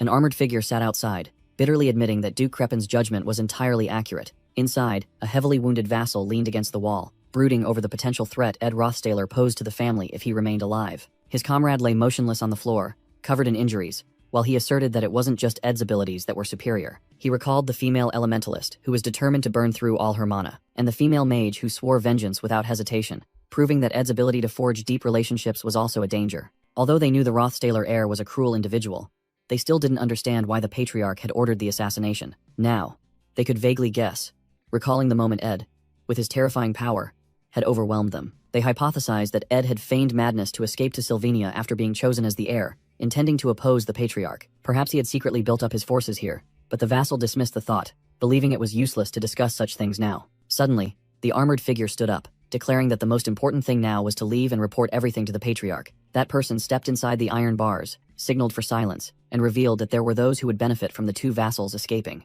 Removing the helmet, the person smiled smugly, introducing himself as Dune, the decoy of the Elta Trading Company. In a moment of contemplation, the floating image of Ed Rothstaler appeared, signifying a scene change. Lucy Mayrio lay sprawled on her bed, languidly calling out for Belmaya. The head maid coldly announced the exact remaining time of her confinement, 24 days and 3 hours. Desperate, Lucy begged to just be put out of her misery. Belmaya replied with a strangely calm and radiant expression that she could not do that. Elsewhere, a woman with striking silver-blue hair walked through a crowd in front of a construction site. Her glossy hair and captivating aura drew every eye, causing someone to suddenly recall that they, too, once had silver hair. Clarice, in disguise, realized the silver blue-haired woman had vanished and mused about her mysterious identity. She told herself that there was still so much she didn't know about this world. Clenching the scroll in her hand, Clarice encouraged herself to live each day fully, as there would be no second chance. She fell silent for a moment, lost in her own thoughts. With a sigh, Clarice unrolled the scroll, beginning to review the information she had gathered. She recalled intending to meet Tanya immediately after Ophelis Hall was liberated,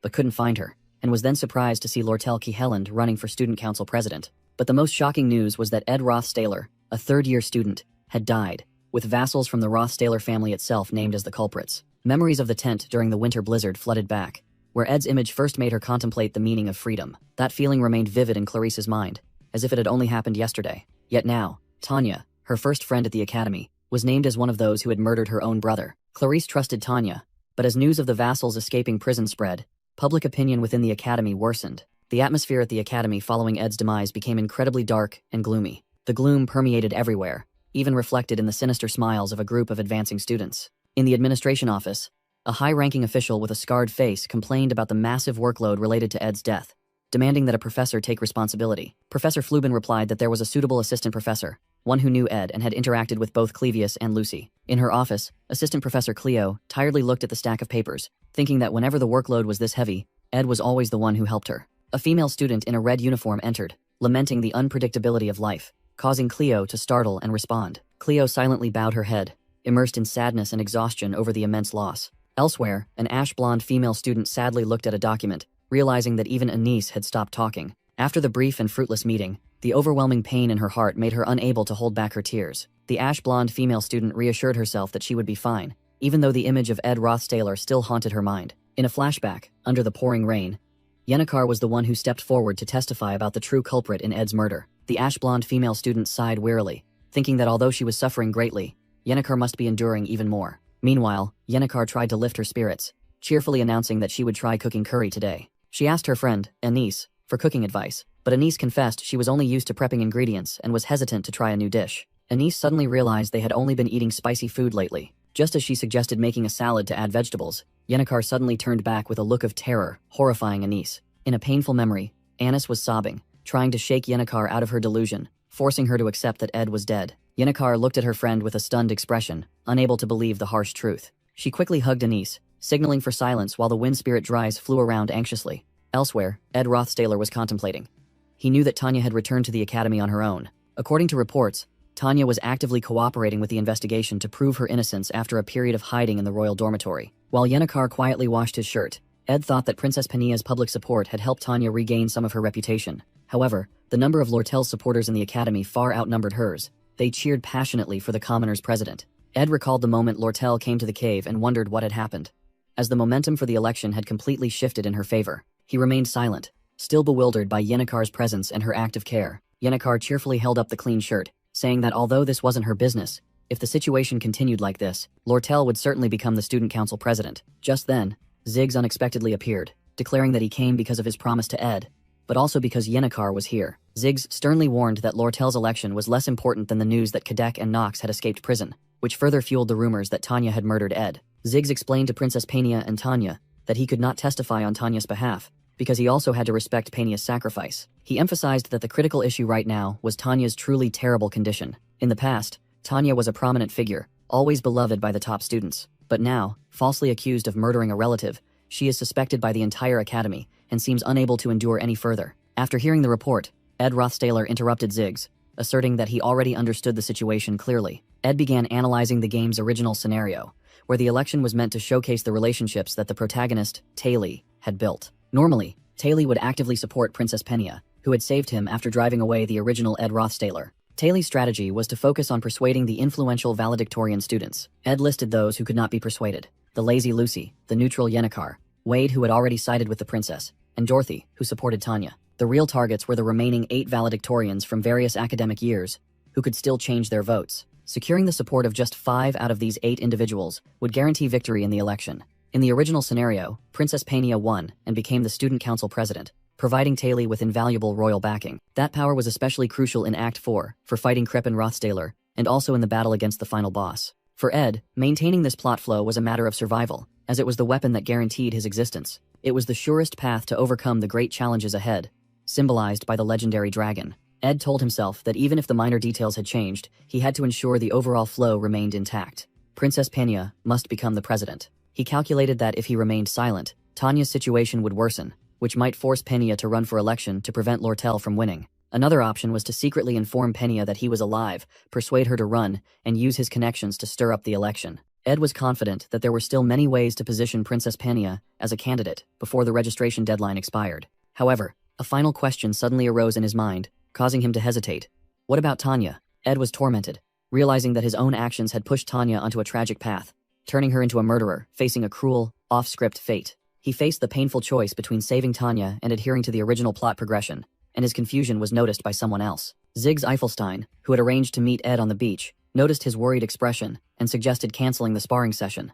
But Ed dismissed the idea and decided to proceed. With a confident smile, Ziggs declared that the sparring match had officially begun. Ed placed his hand on his weapon, telling himself that he needed to verify the results of his training and confirm one specific thing. He figured that physical exertion was the best way to clear his troubled mind. Ziggs also drew his greatsword, admitting that he was eager for a serious fight, and Ed agreed. Both men were resolute, their eyes locked, and the tension in the air was palpable. Meanwhile, Tanya's old, faded memories flooded back, starting with the image of a sun-drenched field of flowers. She tried to recall every detail of that day, when the 3 siblings walked hand in hand on a hill covered in blooming flowers. The memory showed her eldest sister, Arwen, Tanya, and their brother. That was likely the last happy memory, because ever since then, Tanya's life had only been the burden of responsibility and pressure. She reminisced about the beautiful days gone by, but the memory was quickly drowned out by shouts demanding her resignation. The crowd of furious students screamed, calling her a murderer, leaving Tanya desperately wondering why everything had gone so wrong. Returning to Ed, he hesitated, realizing that helping Tanya would cause an immeasurable impact on the entire scenario. His hesitation grew stronger, since the plot was already disrupted by too many unknown factors. Pushing aside his thoughts, Ed focused on the opponent before him and called out Ziggs Eifelstein's name. He recalled Ziggs' role in the game, a powerful warrior who, according to the original plot, should have been defeated by Wade Callermore.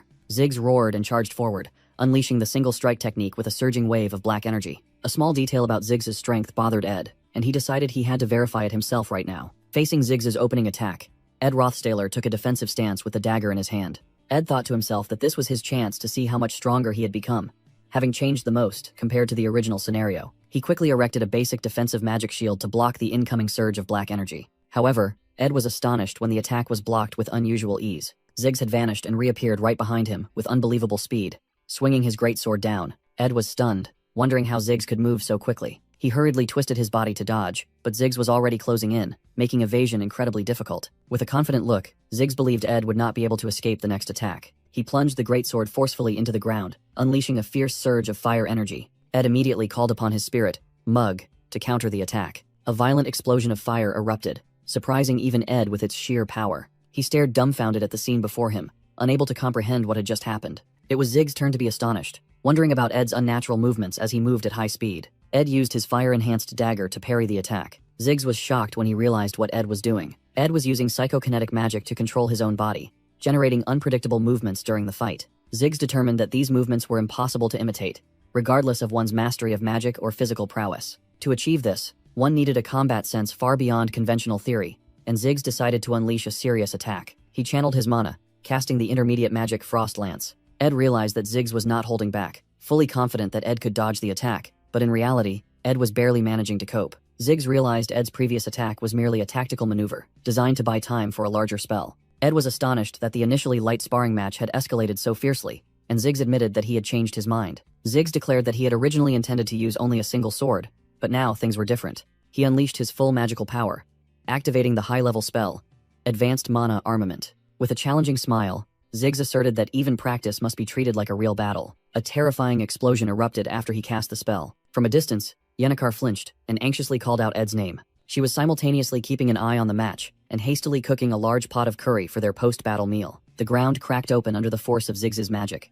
Ed braced himself, gritting his teeth as he defended against a powerful attack. Ziggs hovered in the air, using a mana bow and arrow to strike down Ed's shield. In response, Ed also condensed his magical power, forming an arrow made of water. He fired a barrage of water projectiles at blinding speed toward Ziggs. Ziggs was surrounded but calmly prepared his defense. He effortlessly created an elaborate mana shield, which was the essence of mana armament magic, the creation of weapons from energy. Most mages do not require this complex type of magic, as they do not need to utilize a diverse array of weapons. But for Ziggs, the only person capable of wielding every type of weapon, without limitation, it was a different story. This was Ziggs's unique magic, and he used it to forge an energy saber, lunging straight toward Ed. However, Ziggs was stunned to realize that Ed was once again utilizing telekinetic power. He was frustrated that Ed's movements were completely untraceable and unpredictable. Suddenly, a surge of blue energy enveloped Ed as he faced the attack. Thanks to the blessing of the wind ability, a powerful vortex was triggered upon the surprise attack, blowing the enemy away. A fierce, jade-colored gust of wind erupted, mercilessly pushing Ziggs back. Ziggs gnashed his teeth and roared, trying to resist the invisible force that was tearing apart his offensive stance. He was thrown backward,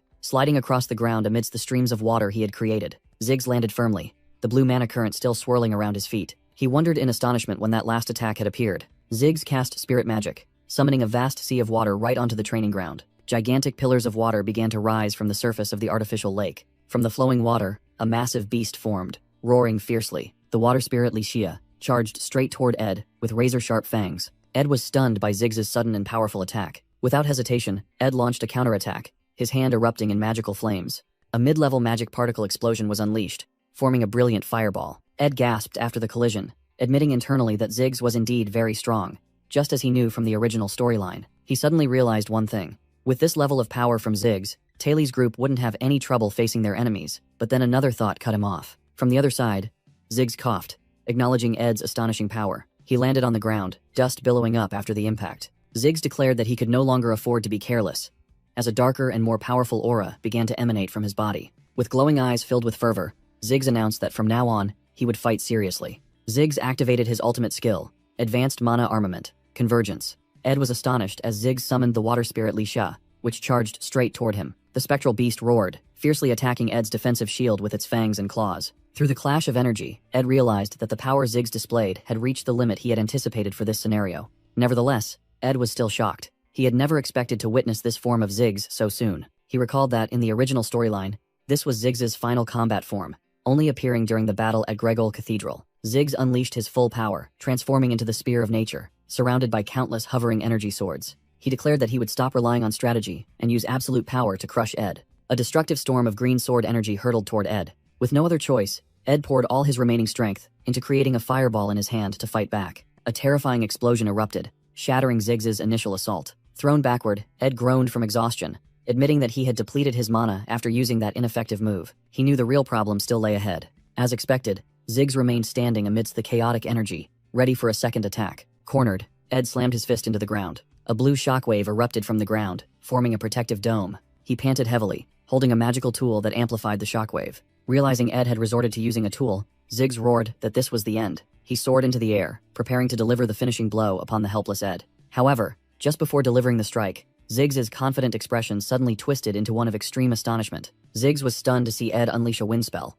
wondering how his opponent could manage it when completely depleted of mana. Facing the overwhelming power, Ed declared that he too would have to go all out. He activated the legendary grade magical artifact, the Golden Phoenix Ring of Glass. Determined not to let the ring drain his mana completely like last time, Ed gritted his teeth, using only a minimal amount of energy to activate it. With a defiant smile on his bruised face, he prepared for the final counterattack. Ed sighed in relief when a familiar voice echoed, calling his name. Before him, a spirit in the form of an ice blue-haired woman appeared, declaring that Ed had successfully summoned her without any external assistance. The spirit Marilda smiled, acknowledging this as a significant breakthrough for Ed. Meanwhile, on the academy grounds, an announcement over the loudspeaker had just concluded. The crowd of students erupted in excited cheers. A male student confidently remarked that the outcome of the student council president election was already obvious. Lortel Cahelland stood on the podium, waving to the crowd who chanted her name in admiration. Her radiant smile exuded irresistible charm, solidifying her status as a born leader. The other student's friend worried that if Lortel were elected, there would be no one left in the academy capable of stopping her power. Elsewhere, Lortel, now wearing an eye patch, looked down coldly. She used an invisible force to restrain Tanya, offering an ambiguous compliment about the girl's fingernails. Lortel noticed Tanya's tension and inquired about the reason. Tanya trembled, lifted her head, and began to speak. With all her resentment and despair, she loudly declared that she was not the one who murdered Ed's older brother. In the shadows, Lortel Cahelland smirked, anticipating the drama about to unfold. On the high podium, Tanya Rothstaler faced the sea of people, the entire student body waiting in silence. She cleared her throat, trying to regain her composure before the magical microphone. With a trembling yet resolute voice, Tanya introduced herself and announced her candidacy for student council president. The massive crowd remained in absolute silence.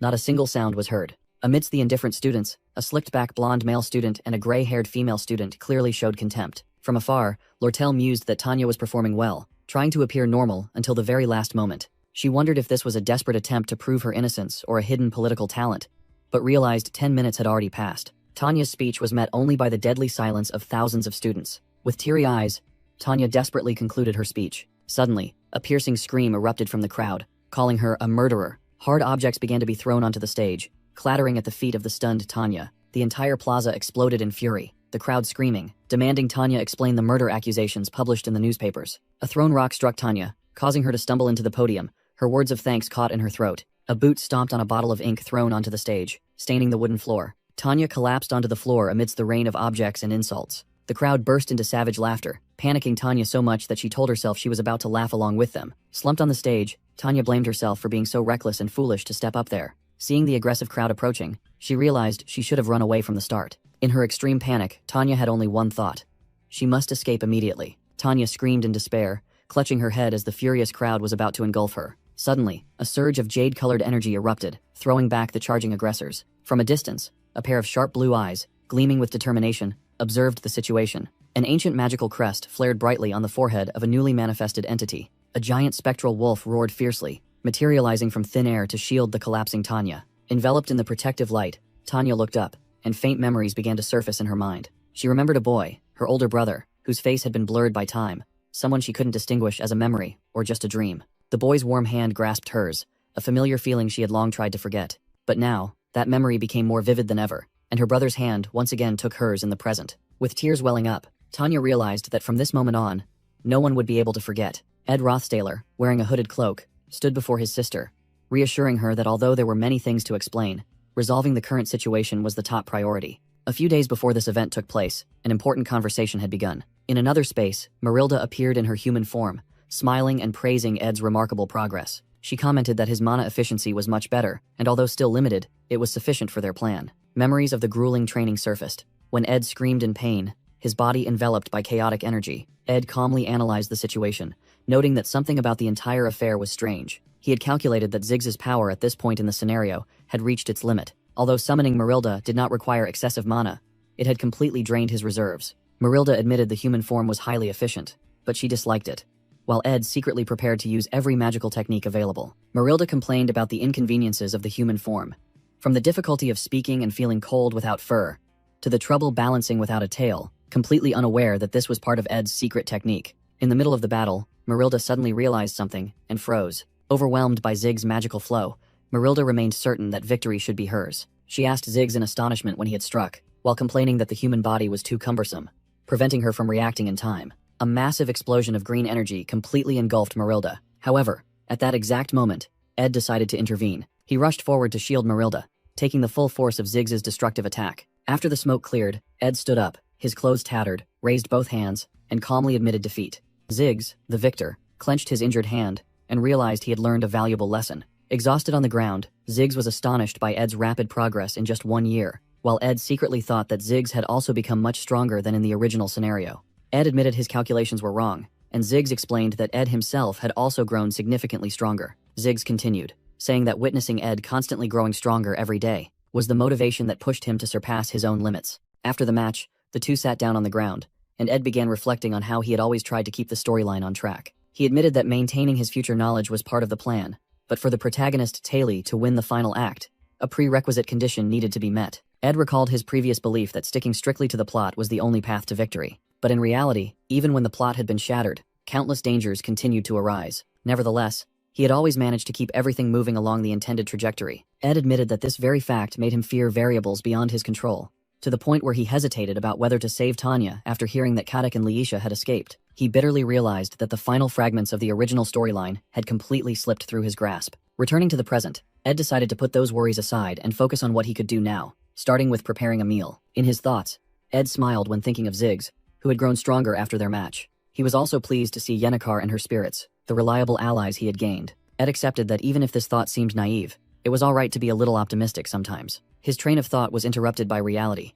Marilda roared in her giant wolf form, protecting the collapsing Tanya, proof that deviating from the plot was not necessarily an ominous sign. The sudden appearance of the powerful spirit caused the students, including Joseph Whitefelts, to panic, scream, and flee. Amidst the chaos, Joseph tried to shout to reassure everyone. He recognized the high-ranking spirit and smugly boasted to Wade Calermore that he had seen it before. From within the crowd, Lortel Cahelond, hidden beneath a cloak, also whispered that she knew who was controlling the spirit. And then, the entire academy was stunned to realize that the person was Ed Rothstaler, standing beside his sister, Tanya. Ed took the sound amplification device and loudly introduced himself to everyone present. Standing on the platform with Marilda, he declared that he had not been murdered by Tanya, and, on the contrary, he fully supported her. Ed began listing Tanya's powerful allies, from third-year valedictorian Yennecar to Lucy and Princess Penia. He continued naming combat faculty valedictorian Clevius and alchemy faculty valedictorian Elvira. Finally, there were Ziggs, magic faculty valedictorian Joseph, and overall valedictorian Wade, asserting that securing their votes was not difficult. However, setting aside all calculations, Ed made a sincere plea from the bottom of his heart.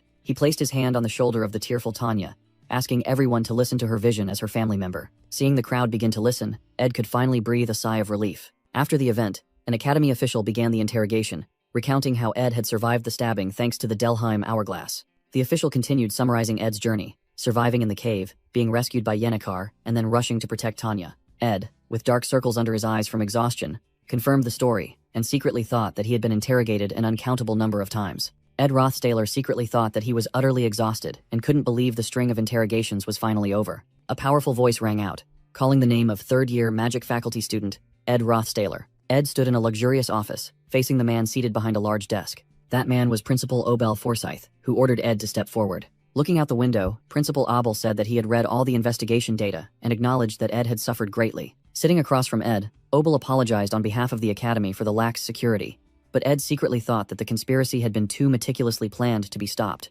Obel took a sip of tea, thanking Ed for saying so. However, he abruptly set his teacup down and stated that he was unsure if the entire story was true. Ed calmly drank his tea as he listened to Abel remark that everything seemed too perfectly orchestrated. Principal Abel speculated that the timing of Ed's appearance seemed intentional, having waited until Kadak and Nox had escaped. He continued his deduction, suggesting that Ed wanted the news of his death reported back to the mastermind before he comfortably revealed himself. Obel affirmed that he had no intention of interfering in the internal conflicts of the Rothstaler family, but as the academy administrator, he had his own responsibilities. He explained that he needed to report what happened at the academy to the royal family, and if he reported that Ed was alive, the Rothstaler family would also learn the truth in a way Ed did not desire. Ed immediately suggested whether the principal could postpone the report, but Obel coldly asked why he should accept that risk. Ed revealed that the mastermind behind the assassination was his father, the patriarch Crepin Rothstaler.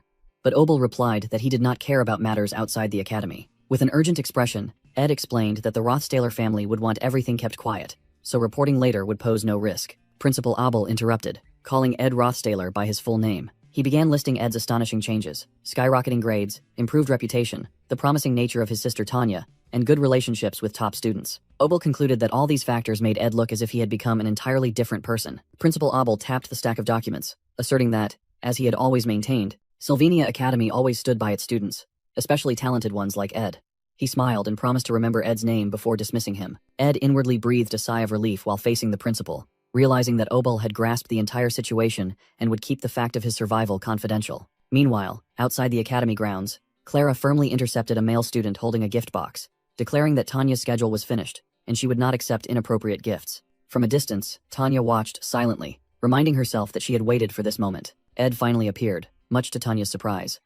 He smiled and congratulated her, stating that her election was practically confirmed, and her day to shine had finally arrived. Tanya happily replied that she couldn't afford to let her guard down yet. Ed recalled that Tanya's integrity had been proven, and she had secured the support of 8 out of the 12 most outstanding students. The most decisive reason why Tanya, who had once been ostracized, managed to receive such an overwhelming vote count, was Lortel's downfall. Lortel had cleverly engineered the election into a two-way confrontation between herself and Tanya, effectively sidelining the other minor candidates. The two-sided battle between them grew intense, and at the perfect moment when both had reached equivalent levels of support, a sudden exposé was released. The article exposed Lortel's trading company for embezzling public funds and threatening clients, forcing her to withdraw in disgrace. In the end, only Tanya's supporters remained. Ed mused that, due to the election and the investigation, the two siblings had barely had time to speak. Tanya offered a gentle smile, saying they would have plenty of opportunities to talk, but she truly wanted to thank him. Ed brushed it off, feeling she had thanked him sufficiently. But the memory of Election Day resurfaced, Tanya sobbing and embracing him. She quickly and awkwardly protested, claiming that moment was an exception. Tanya sighed, her expression growing more serious. She hesitantly admitted that the question might be slightly inappropriate, and that she had tried to suppress it, but she couldn't hold it back any longer. In a flashback to the day the results were announced, Tanya asked her brother, "Why did you feel the need to stand up and defend me so openly?" Tanya reasoned that if he truly wanted to remain hidden, he wouldn't have revealed himself. His actions led her to mistakenly believe he simply couldn't tolerate the injustice she was suffering. At least, that was what she had assumed. Ed frankly admitted that was exactly the reason, catching Tanya off guard. He smiled, and affirmed that since they were family, he naturally had to stand by her side. Hearing those words, Tanya smiled, feeling both content and happy. Tanya, now the student council president, told herself she should act professionally, but allowed herself a small measure of bias, as she was only human. She turned, instructing Ed to let her know if he ever faced danger, promising she would do her utmost to help. Ed sat quietly on the chair, watching his sister's retreating figure. He offered a gentle smile as she departed. Ed murmured his own words again.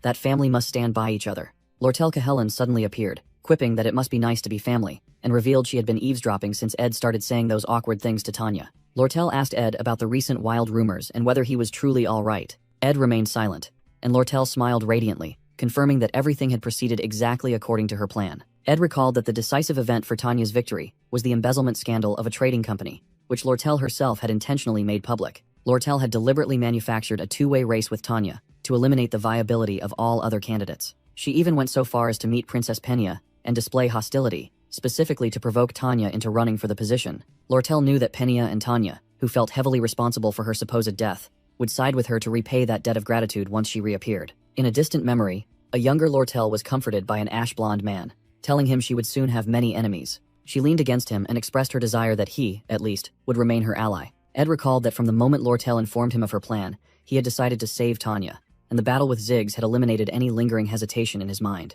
Ed silently admitted that saving Tanya because she was family was not a lie, but it would also be dishonest to claim he hadn't factored in her utility. He knew clearly that the approaching Act 4 meant war against the Rothstaler family. Since he was already an enemy of the family, Tanya, as an insider, was the best connection for gathering intelligence and executing diversionary campaigns. However, Ed understood that the nuances of human relationships were something only those involved could truly grasp. He thought of Lortel, the girl who had lived since childhood by calculating every gain and loss as she stretched comfortably beside him. Lortel admitted that her reputation around the academy had recently become quite scandalous, and since Tanya disliked her, she had no choice but to temporarily hand everything over to Ed. Ed commented on Lortel's habit of seizing control and stirring up everything around her, but she merely laughed and called it an occupational hazard, confessing that even she sometimes felt shaken. Seeing her subtly sway, Ed asked with genuine concern if she was truly all right. Lortel brushed him off, asserting that rumors didn't cost her money and that the villain role suited her perfectly. She looked straight at Ed, gently stating that she would be fine as long as he didn't become her enemy, a candid remark that highlighted the complexity underlying their relationship. Ed's thoughts then shifted to Penia, imagining the princess standing alone on a balcony, wondering what she would do now that she was no longer the student council president. He also couldn't be certain about what would unfold in the impending conflict between the royal family and the Rothstaler family. Recognizing that the remainder of Act 3 was entirely unpredictable, Ed decided he could only stand back and observe. He returned to the log cabin hidden deep in the forest, realizing that nearly a month had passed since his last visit. To restore order to the campsite, he began meticulously cleaning up the fire pit area. Next, he moved inside the cabin, recalling that he hadn't cleaned the interior before his departure. But the moment the door swung open, Ed froze, his eyes widening in astonishment as he heard the steady sound of snoring emanating from within. His gaze immediately fixed on the familiar witch's hat, resting on his bed.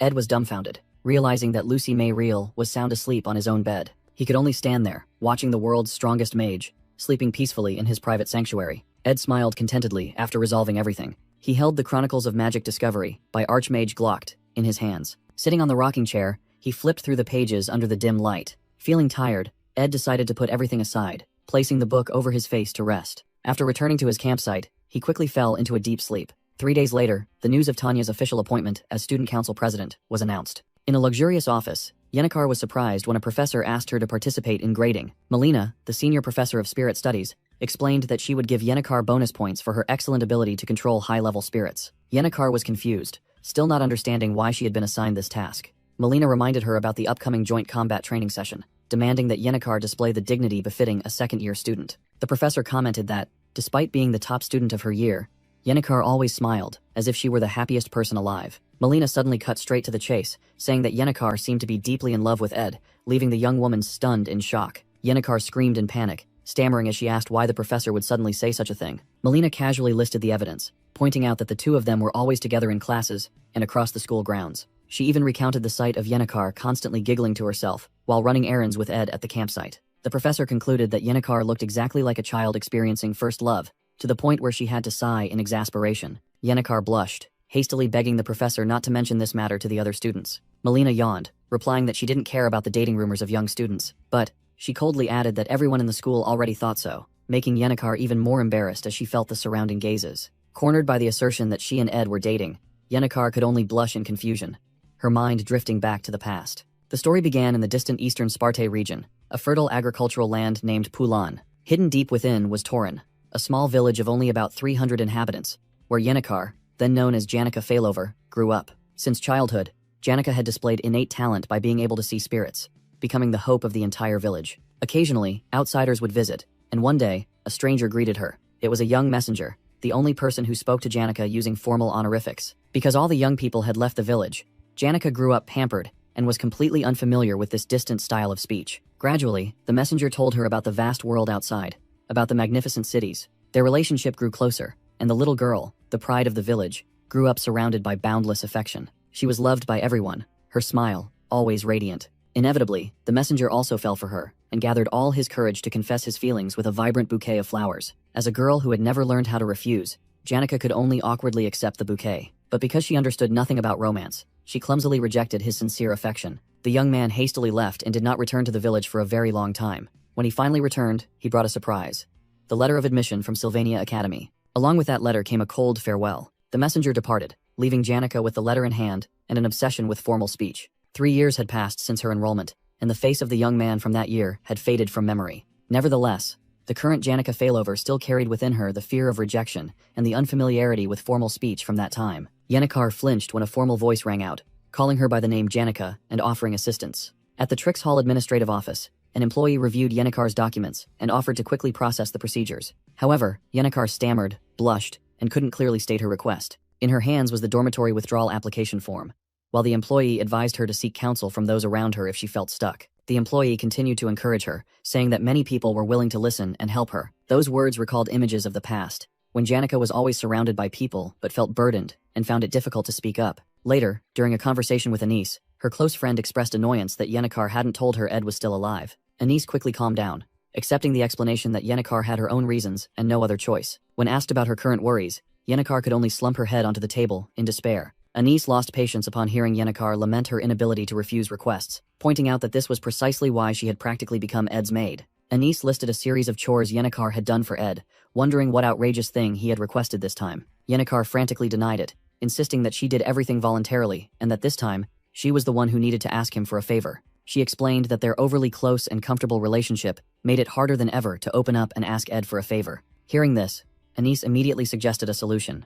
Why don't you try creating a little distance between the two of you? Anise thought that being less intimate would make it easier for Yennecar to make and refuse requests, and also calm her racing heart. But immediately afterward, Anise contradicted herself in thought, realizing this was impossible and worrying that Ed would become lonely again. Suddenly, Yennecar slammed the table, stood up, and thanked her profusely, cutting off Anise's unfinished sentence. With eyes shining brightly as if she had found the truth, Yennecar declared that she had a brilliant idea and would go execute it immediately. She hastily said goodbye and rushed off, leaving Anise still bewildered, not understanding what had just happened. Anise dropped her hands, reluctantly accepting the situation. Immediately afterward, she clutched her head in panic, blaming herself for giving disastrous advice. Meanwhile, in a northern forest, Ed Rothstaler was contemplating the formula for crafting a rare magic staff. He knew that the core ingredient was a 1,000-year-old branch struck by lightning.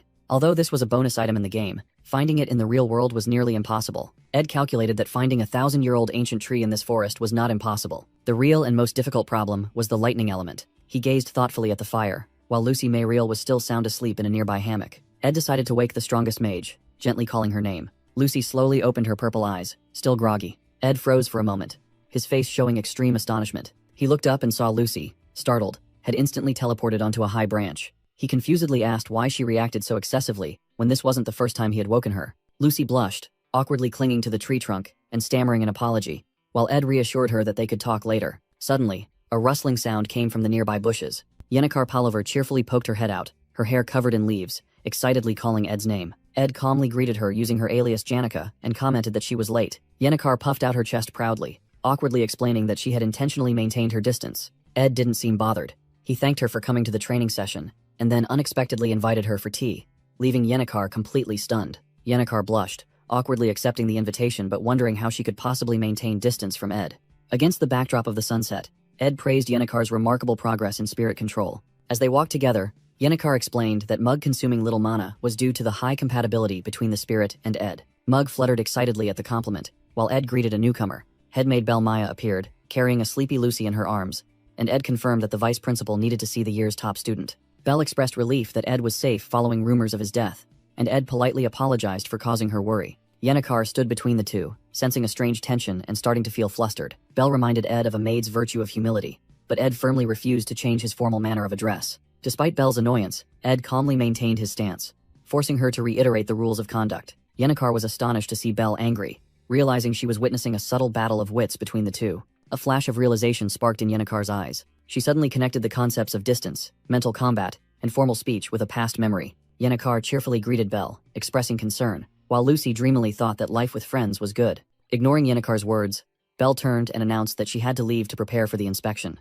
She added that she needed to tidy up Lucy before departing. As Belle and Lucy walked away, she gave them a final instruction, and Yennecar enthusiastically waved goodbye. Ed silently watched them leave until Yennecar called his name. With a flushed face, Yennecar timidly suggested that they should both use honorifics when speaking, leaving Ed completely bewildered. She awkwardly tried to explain that maintaining respect and politeness was necessary, but Ed still didn't grasp her meaning. Flustered, Yennecar clutched her clothes, stammering her explanation. She confessed that she just wanted to try it once, causing Ed to silently accept his fate. With a bead of sweat rolling down his face, Ed reluctantly agreed. On the way, he told himself he would only talk for a few minutes, and then send her back before curfew. However, Yennecar's formal and blushing greeting, "Hello, Sir Ed," left Ed speechless. He realized in panic that this was not a dialogue from the game. This awkwardness was real. As Yennecar tightly gripped her staff, Ed felt infected by her confusion and was unable to utter a word. He didn't understand why she was so embarrassed, but her anxiety was slowly eroding his composure. 3 minutes later, the two sat in silence beside a campfire. Yennecar attempted to break the silence with a hesitant remark.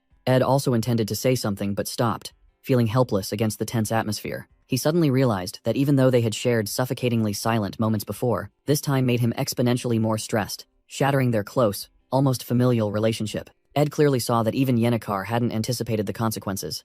She was hanging her head in regret. He desperately sought a way to break the atmosphere, but didn't know what to say. Suddenly, Yennecar jumped up, citing the approaching curfew as an excuse. She quickly thanked him, turned, and ran off, promising to see him tomorrow. Ed sat alone by the dying fire, lost in thought, before a brutal memory of his former self flooded his mind, the image of the original Ed Rothstaler, panting fiercely after a battle. Ed sat alone beneath the ancient tree by the riverbank, seeking tranquility. A sudden voice rang out.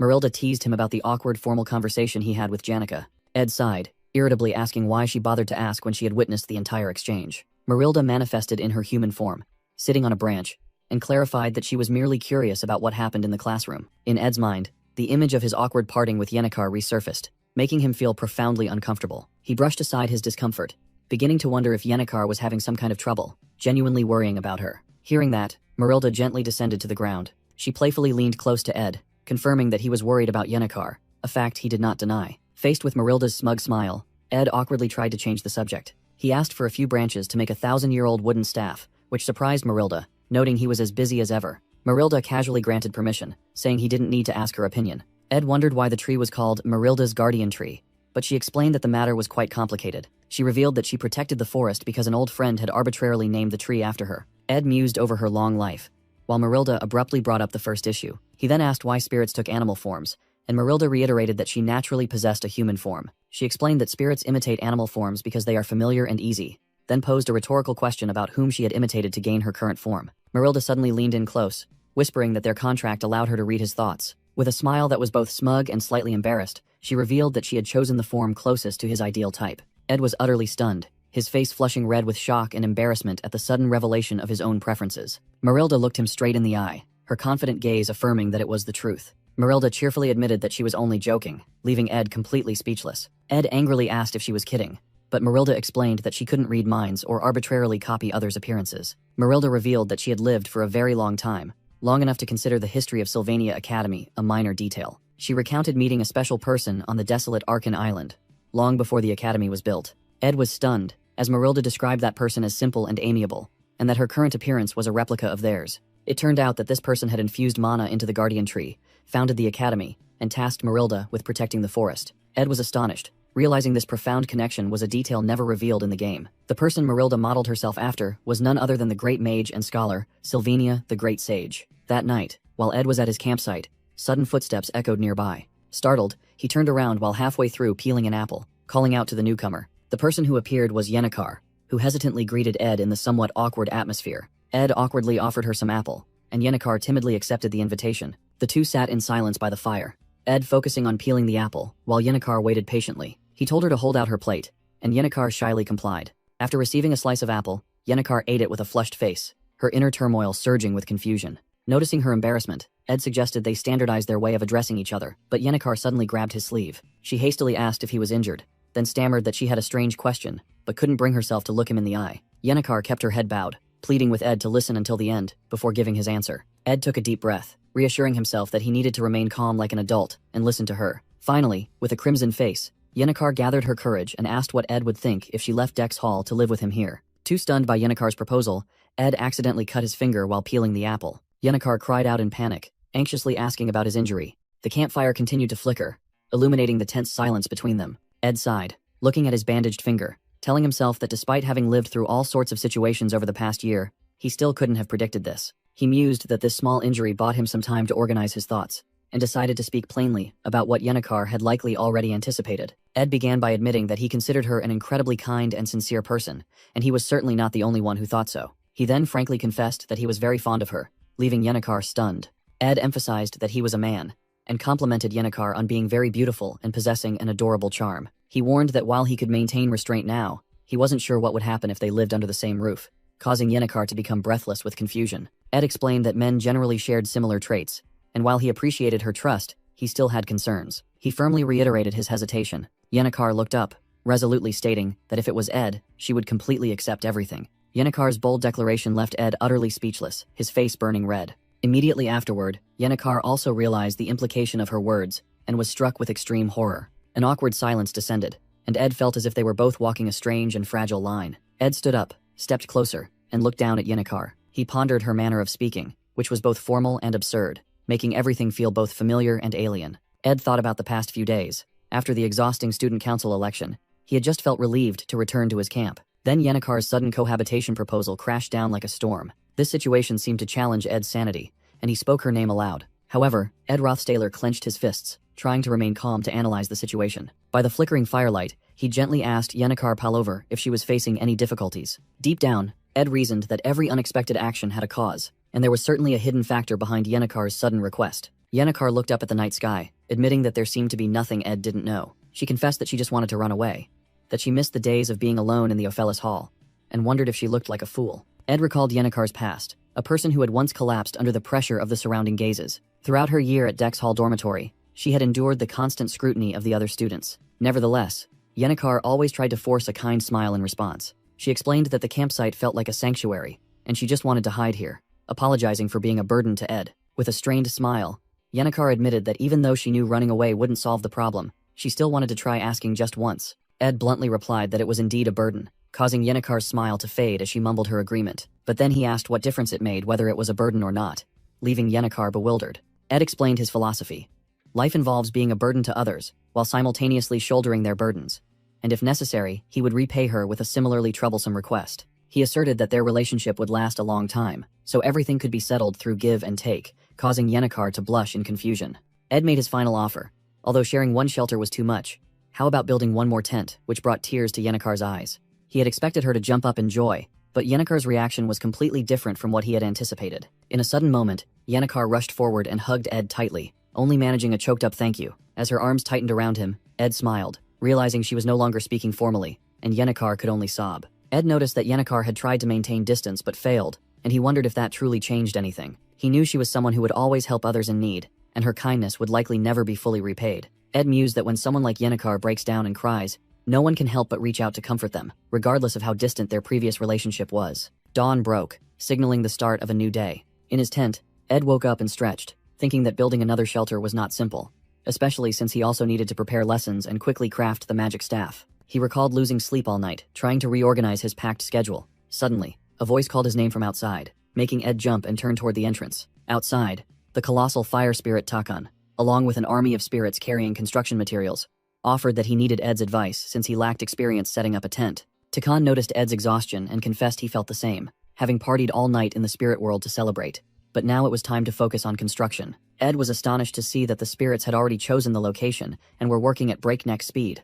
While Takan explained that building the tents facing each other would be very romantic, Takan continued muttering, considering different placement options to ensure privacy while remaining close enough. Suddenly, the tiny fire spirit Mug landed on Ed's shoulder. Mug confidently declared to Takan that the overall plan would be completed in 10 days, and as the field commander, it would ensure the work was as efficient as possible. Ed was stunned by the 10-day timeline, while Mug explained that it was a reasonable time frame based on the shifts of the lower-rank spirits. Takan roared, launching into a lecture about the old days, recounting how hard the spirits of his era had to work, and criticizing the current generation of spirits for being too weak. Frightened by Takan's fury, Mug hastily adjusted the plan, promising to complete the work within 1 week. Takan declared he had business to attend to and flew off, while Mug, still trembling, shouted a final promise that everything would be finished in 5 days. Ed was dumbfounded, thinking that this construction would only take 5 days, whereas it would have taken him several months. Feeling guilty for unintentionally causing pressure, Ed turned to apologize to Mug, but the tiny spirit was already psyching itself up, determined to succeed. Ed sighed in relief and picked up his tool bag.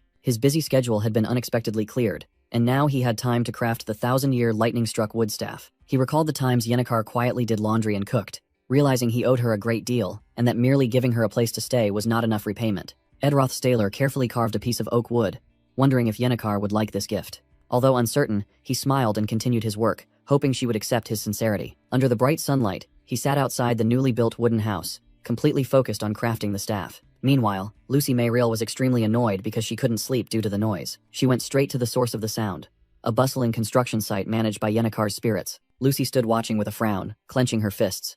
But the noise was not the real cause of her irritation. The main culprit was Yenneker Pullover, who was perched happily on a pile of lumber. Yenneker cheerfully waved, calling Lucy by her familiar name. Her eyes shone with uncompromising determination. An image flashed in her mind, recalling the previous subtle confrontation between the two over Ed. With a confident smile, Yenneker knew she couldn't lose this time. She puffed out her chest and boldly declared to Lucy that she would be living here from now on. Lucy could only grind her teeth, pulling her witch hat low to hide her furious expression. Elsewhere, Ed chewed on a piece of wood, his mind already focused on other matters. He was at the East Plaza of the faculty building, clutching a massive stack of elemental magic books, determined to learn new spells. In his mind, the image of the particle burst spell appeared, a useful technique, but one with weak firepower. Clevius's challenge to crush him with absolute power echoed again, urging Ed to become stronger. Firepower, Ed muttered, as an idea began to spark in his mind. Suddenly, a melodious tune caught his attention, emanating from the clock tower. It was Adele Saris, the keeper of the Holy Flame and the Prophet, playing a lute.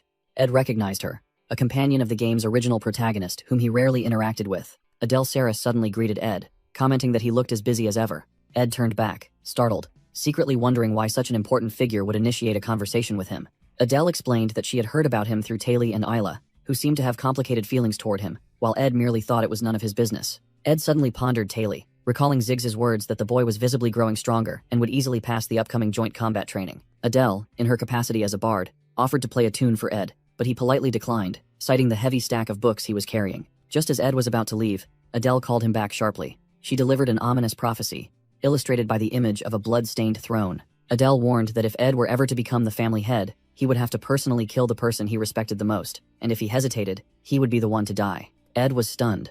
Realizing this was a genuine prophecy, he watched Adele's retreating figure, reassuring himself that prophecies weren't always absolute, knowing full well her ability to foresee the future. Nevertheless, Ed felt uneasy, for he knew of a future even more certain than Adele's prophecy. As Adele turned back and smiled, Ed recalled a cruel truth from the game scenario.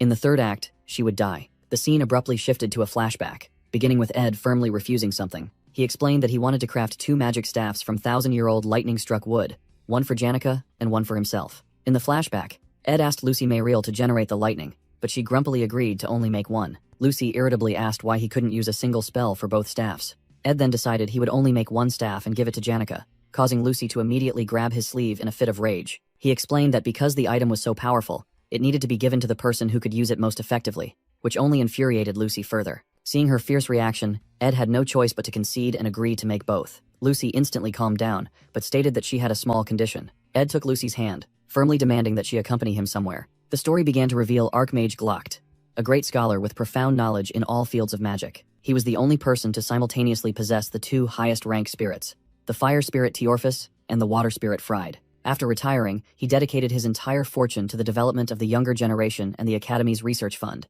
living an extremely simple life. It was thanks to Archmage Glocht that Sylvania Academy was able to rise and become the world's leading educational institution. As Ed dragged Lucy across the campus grounds amidst the astonishment of the other students, the flashback continued, recounting how Glocht had devoted all his assets to the Academy. He retreated to seclusion in the Ramelin Mountains, while one student recognized Ed as the person dating Janica. At a secluded monastery, Glocht encountered an abandoned child, and that child was Lucy. Surprisingly, Lucy's magical talent far exceeded even the Archmage's imagination. Recognizing her talent as a gem of humanity, Glocht spent his final years honing and nurturing her. Although his life was a great heroic saga, Glocht's final years were tinged with sadness. His wife had sacrificed herself while conquering Teorphus, and all his colleagues had also passed away before him. In the end, only sycophants, or those seeking to exploit his reputation, remained around him, which was why he chose a life of seclusion. But the only consolation in that solitude was the existence of someone who could inherit his will. With just that, in a shabby hut on a rainy day, Glocht was able to smile peacefully and pass away. Returning to the present, Lucy stated that that was when Glocht's journey ended and hers began, even though hers had now also concluded, leaving Ed puzzled. Ed asked Lucy about Glocht's hometown, mentioning the lawless land of Cohelton that he had learned about in history books. Lucy denied it, saying that the history books were wrong and that it was merely where he spent his youth, leaving Ed completely dumbfounded. She revealed that his true hometown was somewhere else. Lucy pointed toward the island, glowing brilliantly in the sunset, and told Ed that it was Arkan Island. She recalled Glocht's enthusiasm whenever he spoke of life on Arkan Island, and his worry for the Academy right up until his death, secretly calling him a foolish old man. Ed realized that Arkan Island was Glocht's true home in his heart, and Lucy told him about a journey she was compelled to undertake. In the flashback, young Lucy was left alone beside her teacher's cold body, and she used ice magic to preserve his remains. With her extraordinary talent, the girl could easily maintain this complex ice magic, something most mages could not achieve. From Glocht's hut in the Ramelin Mountains in the northwest of the continent, the girl began a chillingly solitary journey. She traveled south, crossing the Erekla Forest, the Great Lake Ica, and the alchemical lands of Crete. Her journey continued through the Milan Plains, the Holy Land of Carpia, and the Denkan wetlands, finally reaching the border of the Cloel Empire. The world map traced an almost straight path, cutting through countless territories from the Viscounty of Teldanil, the Rothstaler domain, all the way to the Cronful Forest. Finally, the girl reached the Mexis Bridge, the gateway connecting to Arkan Island. Throughout the entire journey, she not only used magic to preserve her teacher's body, but also relied on it to move her own small frame. Lucy casually revealed that the journey lasted 3 months because she got lost, and it took her another week to find this place, leaving Ed utterly speechless. Inside a cave, Ed realized this was the very place where the Archmage and the Great Sage had once taught and trained each other, according to Glocht's records. Before them was a simple grave, with Glocht's staff plunged into a pile of books and flowers, and Lucy declared this to be the endpoint of her journey. Ed stared in astonishment at one of the books on the grave, the work Introduction to Physiognomy Magic, personally authored by Glocht Eldervane. He recalled that another of Glocht's works, Glocht's Southern Chronicle, had sold for 7,000 gold coins, Ed was stunned, realizing that if a mere chronicle held such value, this posthumous book analyzing physiognomy magic must surely be a priceless treasure. Lucy suggested Ed take the book, as she no longer needed it, having memorized all the teachings her master had left behind. She stated that she hadn't even lived half of the life she was granted, and perhaps it was time to begin a new journey. Lucy mused that even if she might live a half-hearted life, she still had a goal. With resolute eyes, she declared that she would keep her promise to her master, protecting Sylvania Academy, at least once should danger arrive. She admitted that her story was not a happy one, and that coming here was quite troublesome. However, Lucy smiled and explained that she simply wanted to show Ed this place. Although the journey to bring her master to his final resting place was over, Lucy still could not escape the Archmage's shadow. For that reason, she was always waiting for danger to strike, an anticipation mixed with both excitement and fear. Ed understood her idleness, knowing that only after the promised challenge was complete could Lucy begin her own journey. Realizing that time was not far off, Ed decided to enjoy today's idleness with her. Amidst the sound of lapping waves and the cool late spring breeze, the two shared a moment of peace. Ed gently reached out and touched Lucy's witch hat,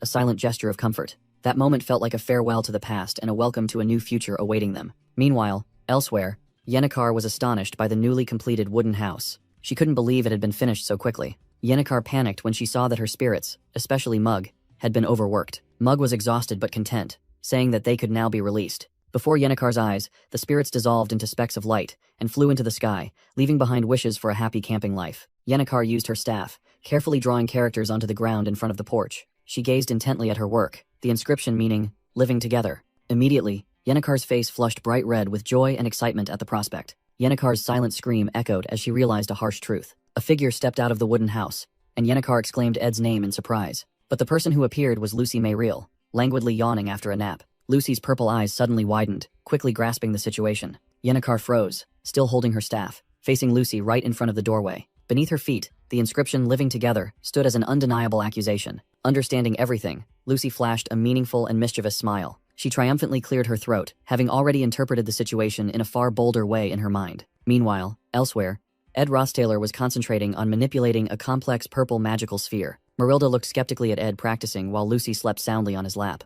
But he remained firm that he had to keep trying. Even in her sleep, Lucy mumbled explanations about shaping magic, clarifying that it required a combination of theory and intuition gained through practice. A series of tools made of purple magic materialized, demonstrating Ed's relentless efforts. Marilda exclaimed in surprise, realizing that Ed had also undergone intense training. Ed replied that he had only tried 2 or 3 times, then gently stroked Lucy's head, causing the sleeping girl to blush and startle slightly. He continued by saying that such a thing was normal for a genius, while secretly marveling at the existence of the magic book written by Glocht. Ed recalled that the book contained knowledge of shaping magic, the ultimate form of magic capable of manipulating both space and time. This was the most elusive and dangerous type of magic, because it defied the natural order. He thought that Lucy had learned it intuitively, and thus couldn't teach it, and briefly regretted that Professor Glast wasn't here. The image of the talented professor slumped in a pool of blood flashed back, a painful truth about the person who could have guided him. Ed Rothstaler sighed tiredly after reflecting on the arduous training process. Suddenly, Ziggs Eifelstein appeared and squinted suspiciously upon seeing another female figure beside Ed.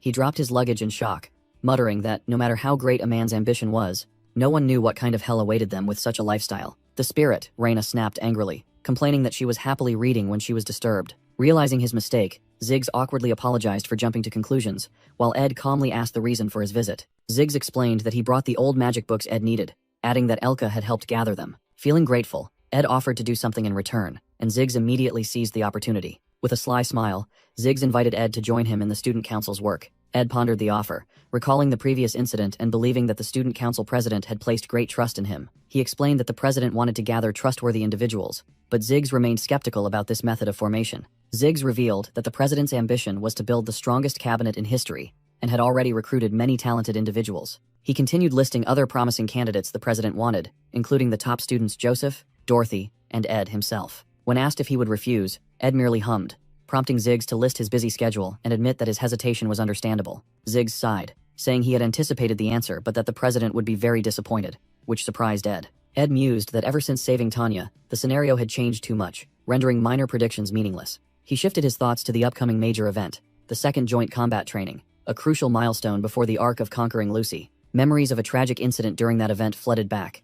The top alchemy student, Claude, drank the vicious blood god potion after losing the match. Ed shuddered, recalling that the event had ended in a bloody and utterly disastrous scene. Ed Rothstaler gazed ahead thoughtfully, realizing that the future scenario was now completely out of control and unpredictable. Meanwhile, on a dirt road, The wheels of a magnificent golden royal carriage were rolling along. Pulled by white steeds and escorted by armored knights, this massive carriage could only move thanks to weight reduction magic. The escort force was so formidable that the people of the Holy City called the carriage the Palace on Wheels. Atop this extravagant mobile palace, two powerful figures sat observing. Archbishop Verdio smiled, remarking that despite the long journey, they were fortunate to still be able to monitor the Saintess's situation. Holy Pope Eldine, the head of the Holy City of Carpia, responded that the itinerary to visit neighboring territories had been flawlessly prepared. With a look of self-satisfaction, Holy Pope Eldine announced that they would soon reach Sylvania Academy. At the academy, all preparations for the Holy Pope's visit had to be ensured without a single flaw. In her office, Pinia Prague felt the immense burden of countless tasks requiring her attention.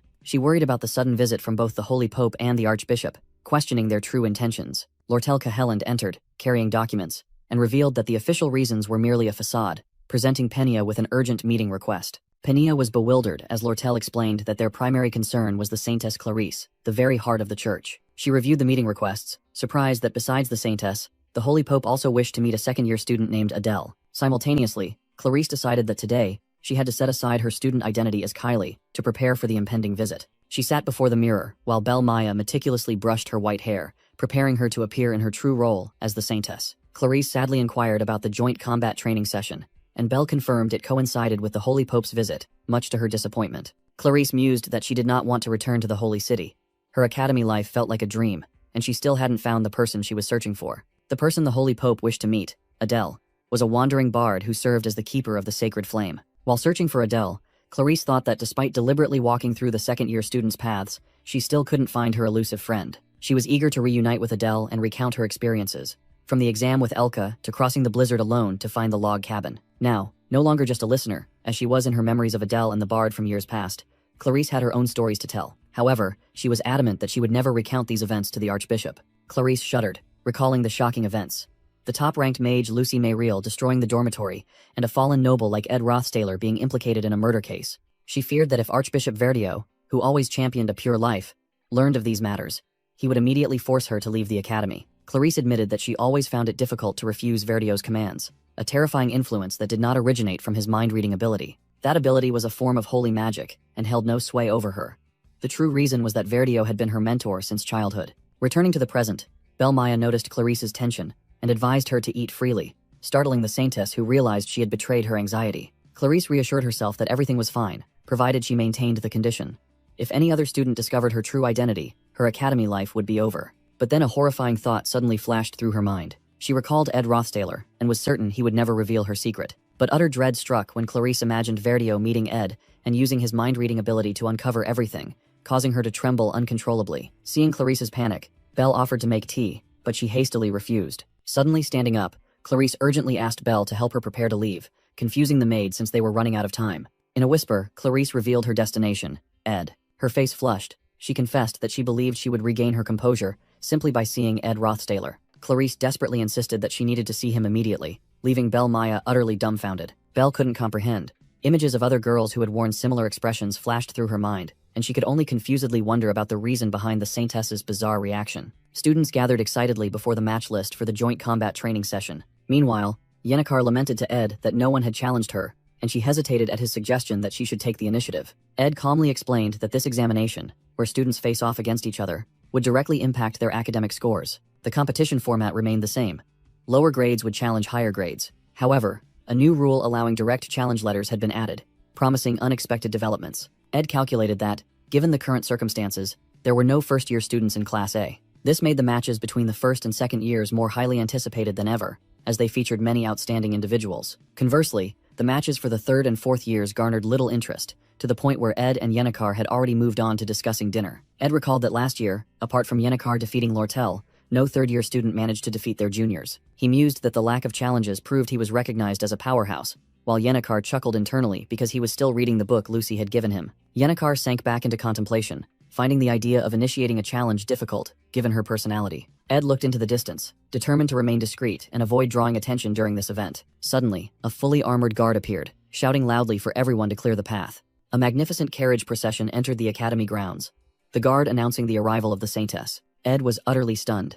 This appearance was a variable that fell outside all his scenario predictions. As the procession passed, Yenneker marveled at the Saintess's majesty, while Ed was aghast to realize it was Clarice herself. He knew clearly that Clarice should have been absent, occupied with receiving the Holy Pope. Both Ed and Yenneker were shaken, wondering what major variable could have delayed the Holy Pope's visit and altered the Saintess's schedule. Ed turned to look at Yenneker with an expression of extreme bewilderment, startling her with his reaction. Clarice explained that instead of sending a letter, she decided to come in person because she wanted to see Ed quickly. With a warm smile, she gently offered her greeting to Ed. The Saintess suggested a brief conversation, an honor that caused Yenneker to respond awkwardly. Completely overwhelmed, Yenneker hastily introduced herself as Janica Failover, expressing her profound honor at meeting the Saintess. In her confusion, Yenneker clutched Ed's sleeve for help, while he internally noted that this reaction was perfectly normal for a devout believer. Ed quietly observed, silently acknowledging that Clarice's elegant demeanor was worlds apart from Kylie Eckner's appearance, a testament to her rigorous training. When Ed asked if she was all right, considering the Holy Pope's impending visit, Clarice calmly replied that their destination coincided with her current location. She added that she guessed Ed would be here to check the match list, making him even more curious about her true intentions. Taking a sip of tea, Clarice began by remarking that Archbishop Verdio was just as wise as the Holy Pope. She smiled serenely, noting that the Archbishop's sharp intellect made one wonder if he possessed the ability to read minds. Clarissa's expression briefly shifted as she revealed rumors that the Archbishop could genuinely see into people's minds. Her every word echoed in Ed's mind, and he immediately connected the dots. Verdio, mind reading, the ability to see thoughts. In a moment of realization, Ed finally understood the true reason behind this awkward conversation. He realized Clarice feared Archbishop Verdio would discover the secret that Ed knew her true identity. To reassure her, Ed let out a breath and commented that Archbishop Verdio was indeed an extraordinary figure. He went on to assert that given his lowly status, he would never have the chance to meet someone of such high standing. Ed stressed that he would be entirely focused on the joint combat training session, ensuring he would never cross paths with the Archbishop. Hearing Ed's firm commitment, a relieved and grateful smile briefly appeared on Clarice's lips. When Yenneker timidly spoke up, Clarice turned, her gaze having returned to its usual composure. With a sharp glare, Yenneker questioned Clarice whether she had come here solely to meet Ed, and the Saintess could only hesitantly admit it. Yenneker's killing intent flared, as she emphasized that Clarice had mobilized an entire carriage just to see Ed, while feigning concern about the Pope, leaving the Saintess to offer only a weak denial. Before the crowd of students, Clarice forced a smile, stammering that her anxiety was a normal human reaction.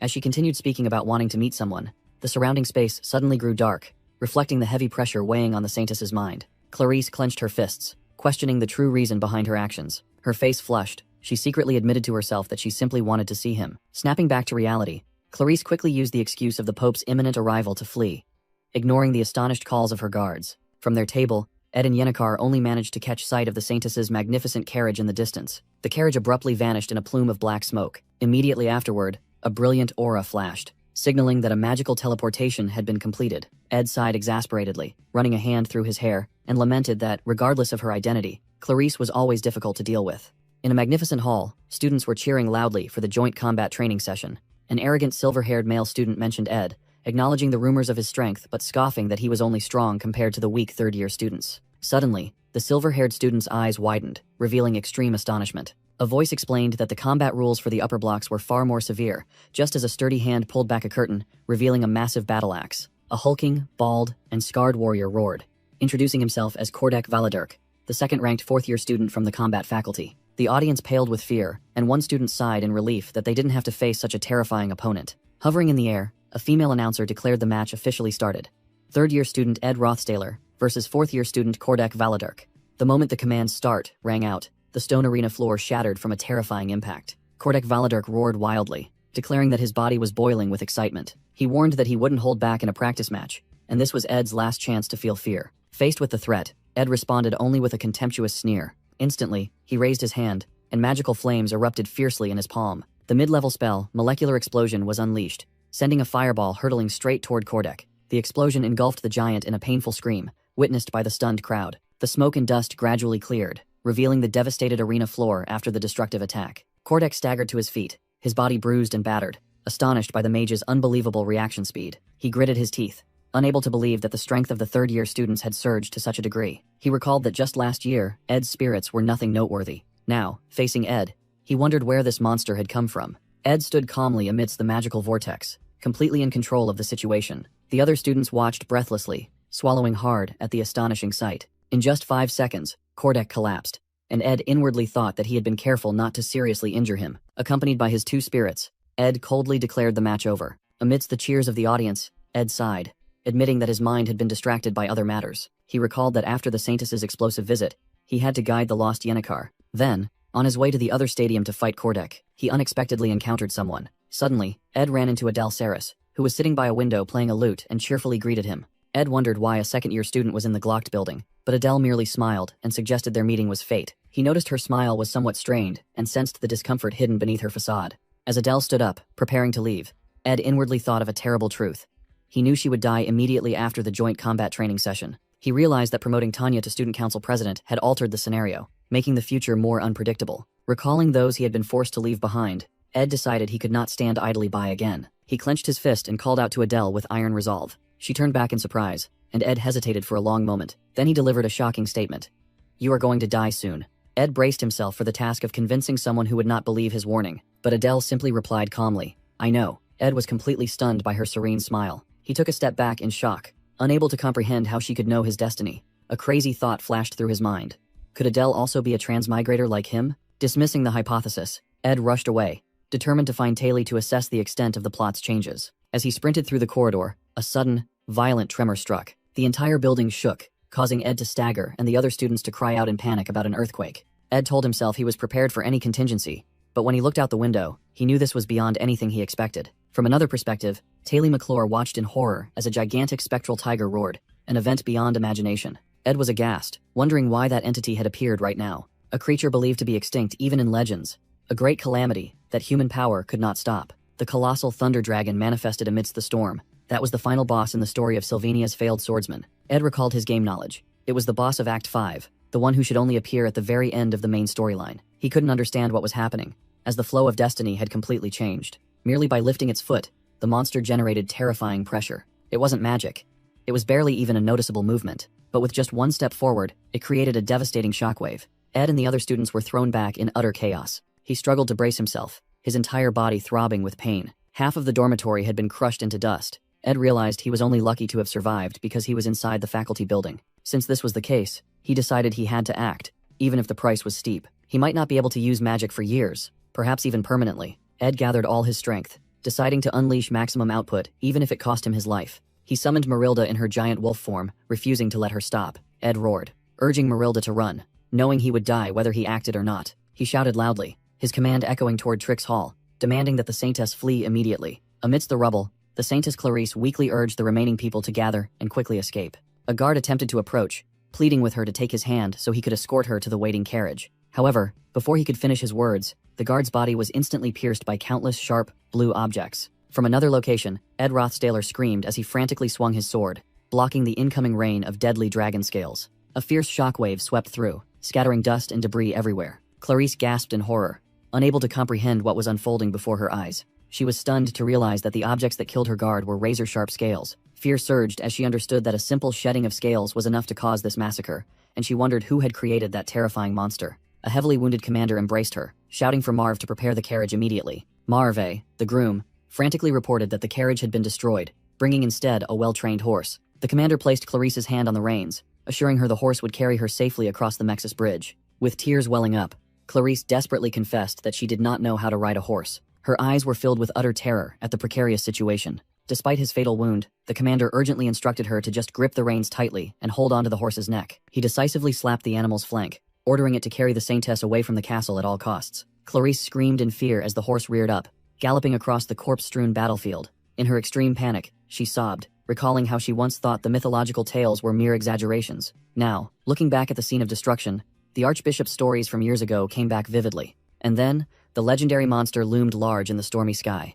Wellbrock, the sacred lance dragon. Legend said that whenever it unleashed its magical breath, everything beneath it was annihilated. The colossal dragon unleashed a devastating torrent of blue energy toward the ground. A piercing scream echoed amidst the chaos. Suddenly, a large-scale magic nullification barrier appeared, halting the destructive attack. A female mage with cyan hair and pointed ears looked up in astonishment. From afar, a green-haired rider was also stunned by the sight of another mage floating, maintaining the barrier. Principal Obel gasped, admitting that even his high-level magic could only deflect the attack. He glared angrily at the monster, growling that the sacred lance dragon had awakened too early. In response, the dragon charged forward with terrifying speed. Obel stood firm, summoning a brilliant golden magic circle to prepare for a direct confrontation. He gritted his teeth, realizing he didn't have enough time to cast the confinement magic. Just then, Gigantic purple magic chains descended from the sky, binding the dragon tightly. In a moment of recollection, Lucy Mayriel remembered the principal's plea, asking for her help when the academy was in danger. Back in the present, Lucy was casting magic, thinking that the situation was even worse than she had imagined.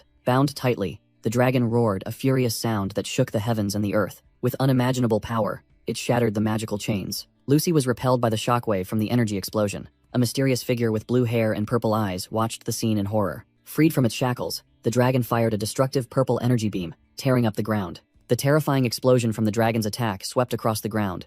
Thrown from her horse, Clarice screamed in despair. Suddenly, a purple magical sphere enveloped Lucy, blocking the residual shockwave. Inside the sphere, Lucy was stunned, unable to comprehend what was happening. Principal Obel appeared behind her, thanking Lucy for buying him time. He deployed the highest-level defensive magic. A colossal shield named the Creator's Shield manifested, halting the dragon's attack. Nevertheless, the sheer force of the impact still compelled both Lucy and Principal Obel to strain themselves to hold the defense. Knocked down by the shockwave, Clarice staggered to her feet, covered in blood. She desperately thought of fleeing to Mexis Bridge to escape the island. Fear and helplessness overwhelmed Clarice as she didn't know what to do next. Just then, a voice rang out, relieved to find the Saintess safe. Ed Rothstaler, bearing wounds and a dark-stained arm, sighed in relief upon finding her. He anxiously asked if Clarice was injured. Still dazed, Clarice asked how he knew she was there, and Ed explained that he had guessed she would be at Trix Hall. When Clarice started talking about trying to reach Mexis Bridge, Ed grabbed her hand and said it was useless because she couldn't escape the dragon's attack range. He helped Clarice onto the back of Marilda,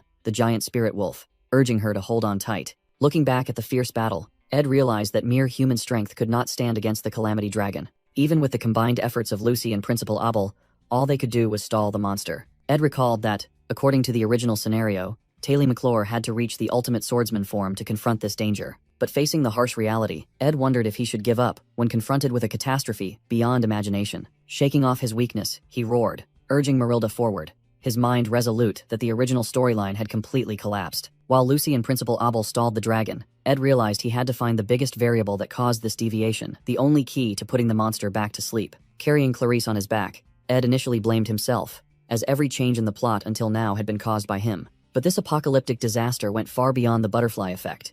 He couldn't understand why the final boss of Act 5 appeared at the end of Act 3. To find the one who summoned the dragon, Ed began reviewing the key characters, from Adele, Clarice, Taylor, to Lucy. He confirmed Lucy was busy fighting the dragon. Clarice was exhausted on his back and completely unaware. As for Taylor, the hero of the story, he was certainly risking his life saving people amidst the inferno. After eliminating everyone, Ed realized there was only one possibility left.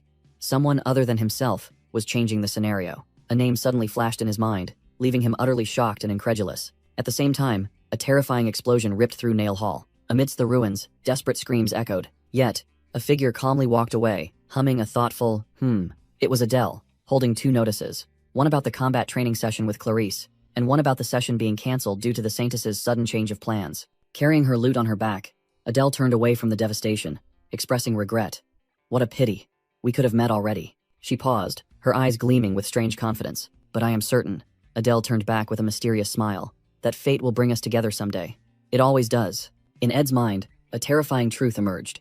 The game's final boss, the Calamity Dragon Wellbrock, had awakened right in the middle of Act 3. He knew that a direct confrontation was futile. Instead, he had to find the cause of its awakening so he could seal it away. In his thoughts, Ed ruled out key characters like Lucy or Taylor as the cause of the incident. He also dismissed the possibility that the Saintess Clarice was responsible for this catastrophe. Finally, Ed concluded that Adele was the key, recalling her strangely calm demeanor even when facing death. Believing the truth would be revealed if Adele was found, Ed decided he must first bring Clarice to safety. However, a source of dark energy was eroding his arm, signaling a dangerous limit. Ed gritted his teeth in endurance, keenly aware that his time was running out. Marilda landed, and Ed informed Clarice that they had arrived. Seeing that the Ophelis Hall's magic barrier was still active, Ed told Clarice to wait inside while she weakly called his name. Suddenly, a horrifying realization flashed through Ed's mind. He looked at the intact barrier and recognized a terrible truth. The Sacred Lance Dragon, Wellbrock's first phase attack, was a deadly rain of scales, and the barrier should not have been able to stop it. Clarice burst into tears in horror, believing that everyone inside Ophelis Hall had perished. Ed groaned softly in pain but still tried to reassure her that not everyone was dead. He explained that the active barrier proved someone was still maintaining it from the maintenance room on the top floor. That meant there must definitely be survivors up there. Upon arrival, both were stunned by the horrific scene laid out before them. Ed was utterly dumbfounded, unable to believe his eyes. He screamed the name of Belle Maya, who was impaled by ice spikes while maintaining the magic circle. Amidst the ruins, Ed resolved to use holy magic to save Belle Maya, but then he quickly realized in despair that it was all in vain. Ed understood that she had been injured during the first attack and had crawled up here solely to protect the remaining survivors. In his arms, Belle Maya coughed up a final mouthful of blood. Her blood-soaked hand placed a magic ring into Ed's hand. Clarice was stunned, desperately calling the headmaid's name. Ed imagined the words Belle Maya might have spoken, that she was simply doing what she had to do, like a soldier on the battlefield. Then Belle Maya's body went limp. She drew her last breath in Ed's arms. Clarice burst into wrenching sobs, unable to comprehend the tragedy that had just occurred. Ed gently used his hand to close Belle Maya's lifeless eyes. Life had completely left the loyal maid. Clarice continued to mumble unconsciously, clinging to a faint glimmer of hope. Ed clenched his jaw, the pain transforming into iron resolve. He promised Belle Maya's spirit that they would finish what needed to be done. Ed led Clarice into a room, used the ring to activate protective magic, and assured her that the place was safe. Afterward, he instructed Clarice to keep her composure while he went out to assess the situation. Clarice frantically pleaded, warning him that it was extremely dangerous outside. Ed firmly demanded that she look out the window to see the consequences of inaction. Clarice's eyes widened in horror at the sight before her. From inside the ruined room, Ed stared in astonishment at the sky, where an anomalous magical phenomenon was taking place. He recognized it as transmutation magic, but the magic circle was being cast using a completely unfamiliar method. Ignoring the irrelevant books scattered across the floor, Ed began a frantic search. Clarice confusedly asked what he was doing, but Ed only muttered a denial, his mind fully focused on the task. He suddenly realized that since this was the Saintess's room, there must surely be books on holy magic. And then he found what he needed. It was Glock's Introduction to Transmutation Magic, and Ed forced his reeling brain to connect all the facts. He pondered the chaotic sequence of events: the Sacred Lance Dragon's resurrection, Adela's disappearance, Clarice's ignorance, and the mysterious magic circle in the sky. Meanwhile, the Sacred Lance Dragon accumulated a massive sphere of lightning energy. It roared and fired a destructive beam of energy down toward the academy. Principal Abel strained to defend, shouting that he couldn't block the entire attack. A portion of the energy beam slipped past the shield, causing Abel to realize its target in horror. In that moment, Ed sighed in relief. He finally understood everything, realizing the story had likely been distorted from the start. When Clarice anxiously asked if he had found anything, Ed remained silent with the newly discovered truth. Suddenly, a blinding blue light erupted from behind, engulfing Ed. He was lifted into the air by the irresistible energy source, causing Clarice to scream in terror. She covered her eyes, screaming in despair as the light consumed everything. Her entire body was also submerged in the sea of pure light. The energy exploded, destroying the structure of the room. The light spread out, crushing everything in its path. When the light faded, only a desolate, ruined landscape remained, shrouded in silence. Amidst the desolate scene following the explosion, shattered earth and rock lay beneath an ominous, crimson sky. Clarice, drenched in blood, slowly regained consciousness amidst the ruins. She struggled to open her eyes, groaning in unbearable agony. Lying on the cold ground, Clarice realized her dire predicament with horror. Ed Rothstaler stood shielding her, his body blazing with a surge of green magical power despite his severe, critical wounds. With a resolute expression, Ed instructed Clarice that no matter what transpired, if she could not endure it, she must call for his help immediately. Clarice burst into desperate sobs, calling Ed's name and vehemently protesting his intentions. Despite Clarice's pleas, Ed continued to channel his power, causing his body to radiate with light. Ed whispered a final sequence of numbers. 1, 6, 0. Immediately, a destructive flash of light erupted from Ed's chest, causing him to cough up blood while Clarice frantically begged him to stop speaking. The wound on Ed's chest exploded in a blinding flash, and his life force vanished before Clarice's eyes. Overwhelmed by agony, Clarice rushed to catch Ed's collapsing body. She held him close, calling his name in shocked despair as he lay motionless on her shoulder. A blue crystalline object symbolizing his life force shattered into fragments. The purple-blue magical energy released by Ed's sacrifice violently erupted, sweeping across the entire battlefield. Witnessing it all, Clarice screamed in despair, unable to comprehend why everything had come to this. Images of the escorts who had sacrificed themselves for her flooded her mind, making her question why so many had to die. Clarice clung tightly to Ed, sobbing and pleading with him not to die for her. She desperately shook his body, unable to accept the cruel reality unfolding before her. Tears of regret streamed down her cheeks as Clarice whispered a belated apology. Clarice's eyes trembled wide open, stunned by the sight before her. She stood frozen, completely disoriented amidst the crowded academy grounds. The scene had shifted. She was now sitting at a table with Ed Rothstaler and Elka Islan, a sight that left Ed equally bewildered. Nearby, male students began whispering, wondering why the Saintess had come here specifically to meet Ed. Ed confusedly wondered what was happening, while Elka blushed intensely at Clarice's presence. He politely asked Clarice if she had something to say, utterly oblivious to the impending chaos. Without a word of warning, Clarice lunged across the table. She seized Ed's collar, her eyes wide with panic and urgency. Ed shouted in astonishment, unable to understand why he was being assaulted. Clarice ripped open his shirt, desperately searching for the fatal wounds she had witnessed, only to find them non-existent. All the surrounding students were struck dumb by the Saintess's shocking behavior. Elka was utterly panicked, screaming that Clarice could not possibly do such a thing in broad daylight. Having confirmed her fears, Clarice released Ed and collapsed onto the table, utterly exhausted. She gasped for breath, wondering if the tragedy she had just endured was merely a dream. Horrifying images flooded back. The massacre, the dragon Wellbrock, and Clara drenched in blood, leading her to suspect it was a premonition. The memory of Ed dying in her arms was crystal clear, making her question if it had been a hallucination. But upon seeing Ed's completely unharmed arm, Clarice knew that her memories could not be false. Another image flashed the scene of Ed's sacrifice and Adele collapsing, confirming that everything she had experienced was real, the undeniable proof being the faint scars etched onto her own wrist. Tears streamed down her face as Clarice gripped her wrist tightly, utter horror consuming her as she faced the grim reality. In a flashback, Clarice recalled that morning, when she deliberately struck up a conversation with Ed Rothstaler to prevent him from meeting a mind reader. Afterward, she proceeded to Trix Hall, waiting for the Holy Pope under the protection of her escorts. But in that very moment of waiting, a terrifying memory suddenly struck, and her eyes flashed with a brilliant red light. The image of the colossal dragon Wellbrock roaring amidst a sea of fire and lightning appeared, signaling a great calamity. Clarice relived the moment of utter despair when she realized her imminent death. Tragic deaths were replayed. The escorts were massacred, Clara fell, and even Yennecar could not escape her fate. The final memory was the image of Talie McClure dying in a pool of blood, confirming a terrifying truth. Everyone would perish.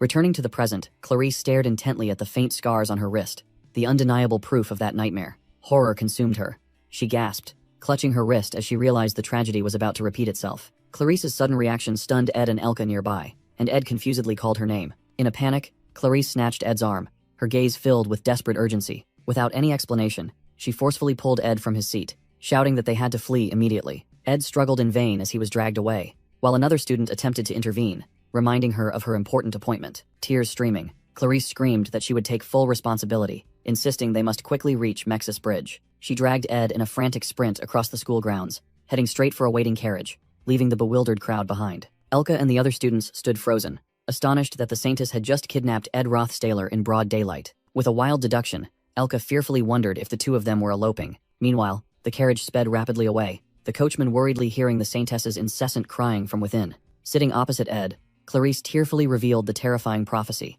A great dragon would descend, and almost everyone would perish. With tear-filled eyes, she looked straight at Ed and confessed the earth-shattering truth.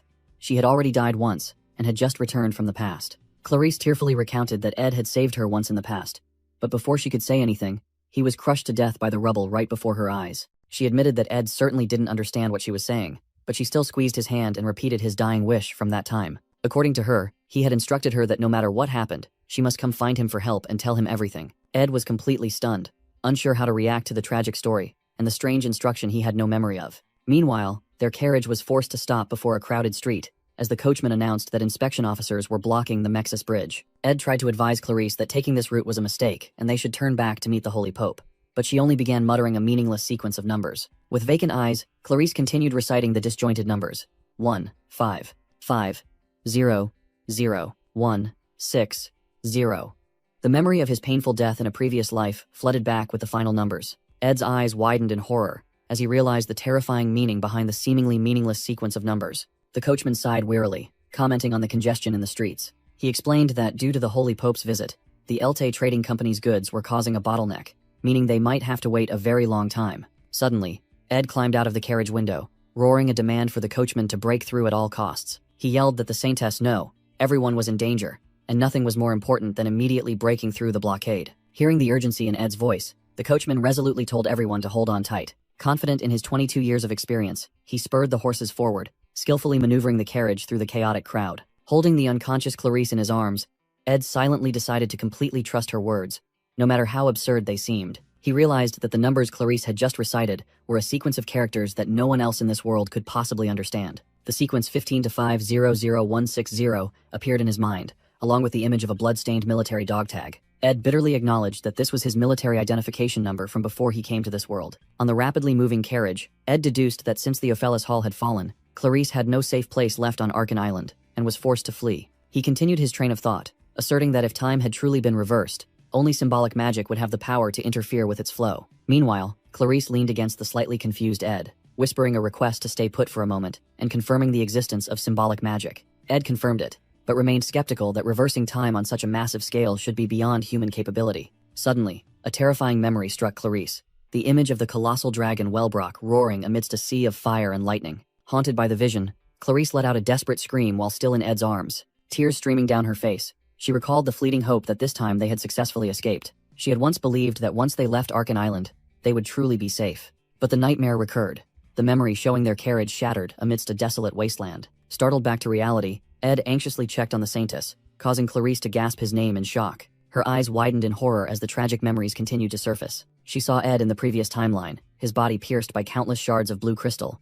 bleeding profusely. In his final moments, he pleaded with the sobbing Clarice not to give up, even as she desperately screamed that she would save him. Clarice recalled the overwhelming guilt when she could only cry and apologize for being unable to help him once again. Her mind was flooded with images of her other friends, like Taylor and Yennecar, who had also fallen because of her. Sobbing next to the dying Ed, she blamed herself for doing nothing but relying on his sacrifice. Yet, Ed gently told her she didn't need to apologize, nor did she have any reason to cry. With his last ounce of strength, his bloody hand touched her cheek, promising that he would definitely help her again. He begged her not to cry, not to despair. The memory ended with the tragic image of Clarice embracing Ed's corpse amidst the ruins, her cries of his name lost in the deadly silence. In her extreme agony, Clarice trembled, clawing at her own arm. She hated the damned blessing that granted her power but failed to save the person she cherished. Clarice sobbed, wishing that the blessing should have belonged to Ed, who sacrificed himself, instead of someone like her. Desperate tears streamed down her face as she drowned in endless sorrow. Amidst the desolate landscape, the dragon Wellbrock roared, and Clarice silently prayed to return to the past just one more time.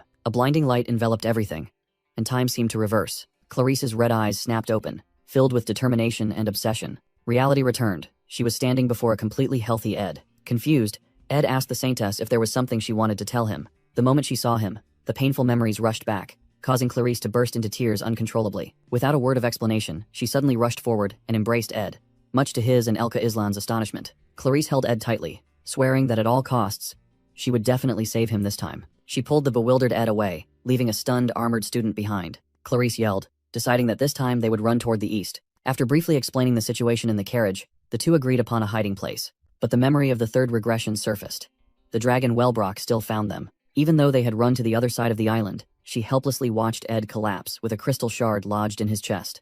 They didn't have enough time, and the dragon's destructive power once again engulfed everything. In the fourth regression, she repeated the desperate act, pulling Ed to flee. That time, they hid in a coastal cave following Ed's instructions, but the cave collapsed, burying all hope. In the 12th loop, Clarice once again grabbed Ed, who was stunned, much to the surprise of the bodyguard. She recalled them reaching Glast's laboratory, where Ed struggled to shield her from the magical attack of the Sacred Lance Dragon. By the 15th loop, that desperate scene repeated itself, and she could only utter a mournful cry. In the 22nd loop, she forcefully shoved Ed into a carriage, ignoring the terrified bodyguard who shouted, "The Saintess?" Clarice slammed the door shut, telling herself that everything was starting over again. Her memories shattered into countless shards of glass, each reflecting an endless scene of death and failure. The peak of her agony was the image of herself sitting alone amidst a sea of blood and corpses, gasping in despair. Back in the present, inside the carriage, Clarice gasped for breath due to the horrific memories, causing the coachman to call her name anxiously. She told herself she didn't understand why time kept reversing, only knowing that neither the Archbishop nor the Pope were present to help. Clarice gritted her teeth,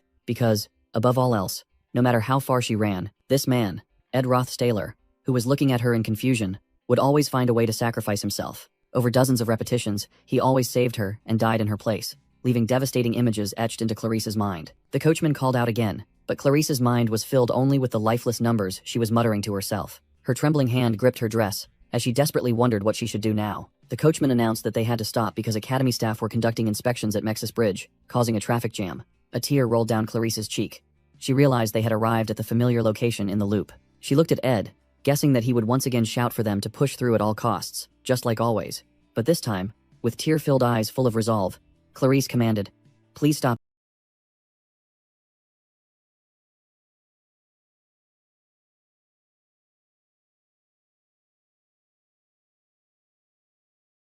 here." Immediately, Ed opened the door and stepped out of the carriage, an action that was not in her script. He stood firmly on the ground, turned back, and said to the stunned Clarice, "Please step out." "Saintess." Ed calmly told Clarice that he did not know how many times she had been through this. But then, he gently draped his jacket over her shoulders. With teary eyes, Clarice was bewildered to hear him say she needed rest. She couldn't understand why he would stop the carriage in this critical situation. Ed firmly asserted that this was his first time experiencing this, and he knew people who could help them. Clarice frantically begged him to run, saying she didn't want to see him die again, and warned that Mexis Bridge would soon be blockaded. Painful memories of countless failures flooded back, times when she tried in vain to save Ed and her fallen friends. The final image in her mind was herself sitting amidst a sea of blood, surrounded by the corpses of her comrades, all efforts having been for naught. Returning to reality, Ed reassured her that everything would be fine, even though she was drowning in despair. He opened a small jar of ointment and affirmed that her efforts were not in vain. Ed gently took Clarice's scarred arm, explaining that these unhealed wounds were a risk factor, and questioned why they remained despite the time reversal. He began his analysis, stating that her divine magic would protect her body by targeting those who intended to attack her. Furthermore, it granted her complete immunity to divine magic, which was why Archbishop Verdio could not read her thoughts. So why were only her memories and wounds intact? The answer stunned Clarice. The time reversal phenomenon itself was being executed through divine magic. A tear streamed down Clarice's cheek as she grasped the truth. Ed explained that it was likely a form of dimensional magic being utilized. In a previous timeline, Ed had realized that only divine magic, based on the power of the gods, could create such a large-scale spell. He smiled gently, asking her if she could now see a new glimmer of hope. Overwhelmed, Clarice threw herself into Ed's arms, holding him tightly while sobbing uncontrollably. With tears welling up, she confessed that she no longer knew how many times she had repeated this. She had stopped counting after the 10th loop. Ed gently placed his hand on her head, comforting her that she had done well to make it this far, and advised her to calm down. Ed mused on the human desire for a new glimmer of hope whenever they faced an insurmountable wall, the image of the tearful Clarice appearing in his mind. He decisively took her hand, asserting that he would handle everything now, as running away was no longer the solution since they had found the cause. In his mind, Ed recalled the strange events from the game.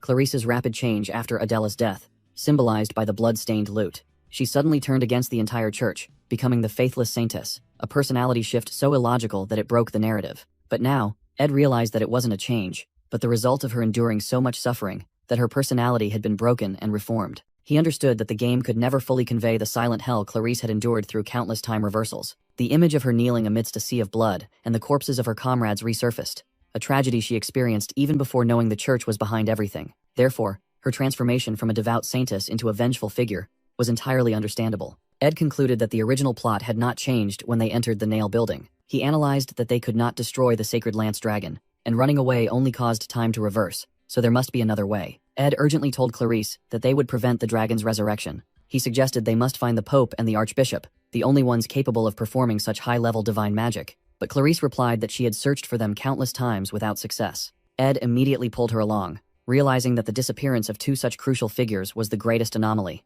As the two rushed through the main hall, a student gasped in astonishment upon recognizing the Saintess and Ed Rothstaler. Their commotion interrupted the joint combat training match between Taylor McClure and Wade Kellermore. Ed suddenly recalled the scene from the game. This was supposed to be the moment Taylor awakened and won easily, but in reality, he was being overwhelmed. Distracted by the sight before him, Taylor let down his guard and was scolded by Wade, making Ed realize that the story had definitely changed. Pushing aside unnecessary thoughts, Ed pulled the hood of his cloak up to conceal Clarice's face. The two continued to sprint through the crowd, as the moment of the sacred lance dragon's resurrection was rapidly approaching. The most urgent objective now was to find the whereabouts of the Pope and the Archbishop, who had vanished near Mexis Bridge. Ed knew that the only person who could possibly know their whereabouts right now was the island's information broker. He sought out Lortel Keheland, who was operating from a temporary base, and immediately offered to purchase information. Lortel offered a professional smile, welcomed Ed, and asked if he had stumbled upon a lucrative deal. Ed mused that all information on Arkan Island passed through Lortel's hands, and she agreed to hear his proposal. However, Lortel's composure immediately shattered when she saw the Saintess Clarice clinging desperately to Ed's arm.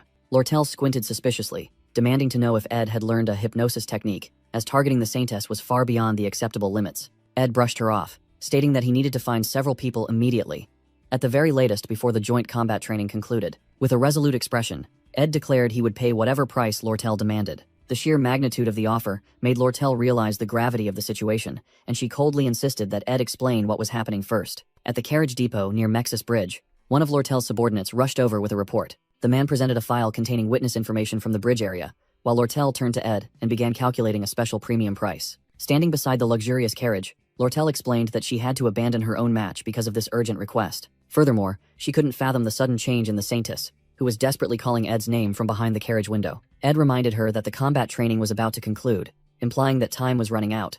But Lortel merely questioned his true intentions. He began praising Lortel's ability to maintain composure and make rational judgments, leaving her flustered by the sudden praise. Ed stressed that it was precisely in moments of peril like this that her true qualities shone brightest, and pleaded with her to stay calm and trust what he was about to reveal. Lortel cut him off, reiterating that Ed himself had stated they were out of time. Ed confirmed with a serious expression, asserting that this was precisely why he needed to speak these words. Lortel fell silent, her pupils dilating in shock at the terrifying implication. Her eyes were deeply shaken, signaling that a horrifying truth was about to be unveiled. Ed's words opened a terrifying vision, a carriage being torn apart into fragments. Amidst the chaotic scene, the horse neighed miserably as both the carriage and its occupants were violently tossed into the air. A nearby building exploded in a blue magical flash, sending debris scattering in all directions. Countless people screamed in despair as they were shredded by deadly energy currents and sharp crystals. In the chaos, Ed seemed to attempt to shield Lortel as a stream of blue light pierced through both of them. Lortel's eyes widened in horror, reflecting her own final moment before plunging into darkness. In the stormy sky, a pair of colossal dragon wings, radiating cyan lightning, gradually materialized. The magnificent creature, Wellbrock, descended upon the ground, its power shaking the entire region. The Thunder Dragon stood towering amidst the desolate landscape, an embodiment of absolute destruction. The vision ended, snapping Lortel back to reality, where she and Ed lay on the desolate ground beneath a torrential downpour. Utterly stunned, Lortel lay there, trembling and questioning what had just transpired. Her eyes still bore the deep imprint of the extreme horror she had just witnessed. Nearby, Ed coughed up a mouthful of blood, prompting Lortel to call his name in sheer panic. With tear-filled eyes, Lortel looked at Ed, trying to gather her wits to speak. But Ed raised his head, his resolute gaze cutting through the rain and blood, and asked directly, "How much?" Immediately afterward, he collapsed onto Lortel, utterly exhausted. She gasped, struggling to calm the frantic pounding of her heart. Lortel closed her eyes, having seemingly made a momentous decision. She handed Ed a piece of paper and stated that, compared to the value of her life, she was the one indebted to him. Ed took it, softly replying that he needed nothing,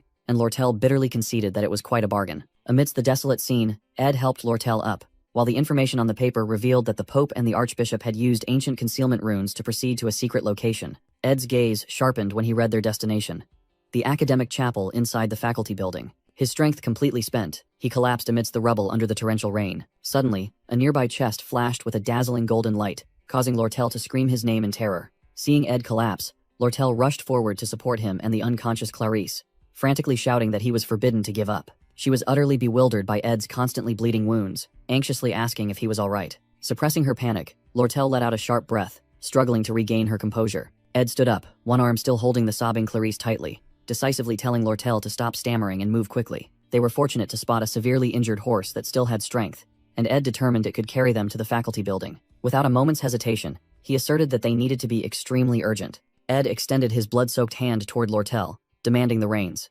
Lortel hesitated, pointing out that the horse could only carry 2 more people, meaning one of them had to stay behind. Ed decisively declared that he and the Saintess must leave, forcing Lortel to accept in silence. He intended to explain the reason for his decision, admitting that it was a long story. But instead of words, Ed suddenly acted with a look of fierce determination. Quick as lightning, he lifted Clarice onto the horse's back, leaving Lortel stunned as he urged the Saintess forward. Lortel watched them go, silently understanding that Ed surely had a valid reason for this action. With a smile that held absolute trust, she looked up at him and affirmed that she would believe in him. Ed took the reins, sincerely thanked Lortel, and promised to repay this debt later. However, Lortel suddenly gripped his hand tightly, decisively saying, "No," indicating that she did not consider this a debt at all. Lortel Cahalan stepped forward resolutely through the pouring rain. She grabbed Ed's collar and abruptly declared, "Now, you will repay your debt to me." Clarice, still clinging to Ed, was utterly stunned by her audacious move. She could only manage a choked gasp amidst her extreme confusion. Lortel's eyes reflected a painful resolve, as she shouldered the burden of a momentous decision. In a flash, she recalled her rationale. This was a necessary insurance policy for the future she couldn't afford to lose. Ed, still reeling from shock, called out her name while Clarice desperately held on to him. Without hesitation, Lortel forcefully yanked Clarice away from Ed. She warned the Saintess that everything in the world has its order, cautioning her not to cling to a claimed asset, or things would only get complicated. Then, standing alone in the rain, Lortel raised her hand in a farewell gesture. She silently lowered her hand, embracing her solitude. In her mind, Lortel walked through a desolate landscape, littered with corpses and pools of blood. She reassured herself that she was not mistaken, that the calamitous reign of the sacred lance dragon should have ended 3 centuries prior. Lortel commanded herself to smile in the face of this brutal reality. Forcing a smile through her tears, she recalled a maxim: "He who laughs in the face of danger will be the final victor," she finished, her mind confronting the colossal dragon Wellbrock. A horrific battle vision flashed. The sacred lance dragon roared destruction while a lone knight charged into the eye of the storm. Back in reality, Ed urged Clarice to remember his instructions, and she weakly mumbled her agreement. Clarice looked at him, silently wondering how someone who must surely be terrified and want to flee could remain so resolute. Amidst the chaotic night, the carriage horse let out a final, desperate neigh as the vehicle was utterly destroyed. The coachman was violently flung out as the carriage overturned. Ed braced himself, shielding Clarice as they both tumbled to the ground amidst the wreckage. Held tightly in Ed's arms, Clarice squeezed her eyes shut, enduring the impact. She opened her eyes in stunned realization, noticing their catastrophic state. Clarice cried out anxiously upon seeing Ed bleeding, wondering how he could possibly withstand such injuries. Despite his numerous injuries, Ed insisted he was fine, claiming he had endured worse, which only deepened Clarice's astonishment at his resilience. More importantly, Ed fixed his unwavering gaze straight ahead. They had arrived. The towering academy chapel loomed before them. In the holy capital reside the greatest holy mages. They are loyal warriors, ready to sacrifice for Telos, and their power is so immense that even Lucy struggles to contend with them. It is a noble title reserved for only 8 individuals. They are the Apostles of Telos. Facing an apostle, blocking the entrance, Clarice tremblingly demanded that the person step aside. The apostle apologized to the saintess, asserting that he was following the orders of Holy Pope Eldine and would allow no one to pass. He declared it was all for Clarice's own benefit, but a sudden surge of green energy abruptly cut him off. Ed had charged forward, using his own body to directly confront the apostle. He yelled, urging Clarice to hurry and get past him. The apostle furiously blocked Ed's attack, roaring once more that the saintess would not be permitted entry. The apostle was stunned when Ed unexpectedly deployed a technical magic device, the impact amplification sphere. The sphere detonated, unleashing a fierce shockwave that hurled both combatants backward. Reeling from the blast, the apostle cried out in pain. Seizing the brief opening, Ed's eyes flashed with resolve. He swiftly chanted the basic wind magic.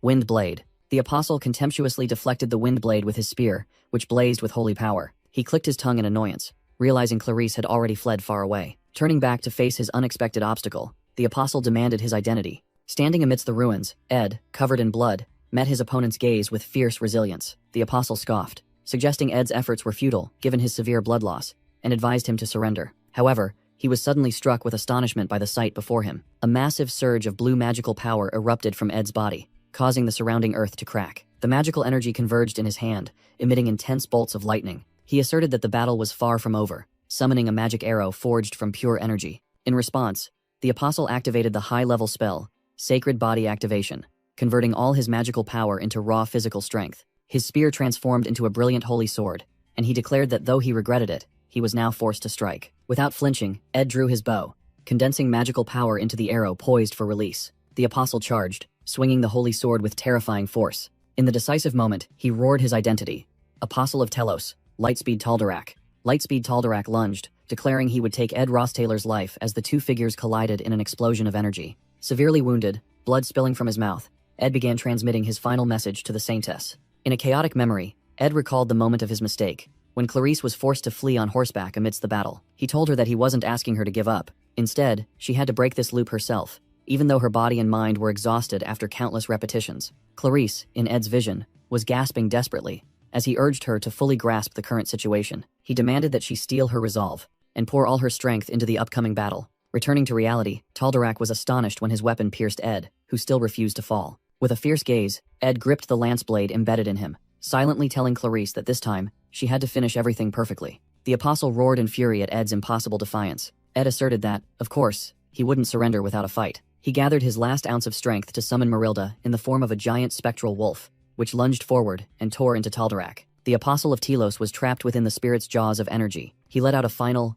agonizing scream as he was crushed. Ed's heavily wounded body plummeted, crashing hard onto the shattered ground. Marilda appeared in her human form, frantically scolding Ed for not summoning her sooner. She knelt beside the dying Ed, desperately saying he couldn't win alone and pleading with him to hold on to life. But her only reply was a weak, dry cough, as Ed's breathing slowly faded. In despair, Marilda begged Ed not to die. Just as a massive pillar of light erupted from the distant building, the fatal wound piercing Ed's body continued to bleed profusely. Marilda screamed Ed's name in utter agony as she embraced his rapidly cooling body. Elsewhere, Clarice struggled to open a large sealed door, her voice echoing in the dark corridor. Exhausted and injured, she leaned against the door, knowing that behind it lay a sanctuary she had visited many times. The holy boss relief on the door only heightened the urgency of the situation. Gathering all her remaining strength, Clarice channeled magic into her hand, creating a brilliant yellow orb of energy. The energy exploded, shattering the door into fragments. She stumbled inside, gasping for breath after expending all her power. But the sight inside left her stunned and speechless. A pool of fresh blood stained the stone floor, signaling a tragedy that had just occurred. Clarice trembled as she looked up, recognizing a blood-soaked figure standing before her. It was Adele, her close friend, staggering forward with horrific wounds. Clarice screamed her friend's name in horror. She rushed forward to catch the collapsing Adele, repeatedly calling her friend's name in her arms. Clarice frantically asked what had happened, but Adele could only weakly whisper, calling her the Saintess. A voice echoed from the shadows.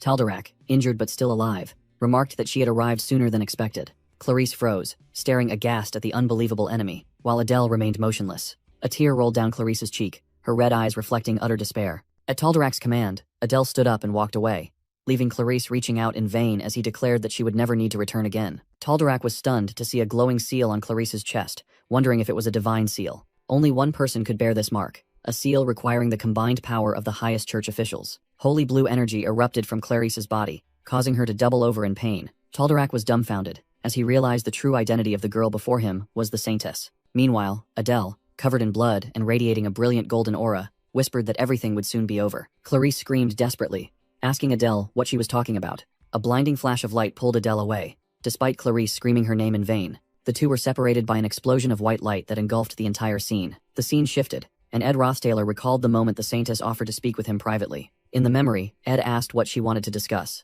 Clarice, with heavy but determined eyes, confirmed that she wished to speak. Her bandaged hands clenched tightly on the wooden table. She looked directly at Ed and declared that she would tell him everything. Her recollection began with the image of seagulls soaring over the harbor sky. In the memory, a brown-haired boy was cheerfully running along the coast, calling for a friend to stop. The boy looked back, anxiously warning the other person not to run if they didn't want to get hurt. He pointed out the dangerous rocks while looking toward a blonde girl sitting nearby. In response to the warning, the girl smiled gently. Clarice recounted that her parents had fled the war to seek refuge in the commercial city of Oldek. Clarice narrated that after arriving in Oldek, her family was deceived and exploited, falling into destitution. Their lives became so desperate that even a single piece of bread daily was a luxury. Amidst that despair, a hearty meal of sandwiches and milk unexpectedly appeared. As young Clarice was about to eat, a voice called out, addressing Adele. A strange man approached, lying that her father was busy and telling her to wait a moment. Having said that, he turned and walked toward his two waiting accomplices. He only glanced back at the little girl one last time before melting into the crowd. Then, he continued walking without a hint of hesitation.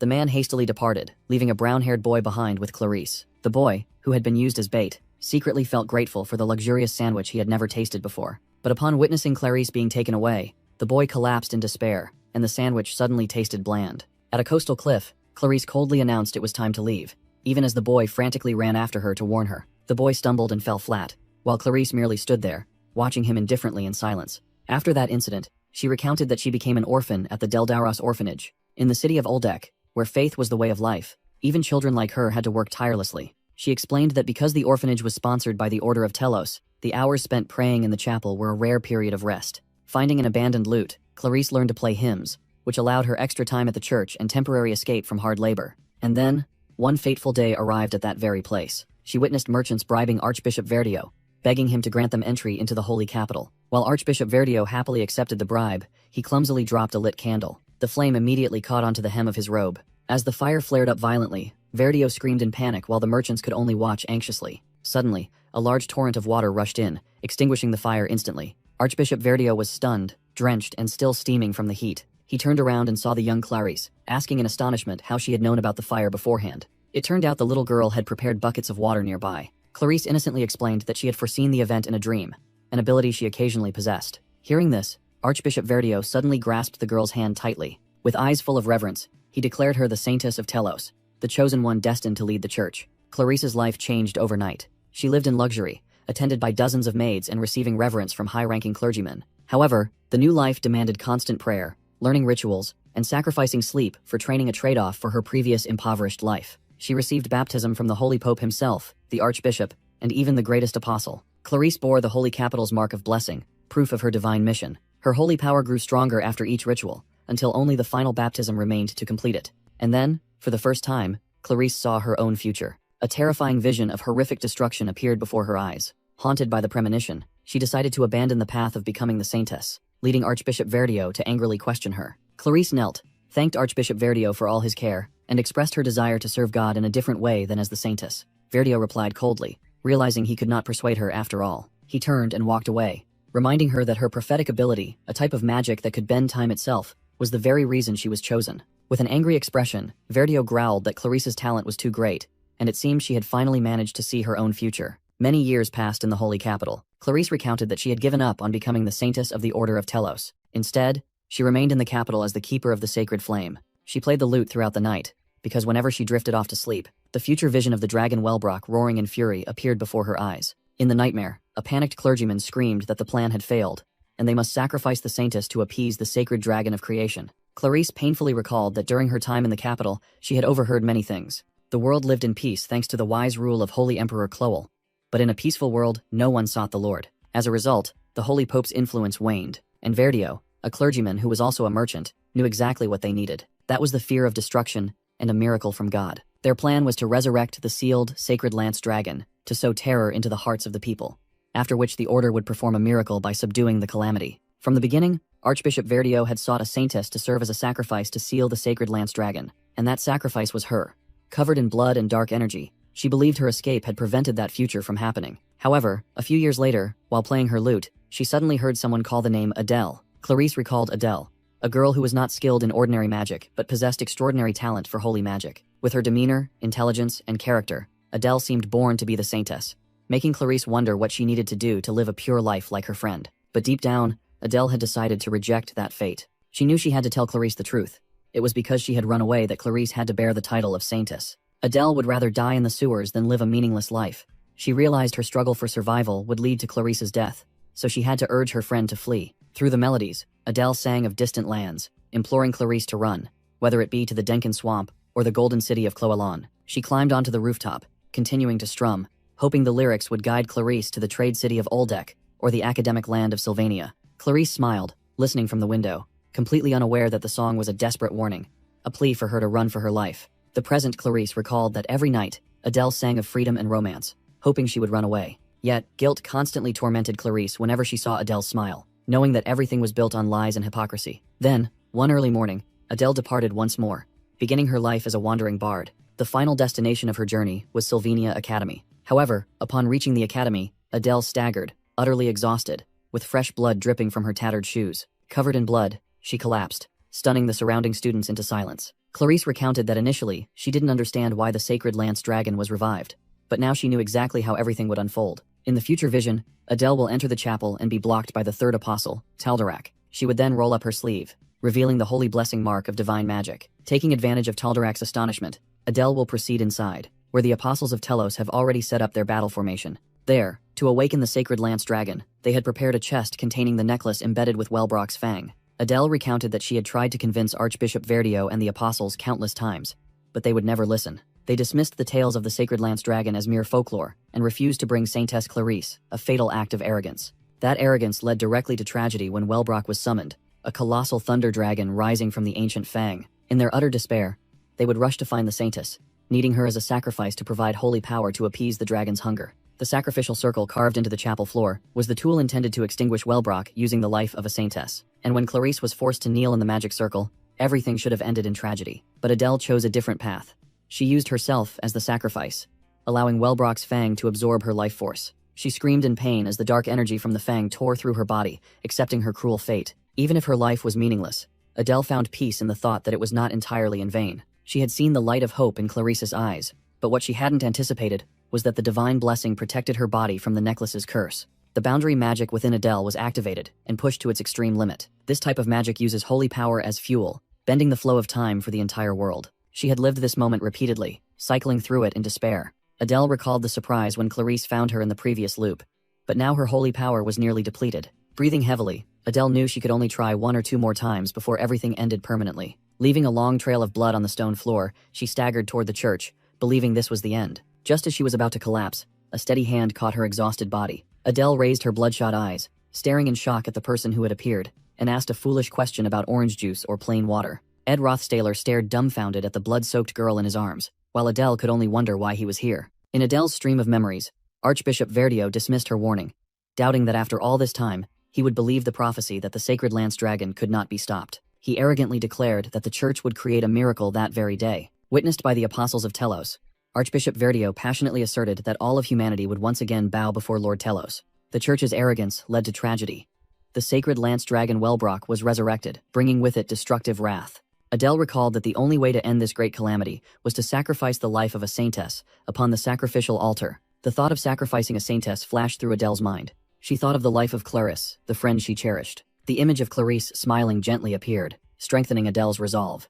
Adele decided to shoulder the destiny herself, without regret, as this was inherently her duty. However, the blessing of holy magic protected her, summoning the greatest power within her. That power rewound the flow of time for the entire world. Adele's lute fell to the floor, signaling the start of a painful loop. With a body barely clinging to life, she awoke in the combat training room at Glocht Hall. Adele knew that once the holy power was depleted, the blessing would cease, and the sacred lance dragon would be sealed. Thus, she repeated her journey, dragging herself along the familiar corridor. And then, that arrogance repeated itself.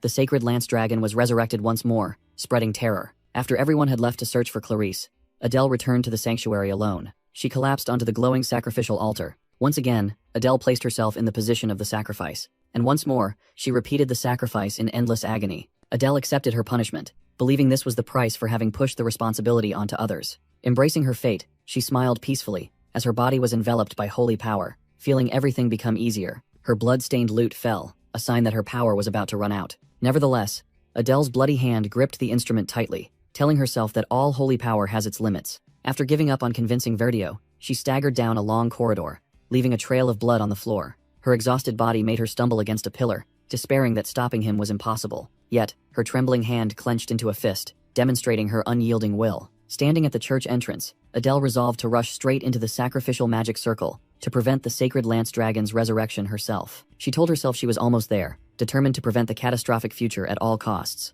But just as she was about to collapse, a pair of arms caught her, causing Adele to gasp in surprise. "Who are you?" Ed Rothstaler looked at her with concern, calmly repeating the phrase from their first meeting.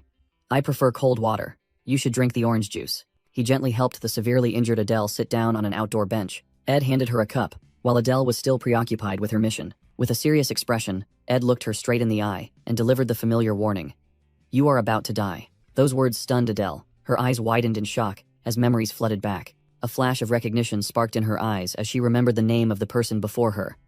Ed Rothstaler. The memory of their first and only encounter surfaced when he appeared while she was playing her instrument. She recalled his warning that day, even though the world had continued afterward as if nothing had changed. Since that fateful meeting, he had never appeared before her again. The flashback ended with the image of the past Adele smiling peacefully, as she remembered her answer at that time. Adele, covered in blood but still smiling serenely, affirmed that she knew her fate well. Sitting beside Ed on the bench, she felt this conversation was like a distant memory, a return to the starting point. Ed thoughtfully agreed, but inwardly resolved that he had to end the conversation to get to the church. When Ed said he needed to put an end to everything, Adele surprisingly asked if that was all, which confused him. Ed looked her straight in the eye, admitting he didn't know everything, but he sensed something deeper. He questioned Adele, unable to believe she had so little to say when death was imminent, and she awkwardly confirmed it. Adele began to lose her composure, asking why Ed had to press the issue when she needed to act quickly. With a forced smile, she denied having anything left to say, but Ed's question kept repeating in her mind. She recalled countless painful time loops, where she always collapsed within the magic circle, and death was the only confirmed outcome. The memory returned to a peaceful night, when she played her instrument for Clarice, believing she had nothing left to say to the world. But Ed's voice echoed even in the past, asking if that was all, making Adele question if she truly wanted to say something else. She remembered choosing to sing, and Clarice's satisfied smile at that moment seemed to be enough. Ed's voice once again interrupted her thoughts, persisting with his single question. Pushed to her limit, Adele screamed in despair, demanding that Ed stop and leave her alone. She clutched the bag on her lap, whispering a plea and wondering if her silence was the right choice. The memory abruptly shifted to the first time she met Ed, when she was a little girl sitting alone on a bench, startled by something. After being helped by a stranger, the young Adele watched the person's retreating back. She smiled and offered a sincere thank you. Just then, a blonde young man in a red coat walked past, and that familiar voice rang out. "Is that all?" The young Adele's golden eyes widened in astonishment. That moment was etched into her mind forever. In a distant memory, the young Clarice recalled the sight of her father hesitantly leaving amidst the crowd. With tear-filled eyes, the little girl wondered if thank you was truly what she wanted to say. Watching her father's back recede, she realized that what she wanted to shout was not goodbye. Tears streaming down her face, she knew it wasn't thanks. The truth burst forth in a silent scream. She only wanted to cry out for him to stay with her. Back in the present, Adele's bloodied hands trembled as she held a teacup, confessing that after countless lies, she was truly terrified. Her last defensive wall finally crumbled, and Adele burst into sobs, screaming that she didn't want to die. After the emotional outburst, Adele sat exhausted on the stone bench next to Ed. Ed handed her a bottle of water to regain her composure. After Adele finished drinking, Ed looked dejectedly at the girl who had completely broken down. He stood up, declaring that she had taken far too long to state such an obvious fact. Ed looked directly at Adele, demanding that she recount everything she knew. He clenched his fist, determined to put an end to all of this. In another scene, Clarice, with her white hair and blazing red eyes, began her story. She recounted that Ed had decided to act alone and gone to find Adele. Meanwhile, she herself had proceeded alone straight to the Grand Cathedral, where the apostles of Telos were engaged in battle. Taldarak, a red-haired apostle, was stunned to see the saintess appear, questioning why she was there. Clarice coldly brushed the apostle aside, ordering him to move, as she needed to focus. With eyes burning with resolve,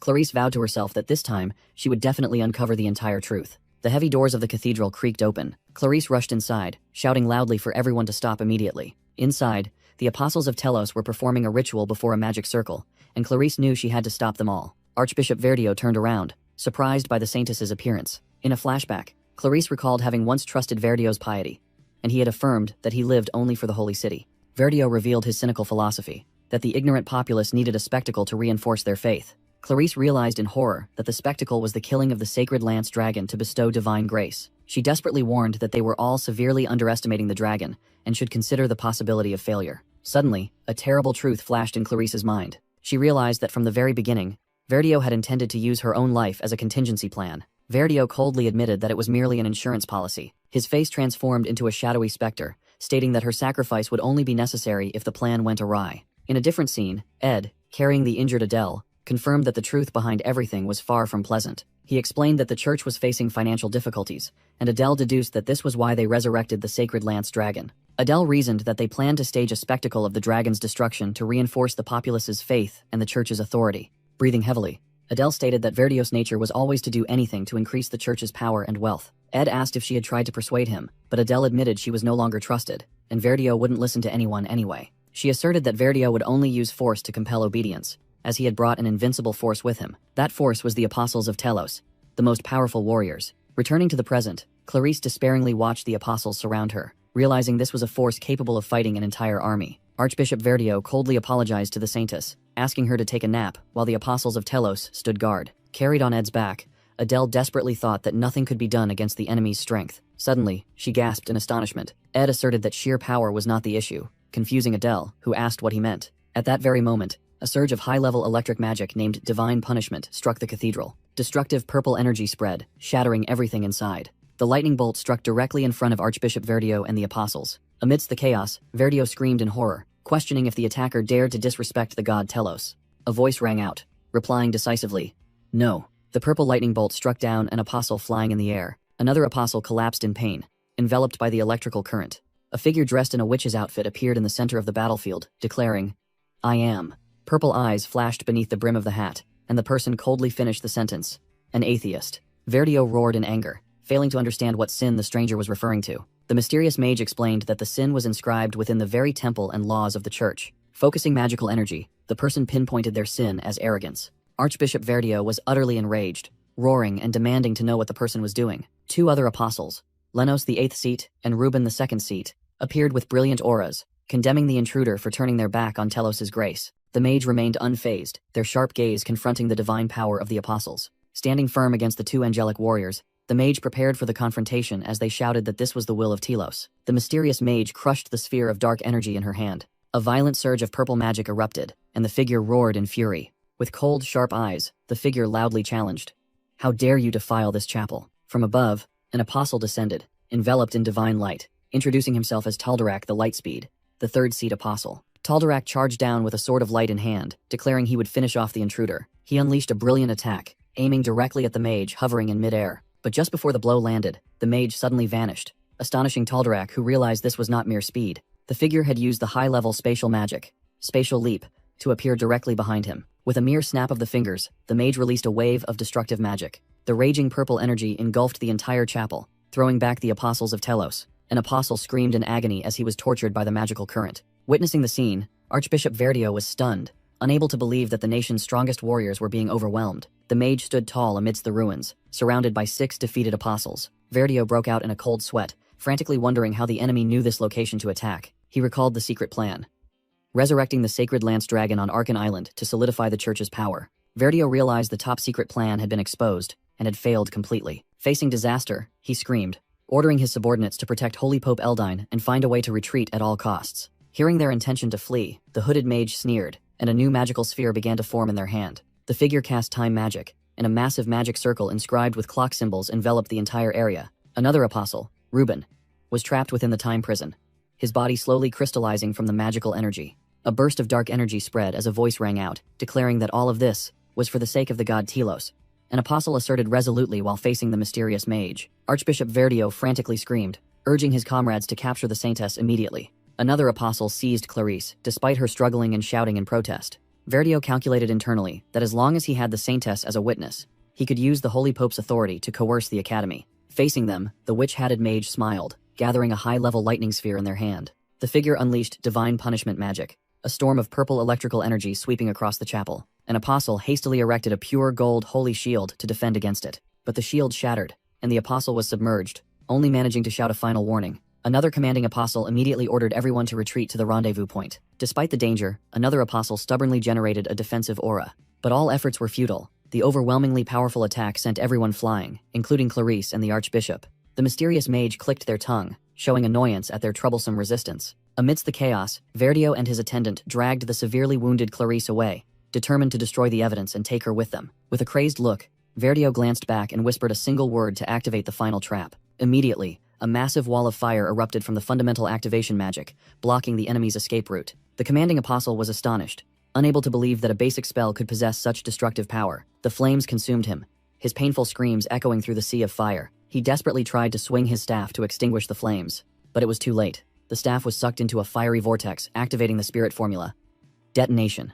A terrifying explosion shook the academy, completely destroying the chapel before the stunned eyes of the officials. Amidst the chaotic scene, a figure darted away at breakneck speed. It was Ed Rothstaler, sprinting across the campus grounds where the apostles of Telos had fallen. Ed hurriedly called for the fire spirit mug to follow, and it immediately obeyed. Meanwhile, Archbishop Verdio realized he had been ambushed and wondered if the enemy was allied with the witch-hatted mage. With an angry shout, Verdio unleashed a powerful holy magic attack. The brilliant golden energy struck Mug, causing it to scream in pain. Undeterred, Ed continued to rush forward, determined to pursue them. The chase led into a nearby dense forest. Verdio panted, believing he had successfully shaken off his pursuer and would be safe simply by hiding the necklace. He felt smug, thinking no one could find him in this hiding spot. But instantly, Ed swooped down from above, blocking Verdio's escape route. With eyes burning with rage, Ed coldly ordered him to hand over the necklace. He mercilessly grabbed the archbishop's hair. Then, he delivered a devastating punch, slamming Verdio to the ground. Ed easily blocked the weak counterattack from Verdio's staff. Pinned down, Verdio grinned maniacally, pressing the tip of his staff against Ed's chest and declaring that everything was over. Holy magic energy began to converge, channeling directly into Ed's body. Ed looked down in shock, realizing the deadly danger. A blinding explosion of holy light erupted at point-blank range, completely engulfing Ed. Archbishop Verdio collapsed, his face contorted in agony as he screamed wretchedly. Despite his grievous wounds, he desperately clung to the wooden box containing the sacred relic. Ed Rothstaler, his face grim amid streaks of blood, growled an order for his foe to surrender the item, secretly acknowledging Archbishop Verdio as a formidable adversary. Carrying the unconscious Adele on his back, Ed realized that subduing Verdio would have been difficult, even without the intervention of the apostles. He gazed toward the distant chapel, knowing that time was running out to prevent the sacred lance dragon's resurrection, a plan the enemy had meticulously prepared for ages. Ed gasped, his mind reeling as he considered that even with Lucy's aid, the probability of failure remained high, and he dared not risk another time reversal while Adele was in such a fragile condition. Suddenly, Adele spoke weakly, assuring him that everything was fine, which startled Ed. She smiled, reassuring him that failure was acceptable, as she still had enough strength to reverse time a few more times. Ed gritted his teeth, knowing full well that she was lying. He knew Adele's power was nearly depleted. She could die at any moment, and there was no time left for hesitation. Without a moment's delay, Ed lunged toward Archbishop Verdio, who lay faintly breathing in a pool of his own blood. The moment he reached him, the wooden box clutched in Verdio's hand began to splinter. Ed hastily tore the lid off the box, his face etched with tension. His gaze was intensely focused, sensing a fierce surge of magical energy. Inside the box, a dagger-shaped sacred artifact pulsed with swirling blue energy. Verdio looked up with a maniacal grin, gloatingly declaring that the sacred lance dragon was about to be resurrected and only the saintess could stop it. With his final breath, he laughed maniacally, screaming that all would soon bear witness to the greatness of Lord Telos. Ed decisively seized the sacred artifact, and instantly, a colossal torrent of energy violently erupted. The magical energy from the artifact shot straight into the sky, forming a gigantic pillar of light that signaled the imminent resurrection of the sacred lance dragon. Ed suddenly realized the truth. To prevent the seal from being broken, he needed to subdue the archbishop and seize the dragon fang necklace located off the island. Ed desperately grasped the core problem. If no one retained the memory of this failure, he had to find a way to transmit the crucial information. He knew Adele would have to sacrifice herself once more, but if the message wasn't delivered, they would inevitably fail according to the original timeline. His body, ravaged by wounds, gave out. Ed collapsed, coughing up a mouthful of blood in utter helplessness. In his mind, the image of Adele appeared, sobbing and confessing that she didn't want to die. Regret consumed Ed as he chastised himself for arriving too late yet again. Suddenly, a voice rang out, asking if being slightly late truly mattered. Just as a figure gently descended before him, it was Lucy May Real, the world's strongest mage, appearing amidst the ravaged forest with resolute eyes. Using his last reserves of strength, Ed clung to Lucy, urgently begging her to relay a message to either Adele or Clarice. He stammered that either of them would suffice, as long as the message was successfully delivered. Ed practically pleaded with Lucy to hurry, knowing their time was rapidly running out. However, Lucy looked down coldly and replied with a single word that stunned Ed. No. Seeing Ed's astonished expression, she explained that such an action was no longer necessary. Lucy confidently declared that she would personally deliver the message to the Saintess and Adele. A purple magical banner materialized, containing the entire strategy: seize the Dragon Fang necklace, escape the church, and remain vigilant against Verdio's cover-up conspiracy. A memory flashed back, recalling when Lucy had encouraged a young, exhausted Ed during training, acknowledging his immense magical potential. Returning to reality, Ed looked at his mentor with gratitude and whispered a faint, "Thank you." But the brief moment of relief was shattered by a sudden, agonizing pain that overwhelmed Ed. A pair of gigantic blue dragon wings, crackling with lightning, tore through the sky, signaling that the sacred lance dragon had fully awakened. Lucy calmly watched Wellbrock's full form materialize beneath the crimson sky, murmuring that it had awakened once more. Her magical banner had completed its mission, transmitting all information regarding Verdio's conspiracy and the escape route to Adele, who was on the verge of collapse. In Ed's mind, the image of Lucy casting the time reversal spell surfaced, raising the question of whether she had truly succeeded. The greatest problem was time itself, because once it reset, his memories would inevitably vanish. Ed desperately wondered if he could possibly devise a plan to defeat the Apostles and escape the island again. He hadn't even finished formulating his thoughts when a single statement from Lucy left him dumbfounded. Lucy reiterated her promise to her grandfather about saving the academy, and Ed confirmed that he had heard that exact phrase in the previous loop. She explained that if time continued to loop, then she must have faced that dragon in every single iteration. The sacred lance dragon roared, and Ed, too, believed that Lucy had fought it alone countless times. Lucy tiredly confessed that she only came to the academy to fulfill that promise, and perhaps she had always been waiting for this moment to finally end everything. Ed pondered. If time simply resets, wouldn't stopping the dragon right now be utterly meaningless? Suddenly, Lucy leaned her head against his chest, whispering a request. She wanted to die in his arms. Ed was stunned, realizing that regardless of the outcome, they would forget everything once their memories vanished. Seizing the precious remaining moments, Lucy decided to voice something she would normally never dare to say. The final protective barrier surrounding them shattered, exposing them both to the destructive power. This was not a romantic confession, but a raw, naked truth that Lucy might never have admitted otherwise. With tears welling in her eyes, she choked out, "Without you, I am so lonely. Please don't disappear." Her hand gripped his shirt tightly, as if clinging to her last shred of hope. Ed quietly looked down, accepting her plea, for it was not a difficult request to grant. Amidst their quiet sanctuary, the sacred lance dragon let out an earth-shattering roar. A deadly rain of blue energy began pouring down from the crimson sky. Ed closed his eyes and endured the attack. Neither of them resisted, and not a single cry of pain or groan escaped their lips.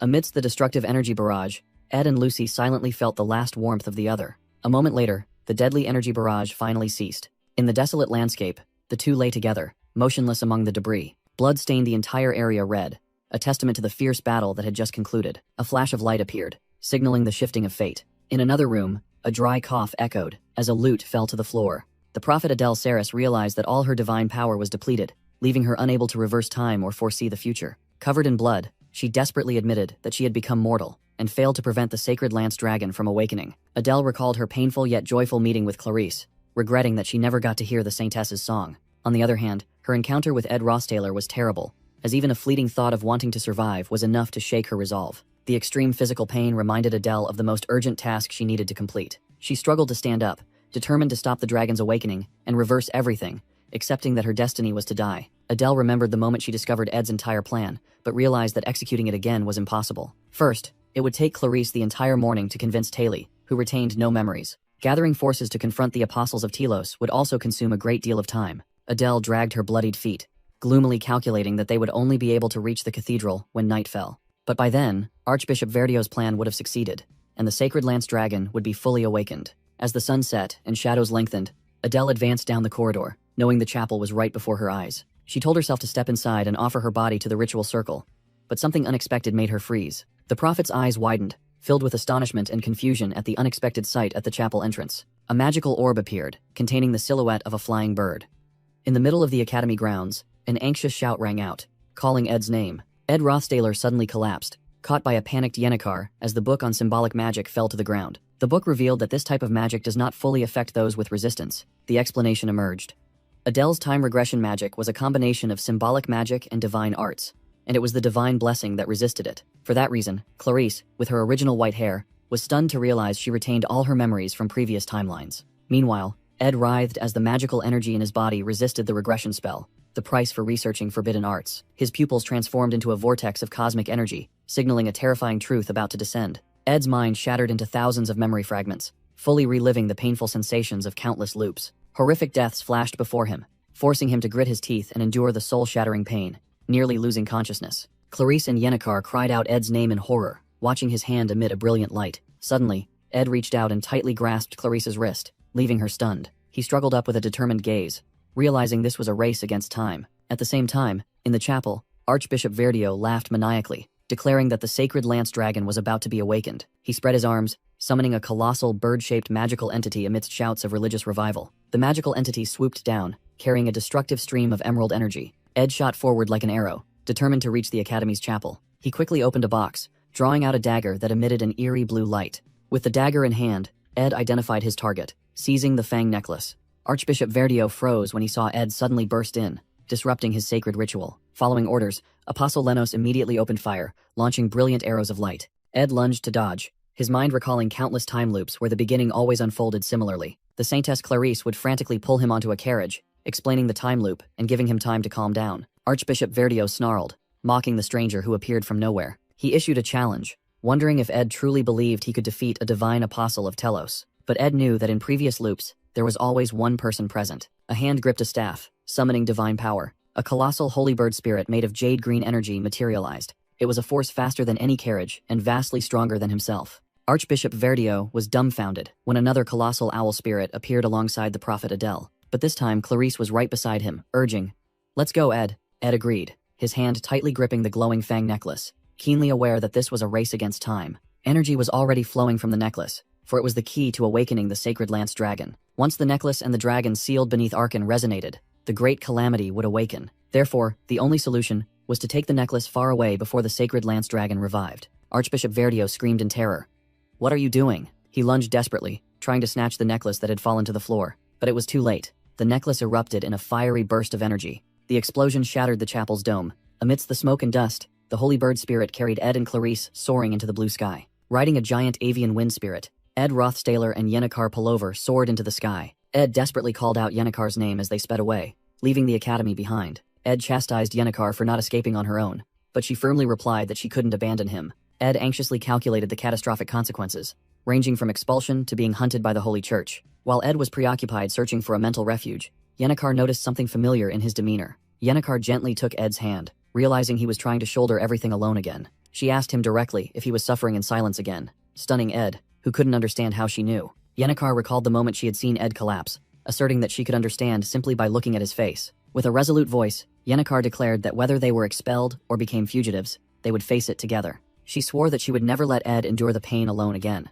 Ed was completely surprised and moved by Yennecar's sincere vow. Nevertheless, the gravity of their perilous situation still caused him to break out in a cold sweat. Suddenly, Ed realized with horror that 6 figures with golden wings were pursuing them from below the apostles of Telos. The powerful angelic warriors surged upward at terrifying speed, their weapons of light ready in hand. Ed hastily urged Yennecar to fly as fast as possible, and she immediately obeyed the command. Meanwhile, at the ruined chapel, the smoke and dust slowly cleared, revealing a figure amidst the rubble. Archbishop Verdio angrily stepped through the wreckage, searching for the perpetrator of the chaos. He was stunned to realize that the person standing there was the Saintess Clarice, injured and covered in blood. Clarice gasped, exhausted after her failed escape, while Verdio could only utter her name in astonishment. A fleeting memory showed a hand grasping Clarice's wrist, along with the message that there was one thing only she could accomplish. In one vision, Clarice told the suffering Taylor that only he remembered the entire history and knew every detail of this event. Clarice explained that while she was doing everything to prevent the awakening of the sacred lance dragon, their immediate task was to stop Archbishop Verdio.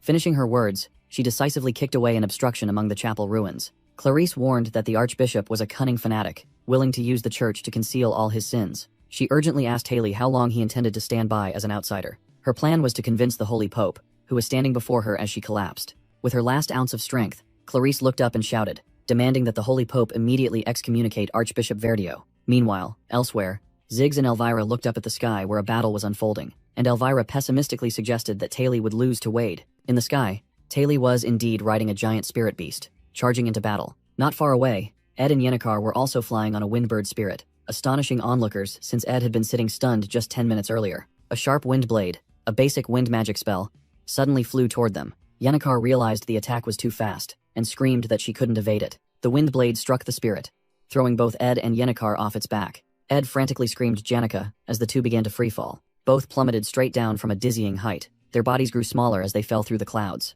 They vanished into the blanket of white clouds below. In that desperate moment, one hand managed to grab the other's wrist. Ed's hand gripped Yennecar tightly, and a blue magic cord appeared, suspending both of them in midair. Suspended in the air, Ed asserted that he had saved Yennecar. Meanwhile, the apostles of Telos relentlessly pursued them, roaring the command to capture both, prioritizing the necklace above all else. Yennecar unexpectedly called Ed's name, causing him a moment of confusion. She looked him straight in the eye and asked a loaded question, if he could bear the consequences, leaving Ed utterly stunned. Immediately afterward, Yennecar pushed Ed hard on the chest with her hand. She deliberately leaned backward, falling into the void. With a confident smile, Yennecar affirmed her absolute trust in Ed and declared that she would act. In her palm, a magic stone emitted a dazzling golden light. A blinding flash of light erupted in the sky, causing Ziggs and Elvira, standing below on the campus grounds, to look up in astonishment. The flow of air across the entire academy suddenly shifted. A gigantic blue energy vortex formed and swirled violently. From the center of the vortex, countless winged spirits began to pour out, filling the skies above Sylvania. The apostles of Telos were stunned by this sight. But among the hundreds of spirits, one entity stood out above all others. Ziggs and Elvira looked up in panic as a colossal shadow eclipsed the sun. A magnificent creature made of water, taking the form of a whale, slowly materialized. This was the first water spirit among its kind to achieve sentience. It was the highest rank water spirit in the natural world. Its name was Frida. The apostles were overwhelmed by the army of hundreds of spirits that had just appeared. They immediately opened fire, launching streams of holy magic toward Fried, upon whose back Ed and Yennecar now stood safely. Ed Rothstaler confidently sensed the waning magical energy, believing the plan to prevent the Sacred Lance Dragon's resurrection was succeeding. But then, a flicker of anxiety flashed in his eyes as he noticed something amiss. Yennecar Pullover gasped in exhaustion, confessing to Ed that she would be bedridden for a while after expending too much power. She collapsed, slumping onto the back of the giant water spirit, causing Ed to frantically shout her name. He quickly caught Yennecar, realizing with alarm that she had a high fever when he placed his hand on her forehead. Yennecar panicked and pushed his hand away, pleading with him not to touch her, as it would only worsen her fever. In the sky, the apostles of Telos began their move, ordering Tal'Darak to lead the assault on the main target. They moved in perfect coordination, declaring they would clear the path with their holy light. The angelic warriors easily tore through the flock of obstructing wind spirits with blinding slashes. Every dazzling streak of golden light swept away all obstacles in their path of advance. The third seat apostle, Lightspeed Tal'Darak, plunged down like an arrow, the spear in his hand ready to deliver the finishing blow. Countless arrows of light rained down, aimed directly at the colossal water spirit. Freed, Tal'Darak confronted Yennecar, questioning her control over the spirit army, and branding her a danger. He pointed his blazing spear at the exhausted girl, coldly stating that he took no pleasure in killing. With a resolute gaze, he whispered an apology, preparing to strike without mercy. But at that moment, Ed stepped in front of Yennecar, and behind him, the fire dragon spirit Takan roared defiantly. Ed gave a decisive command, his voice echoing through the air.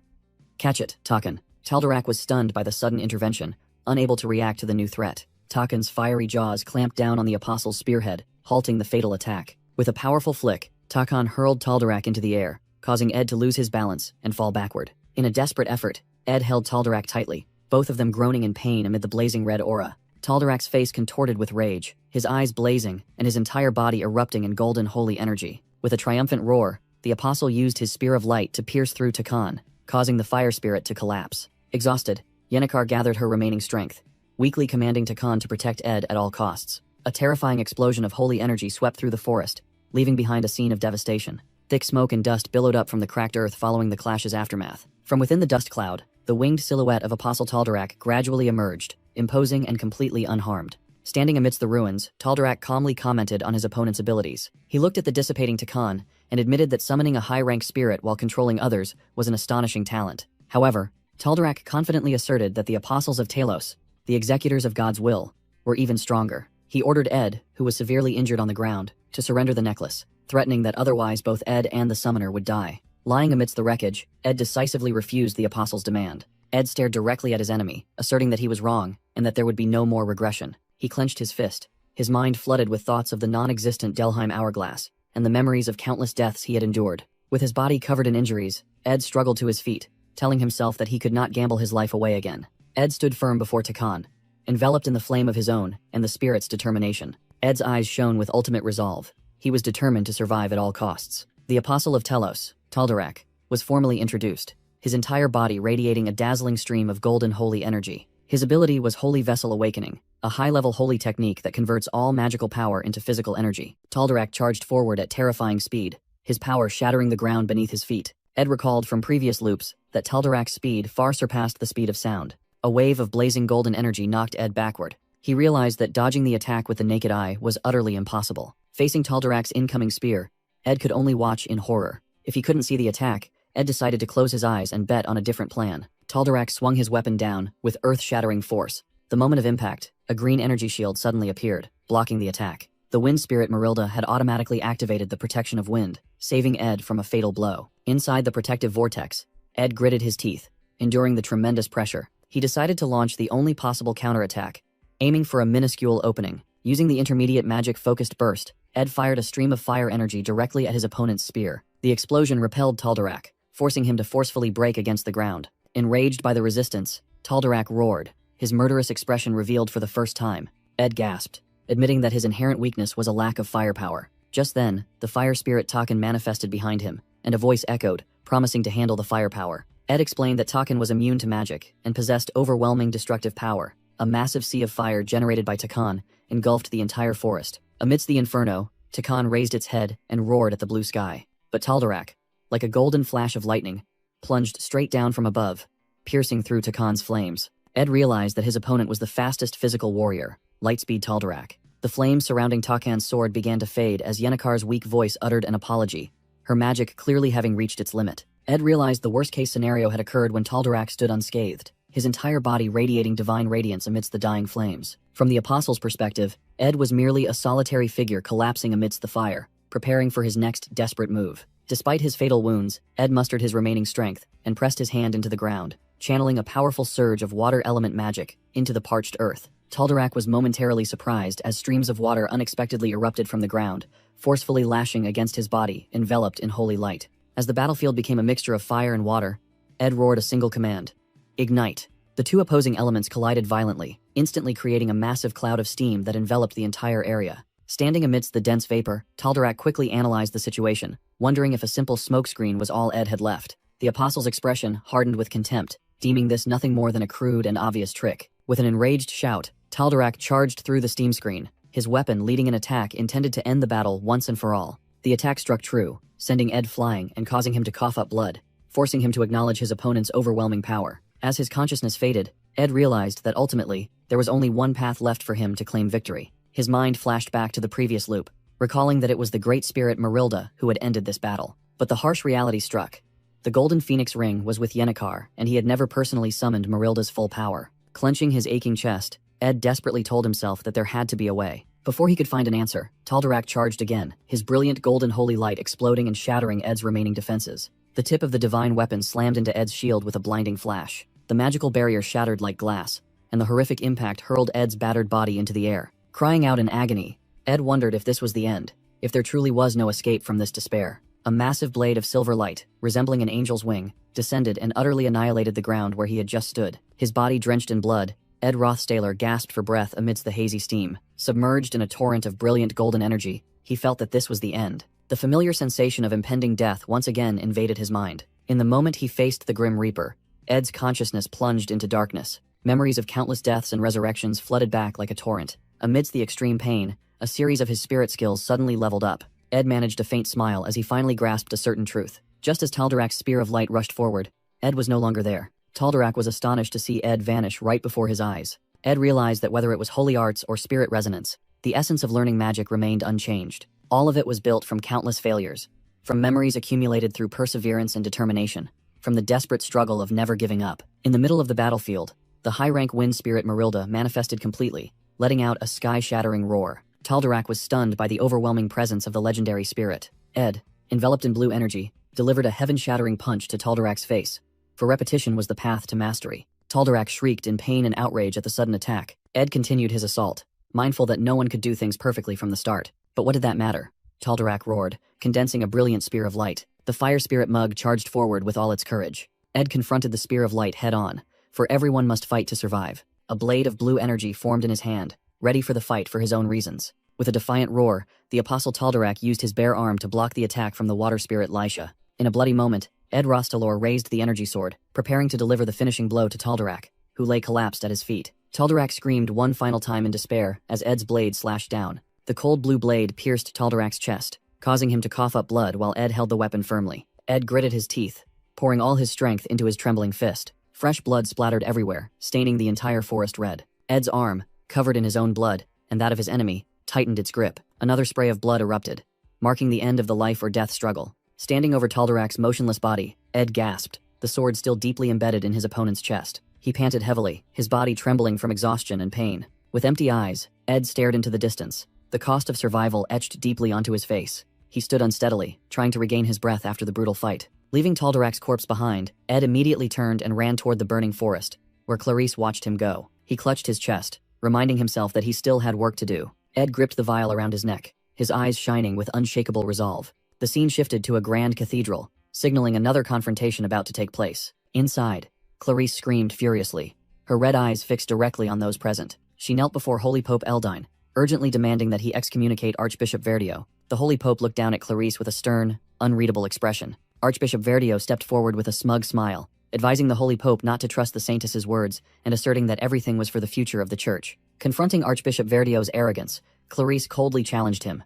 "You claim to know nothing, yet you speak?" She exposed the dark plan, using Velosper's necklace to resurrect the sacred lance dragon Wellbrock, then having the apostles destroy it. Archbishop Verdio and Holy Pope Eldine were stunned, and Verdio stammered, asking how the Saintess could possibly know of this conspiracy. Clarice asserted that Verdio's plan was destined to fail, as the Church had attempted it countless times, but had never managed to defeat the dragon. She declared that her very presence here was to break the cycle of failure they had created. A massive, glowing red, sacrificial magic circle lit up beneath their feet as Clarice revealed the final step of the plan, her own sacrifice. Clarice insisted that she would only accept the sacrifice if it were truly the will of Lord Telos, and not a mundane conspiracy. Painful images of fallen guards and apostles flashed by as she questioned who would still believe in the Church after so many innocent lives had been taken. She looked directly at them, declaring that her existence, knowing all their plans, was their greatest threat. Clarice recalled the image of Ed Rothstaler, covered in blood, who had fought to exhaustion just to bring her here. She asserted that, if she died, the truth of what transpired would be spread across the continent by the person she strove to save. Her warning rang out. Her death would cause the entire world to lose faith and turn its back on the Church. Verdio attempted to threaten the Holy Pope, claiming his authority would be shaken if he listened to the Saintess. Holy Pope Eldine sank into contemplation, chastising himself as a weak old man who always followed those with stronger faith. Finally, he came to a decision, realizing that the future of the Church must be entrusted to the one with the most unwavering faith. The Holy Pope looked at Clarice and solemnly declared, "Saintess, I shall follow your will," leaving Verdio speechless. Clarice's eyes shone with iron resolve upon receiving the most crucial support. Facing a silent Verdio behind his mask, Clarice declared that this time, his plan wouldn't even have a chance to begin. Standing before the altar, she began to read the verdict, invoking the authority of both Holy Pope Eldine and herself. Clarice stretched out her hand, loudly declaring the expulsion of Archbishop Verdio, but she was met instead by an echoing, sinister laugh. Clarice's eyes widened in shock upon hearing Archbishop Verdio's savage laughter. With a crazed expression and a blazing red aura, Verdio roared, asking if she truly believed that declaration would change anything. He grabbed Clarice's bloodied wrist, using brute force to restrain her. To the Holy Pope's astonishment, Verdio began dragging Clarice away, proclaiming that simply by stopping her, the sacred lance dragon would surely be resurrected. He frantically explained that even though Ed Rothstaler had stolen the necklace, the apostles were in pursuit, and the boy would not escape. A vision appeared. The corpse of Apostle Tal'Darak lay sprawled out, while Ed, also severely wounded, was desperately fleeing alongside a cyan-haired mage. Amidst the smoke and fire, Ed affirmed that everything was far from over. With determined eyes, he tightly gripped the sacred lance dragon's necklace in his hand. The magical artifact emitted a blue light, signaling the dragon's imminent resurrection. Returning to the present, Clarice lifted her head and loudly said, "No." She wrenched her arm free from Verdio's grasp, declaring that she would not let things proceed according to his will. Verdio was stunned by this sudden resistance as Clarice began speaking about the person who had helped her. Clarice's entire body erupted in a brilliant yellow divine power, and she asserted that this person was far stronger than him. With eyes blazing with power, she growled that this person was not on the same level as a man like him. Clarice unleashed the divine power release skill, a blast of holy energy that hurled Verdio far away. Verdio's body was sent skidding backward, carving a long furrow across the ruined floor. Collapsing from exhaustion, Clarice heard Verdio's mocking voice, asking why a pure saintess could radiate so many colors. With tears welling up, she gasped her reply, "It is because I am a saintess." In a symbolic image, Clarice, disguised as the student Kylie Eckner, held a prism, stating that she was also a student and had learned many things. A beam of white light passed through the prism, scattering into a rainbow, proving that even the purest light contained countless colors within. In Clarice's thoughts, the red light symbolized Lortel Kehaland and her powerful father. The yellow light was the divine power being released by the prophet Adele. The turquoise light was the raging energy of the water spirit Pello. The blue light was the image of Ed Rothstaler, bloody yet unyielding. And finally, the purple light belonged to the mysterious female mage in the wide-brimmed hat, hovering in the air. The mage returned the sacred lance dragon's necklace into Ed's bloodied hand. She unleashed a massive magical attack for cover, while the water spirit Freed appeared in the distance. Her magical energy transformed into a ferocious shadow monster, charging forward. Clarice told herself that light only becomes pure white when all those colors converge into one. Her thoughts shifted to Ed, who recalled the original scenario. Taylor, now a senior student, was facing fierce resistance from the freshmen. Every first-year student fought desperately to defeat the senior and earn high scores. Ed realized the crucial difference. In this timeline, not a single student from Class A was present at the event. The wolf spirit Marilda vanished into the air, signaling that one phase had ended. And because of that change, the scenario had progressed in a completely different direction. In the original timeline, Taylor had defeated his final opponent, Claude, the top first-year alchemist. But refusing to accept defeat, Claude drank the forbidden evil blood god drug.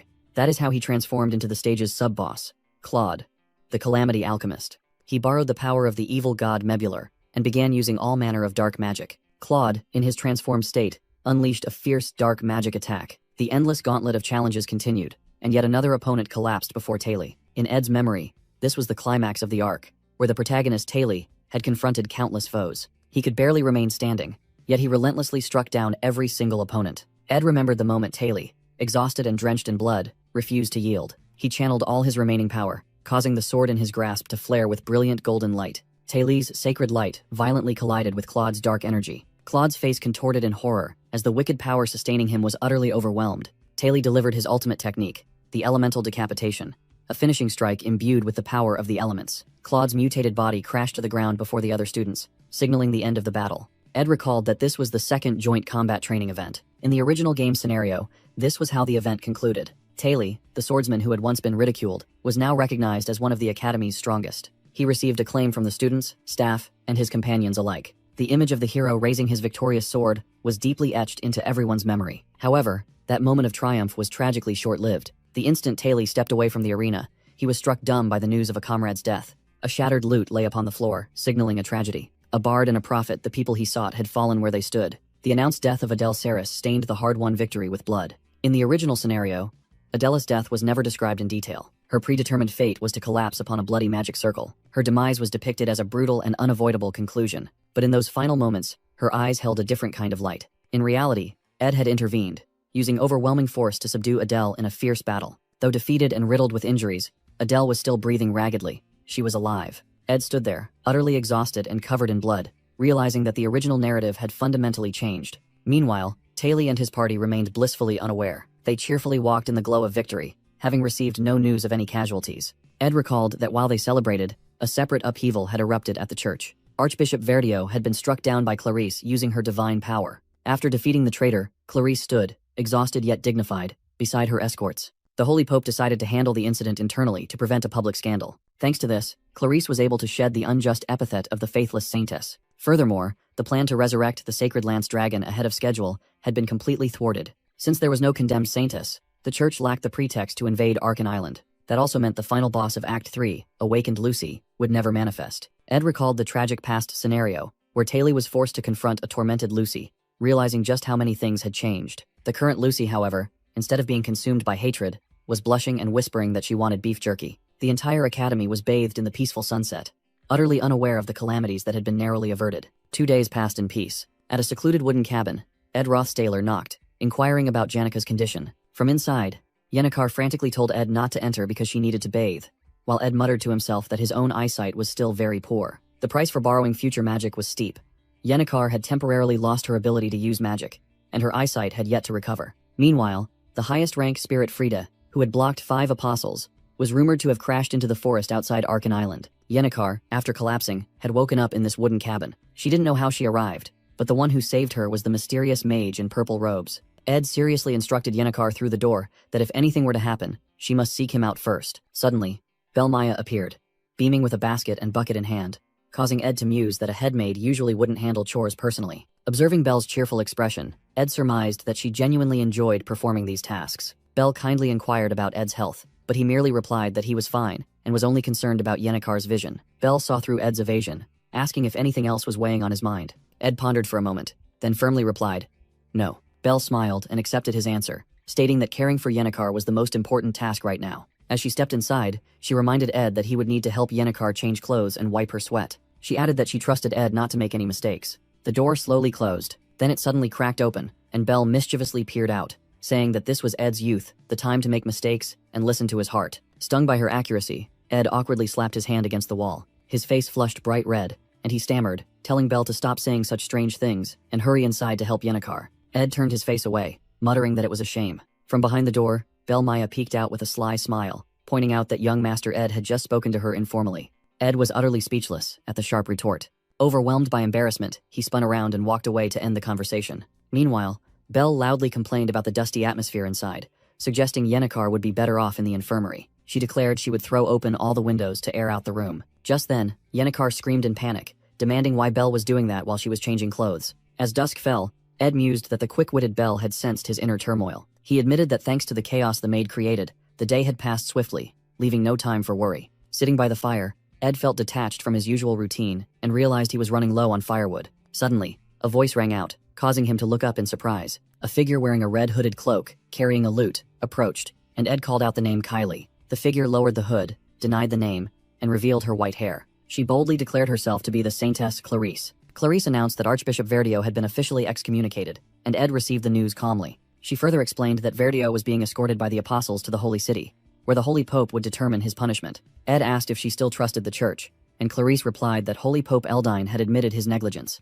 She believed this was merely the action of a misguided individual, and that this incident could be a turning point for the church to improve. Clarice affirmed she was willing to give them another chance, while Ed listened silently. After a moment of contemplation, Ed changed the subject, asking about Adele's whereabouts. Clarice reported that Adele had vanished. She had used her Saintess status to search, but found no trace. Ed asked if she had anything she wanted to say to Adele, and Clarice admitted that initially, she wanted to recount everything she had experienced. Now, sitting by the peaceful campfire with Ed, her thoughts had changed. With a gentle and grateful smile, Clarice said that now she only wished to express her gratitude. She decided to leave her lute behind, hoping Adele might pass by this camp. As they both stood up, Ed asked if Clarice would stay here during the summer break, and she confirmed, having nowhere else to go. Ed spoke up, saying he had a small request for her. Clarice shyly pulled down her hood, suggesting that from now on, Ed should treat her as a junior. Ed was slightly confused, replying that he had always naturally treated Kylie that way. Clarice smiled beneath the hood, explaining that wasn't what she meant. She sincerely offered that if Ed ever needed help,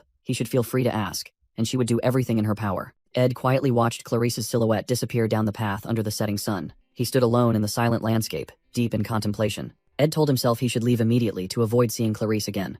Suddenly, a voice rang out, asking if he was all right. Adele Saris stepped out of the cabin, her body wrapped in bandages, stating that although her divine magic had not yet recovered, she could walk again. Ed clarified his meaning, asking if she was truly all right leaving without meeting Clarice. Adele sadly replied that she had no more songs left for Clarice, nor the courage to lie any further. With a pained expression, Adele admitted that everything had been a lie from the very beginning. Memories flooded back, songs praising the god Telos, tales of the outside world, and melodies celebrating freedom. She gripped the lute, bitterly concluding that every song she had ever played was a falsehood, and Ed merely listened in silence. Adele's bandaged hand clenched the neck of the lute, revealing her inner torment. Ed was stunned by Adele's confession. Before he could recover, Adele suddenly hurled her lute into the blazing fire. With resolute eyes, she declared she would embark on a journey to all the places she had lied to Clarice about in her songs. The lute sank into the flames, and Adele explained that this was a long journey, so she had to discard heavy baggage, asserting that this time it was not an escape from fate, but a true pilgrimage. Ed skeptically asked if there was truly a difference, and Adele merely pondered the question. Then she smiled, wondering if perhaps she finally had a place to return to. Adele stood up, asserting that she would return within 3 years, before Clarice graduated, so she could play a new song she composed herself right here. Ed promised to help her choose the best wood for her new lute upon her return,